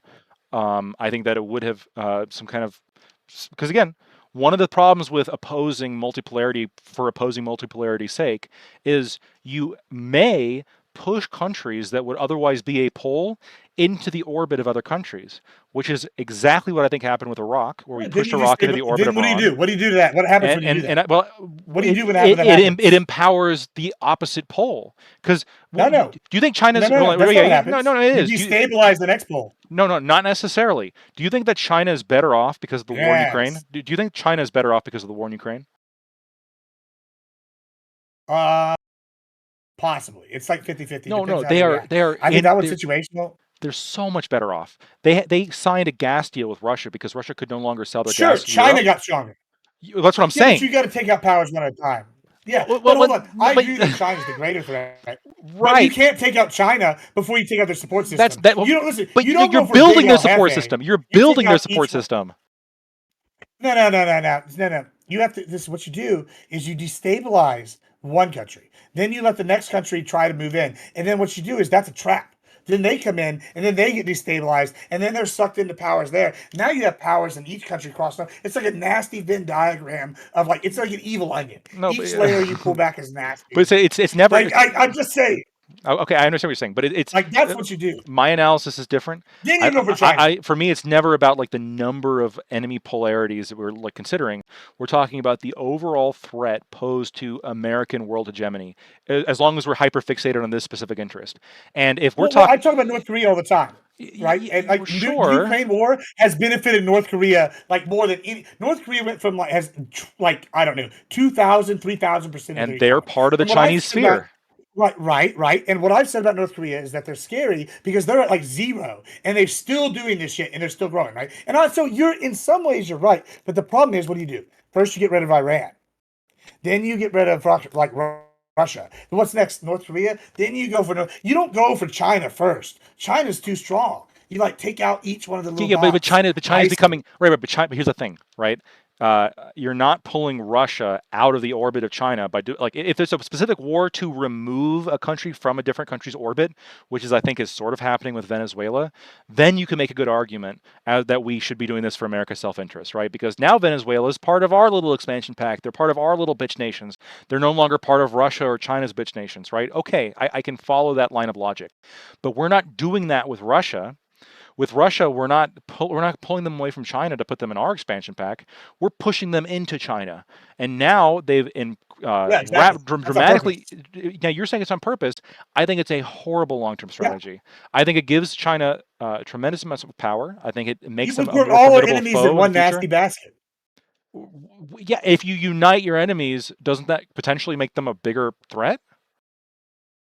Yeah, yes and no. Yes and no. Right? It's much easier to take out one concentrated group than it is to take out 50. So not necessarily. This is the same thing, right? Hold on. So this is why it's like, this is going to sound weird when I say it once again, but on one hand, I'm like, hell yeah, destabilization, 1,000 groups better than one. However, when we're talking about like perennial powers like Russia, China, Iran, we put these guys in together. We get them all together and we can take them all out at once. We can destabilize each country individually. We can get the groups fighting, and then we go for the big one. Like, that's what you do. Like, yeah. And that's what all great powers have always done. And I think thousands of years. Sure. I disagree with you empirically. I think that because you are a stout interventionist, I think probably there could be like reasonable minds could disagree. Do you think that's not what great powers did historically? No, not necessarily. So one great example of this not happening. Not necessarily, but most of the time. Right? I don't think so. So one great example of this happening is so the Sino-Soviet split happened, where communism was split between China and the Soviet Union. I forget the exact year it happened, but there was a lot of geopolitical pressure in between the Soviet Union and China, to the point where and in some regards they were stronger enemies with each other than they were with us. The Soviet Union had drafted up a whole plan on like nuclear war with China. China had a whole plan drafted up on mass human wave assaults into Russia, the Soviet Union at the time. So like there was this stark conflict there. And there was skirmishes all along the border for decades between the two powers. They did not get along. And so the Cold War, it was between the U.S. and the Soviet Union in terms of power, but China was not like this appendage of the Soviet Union because they were so powerful. And so what did Nixon do? Nixon went to the communist people in China and welcomed them with open arms, specifically to give China a new ally and to build build a bridge. That worked out great when it came to combating the Soviet Union. I agree it didn't. I agree with you that it didn't necessarily work when it came to turning. You're proving my point. No. I'm gonna go. I know what your point is. Your point is that we're potentially going to turn Russia into some kind of potential power by integrating them with Europe as well. No, Russia was Soviet Union. Look how much weaker. But they're much weaker than Soviet Union now, right? Yeah. Yes, they are. But here's like the major distinction. China has intrinsic characteristics as a country that make it more of a threat than Russia is. The biggest one being is Russia is on its way out in terms of population, in terms of industry. It has really been relegated now to be a client state of the Chinese government, which is a big problem, I think, when we're looking at what the actual threat will be for the future, which I continue to think is China. And I think China was predictable as a threat back when Nixon made his decision to open trade up with China. So there's valid reasons to disagree with Nixon, but this was a circumstance in which Nixon split powers away from each other in order to win the overall conflict, and that worked. The Cold War ended because we got close with China. That's exactly what I'm saying. Right. I got a question I got to answer. Would you support the self-determination? I gotta read this real quick. Would you support the self-determination of a country if they decided to become a fascist state? It would, again, I guess, depend on your definition of fascism. I think that we have the self-determination of peoples, and there can be things that they like that counts for some kind of weight. I think you have to accept this, and it depends what they try to do. If they do shit that violates rights to some degree, then, and all state actions do violate rights to some degree, so it has to be like some significant degree. Like I don't know exactly where the line is, but there are like certain egregious actions that can be taken by a state that can nullify the legitimacy of that state. And so even if all the people agree on it, right? So if all the people agree to slavery, to genocide, to establishing concentration camps and running people in there for ethnic reasons, et cetera, I think all of these actions can, when you weigh them against the benefit of self-determination, outweigh that. And so you can take away the self-determination of people if they abuse it in that way. But generally, if they're not doing that, if they're not committing mass murder and genocide, et cetera, and you have a large group of people that want self-determination, but are being dominated by this foreign power or this fraudulent power or this authoritarian power, I think it's good to give them the self-determination. And as an American, I have to believe this because that's how we got our self-determination. We wouldn't have gotten it. So it would really depend, I guess, what a fascist government would entail. If it's a fascist government in the sense that like the fucking libs mean it, which is just Donald Trump, then obviously not. If it's a fascist government in the sense of there's a new pogrom happening with Jews, then yeah, then I think that they have exceeded the they are now abusing their self-determination and doing a bunch of terrible shit. Yeah. So on that point, this is a good point. This is my question, right, Michael? So back to all that you gave this whole. Like, all right, this is so. I hear Rob Noor did some debate back in the day, right? He was a debate world champion. I heard you were a lawyer. I did some debate back in the day, and I did pretty good. And I beat a state champion one time, and they asked us afterwards, "How do you beat him?" And I go, "Well, I took him down to the level of an idiot, and I beat him with experience." And that's what's about to happen right here. I no offense, but listen. So you just talked about China and all this, how Nixon moved in. Russia was the superpower at the time, right? The Soviet Union. We agree with that. They were the second superpower, correct? So the Soviet Union was, yeah. Yeah. Soviet Union, all right. So, what did we do? We picked their next biggest ally, China, right? The next strongest communist, and we got in there and we broke them away. What is the word for that? Is that destabilization? Because I think it's these. Because not even yeah, but we're not destabilizing China by giving them a gas station. No, but no. You got to pick your battles. China was not as bad as Soviet Union, so we got in there. We got Soviet Union weaker. Yeah, now but Russia's not nearly as bad as China. I agree with you. This is exactly what I'm talking about. You're right, but hold on. China now is not as bad as Soviet Union. Let's do Goku power levels. Oh, he's over 9,000, right? Like we got fucking Russia. Let's just say they're like 5,000 power level. China at their peak right now is like 2,000. So China, the big bad now, is way weaker than Soviet Union, like at their peak. You get what I'm saying? So we're at a net win right now, right? And so now I don't know. No, I don't think this is true. I don't think this is true. I think when you look at it by by purchasing power parity, I'm pretty sure the United States was always ahead of the Soviet Union at all points in history. We were not. We were always number one. Yeah, we were, but we're not ahead of. We were like 10,000. They were like 8,000. 5,000. Yes, but right now we are not ahead of China on purchasing power parity. We're not. They're ahead of us. Hold on, you're right. But we're ahead of them in other areas, like the military. Well, we're ahead of them in other areas, but we were also ahead of the Soviet Union. That's why we should use that. We were ahead of the Soviet Union on nearly every measure. Well, that's debatable at the time. No, I don't think so. Like, I'm not disagreeing. The Soviet Union was a formidable opponent. I'm not denying that. But we had massive advantages over them that lasted throughout the entirety of the Cold War. Well, that's why we won. For sure. Just like we have advantages over China. But what I'm saying is that I think China actually poses maybe not like a more immediate nuclear threat, but I think China poses like a more like a greater long-term threat in terms of supplanting us. Yeah. So if we're willing, to go to China to break them away from the Soviet Union, to isolate the Soviet Union, and to destabilize them, why can't we be willing to give an olive branch to Russia to break them away from China, to destabilize China? I'll tell you why. This is actually an easy answer. I hope you're ready. Holding on to your butts. I'm ready. I'm holding my buttons. I'm ready. All right. This is some meta Gibbs foreign policy theory that I don't know if I've even said this, but this is going to be, the reason why is because we're pushing North Korea into the armaments with Russia. Russia is better friends with Iran and Iran, right? And Iran's weak than China is with Iran, right? Iran's also friends with Cuba, Russia's also friends with Cuba. We're pushing all these other countries that are against us. Venezuela, same thing. They're better friends with Russia than China. China's kind of secondary, but it's still in there. We're pushing them all together. North Korea has been China's big back buddy. And guess what? Now, North Korea is throwing fucking China under the bus to get in bed with Putin. If we could break North Korea away from China and get him in bed with Russia and then take out Russia, that would be a coup d'etat. Like, are you disagreeing with that? Like, we're pulling their big ally and we take out one of our other biggest enemies, then we move to China. Like, we already know China. We're not taking out Russia, though. So here's the other problem with this. It implies that this is going to lead to the collapse of Russia. What it's actually doing, it's actually not only is it pushing. No, I don't Russia, want that. I want perennial war, right? Forever war. Okay, I understand. But by doing that forever, then they'll never be powerful. But they're turning all their industry towards China.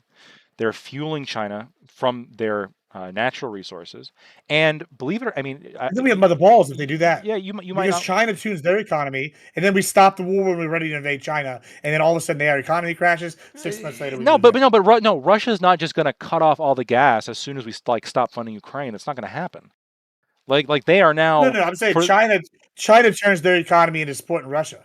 And then when they fucking fully committed, then we fucking end. No, but it's the other way around. It's the other way around. China after the economy crashes. Yeah. It's not that like China has dedicated their economy to helping Russia.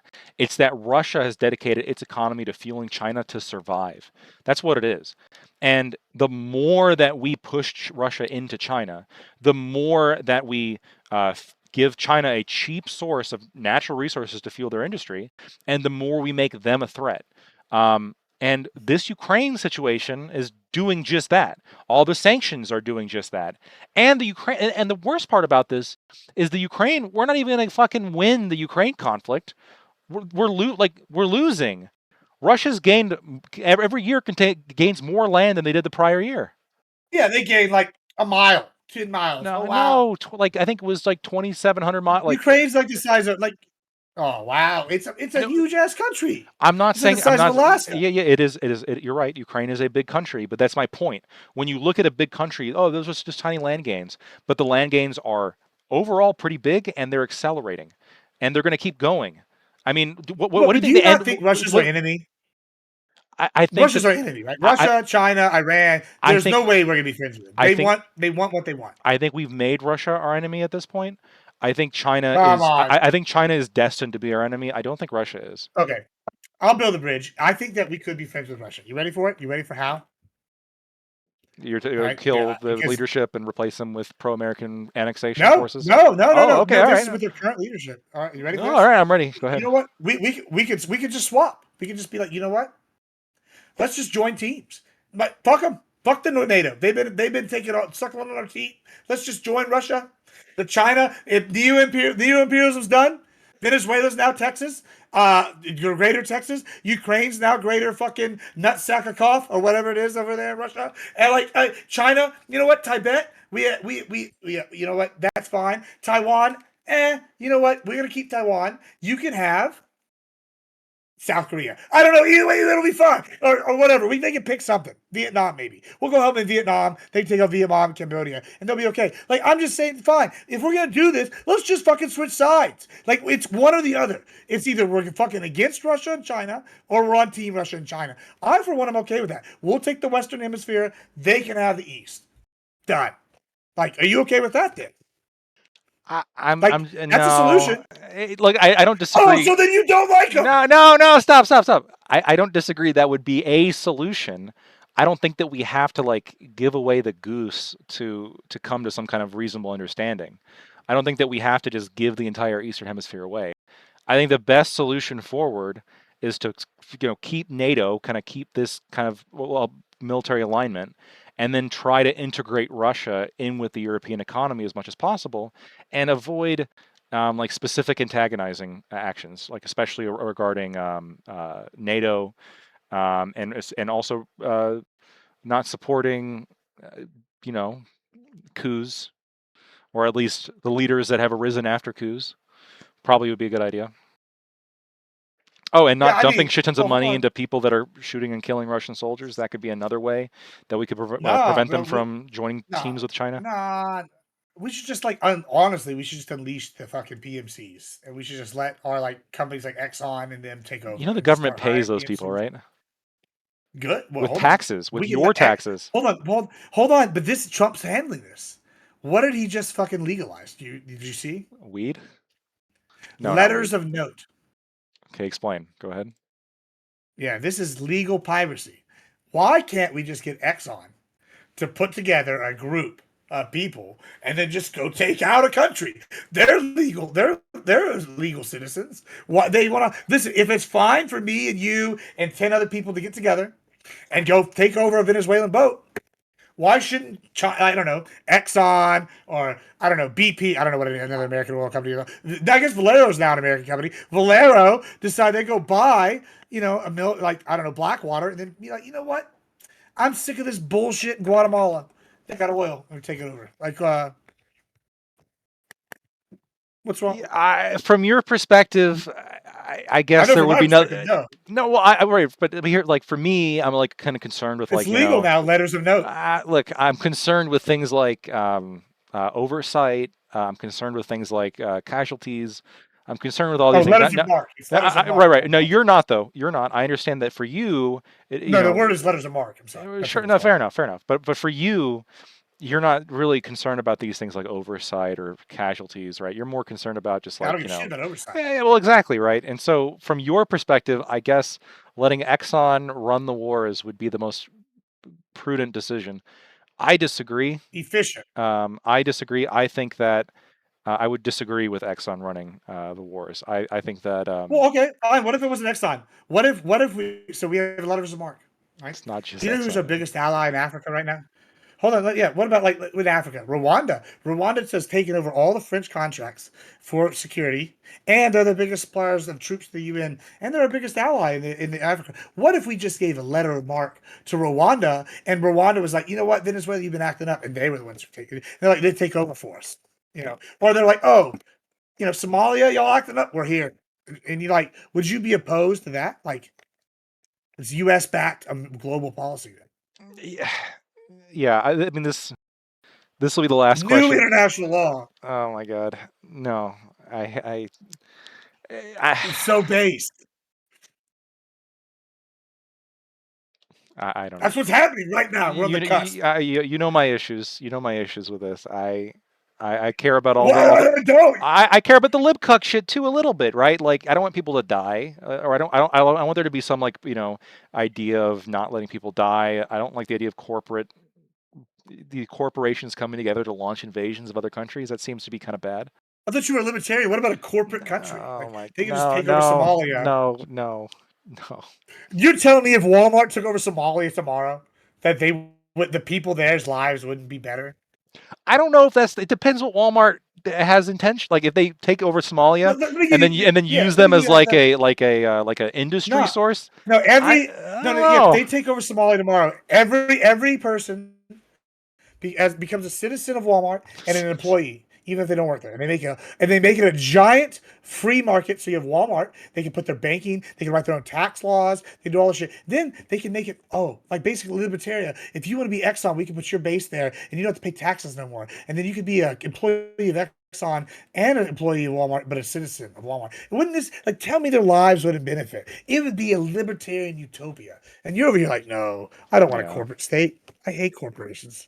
I don't. I do have to go. I've run out of steam, but dude, I do appreciate the after conversation, and I will, as always, see you soon, Gibbs. I'm sure. Yeah, hopefully you're coming. What Wednesday? You gonna Wednesday for the thing? I'll let you know tomorrow. I'm doing Tuesday as well. That was Whick reached out before, but I'm gonna check. I want to, but I'll just check my work schedule.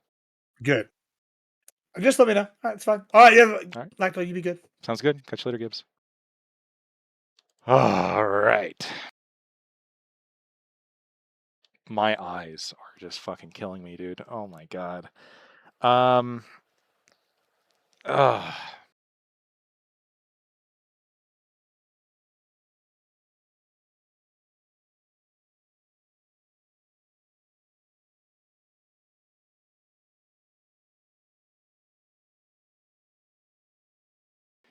I do not think that Russia currently entails a neo-fascist state necessarily. I think that it is a corrupt oligarchy, and I think that they have a lot of repressive laws. But I think that there is still the government is still, in large respect, responsive to the demands of the people. It's just that the people, Majin, not now, Majin. I'm closing out. Is responsive to the wills of the people. I just don't think that a lot of people recognize that the will of the people in Russia, according to a lot of independent pollsters, is to have Putin in power. I mean, he is wildly popular there. So there's that. I take the term fascist pretty seriously. I think that, I avoid the term even when describing like the Zelensky regime.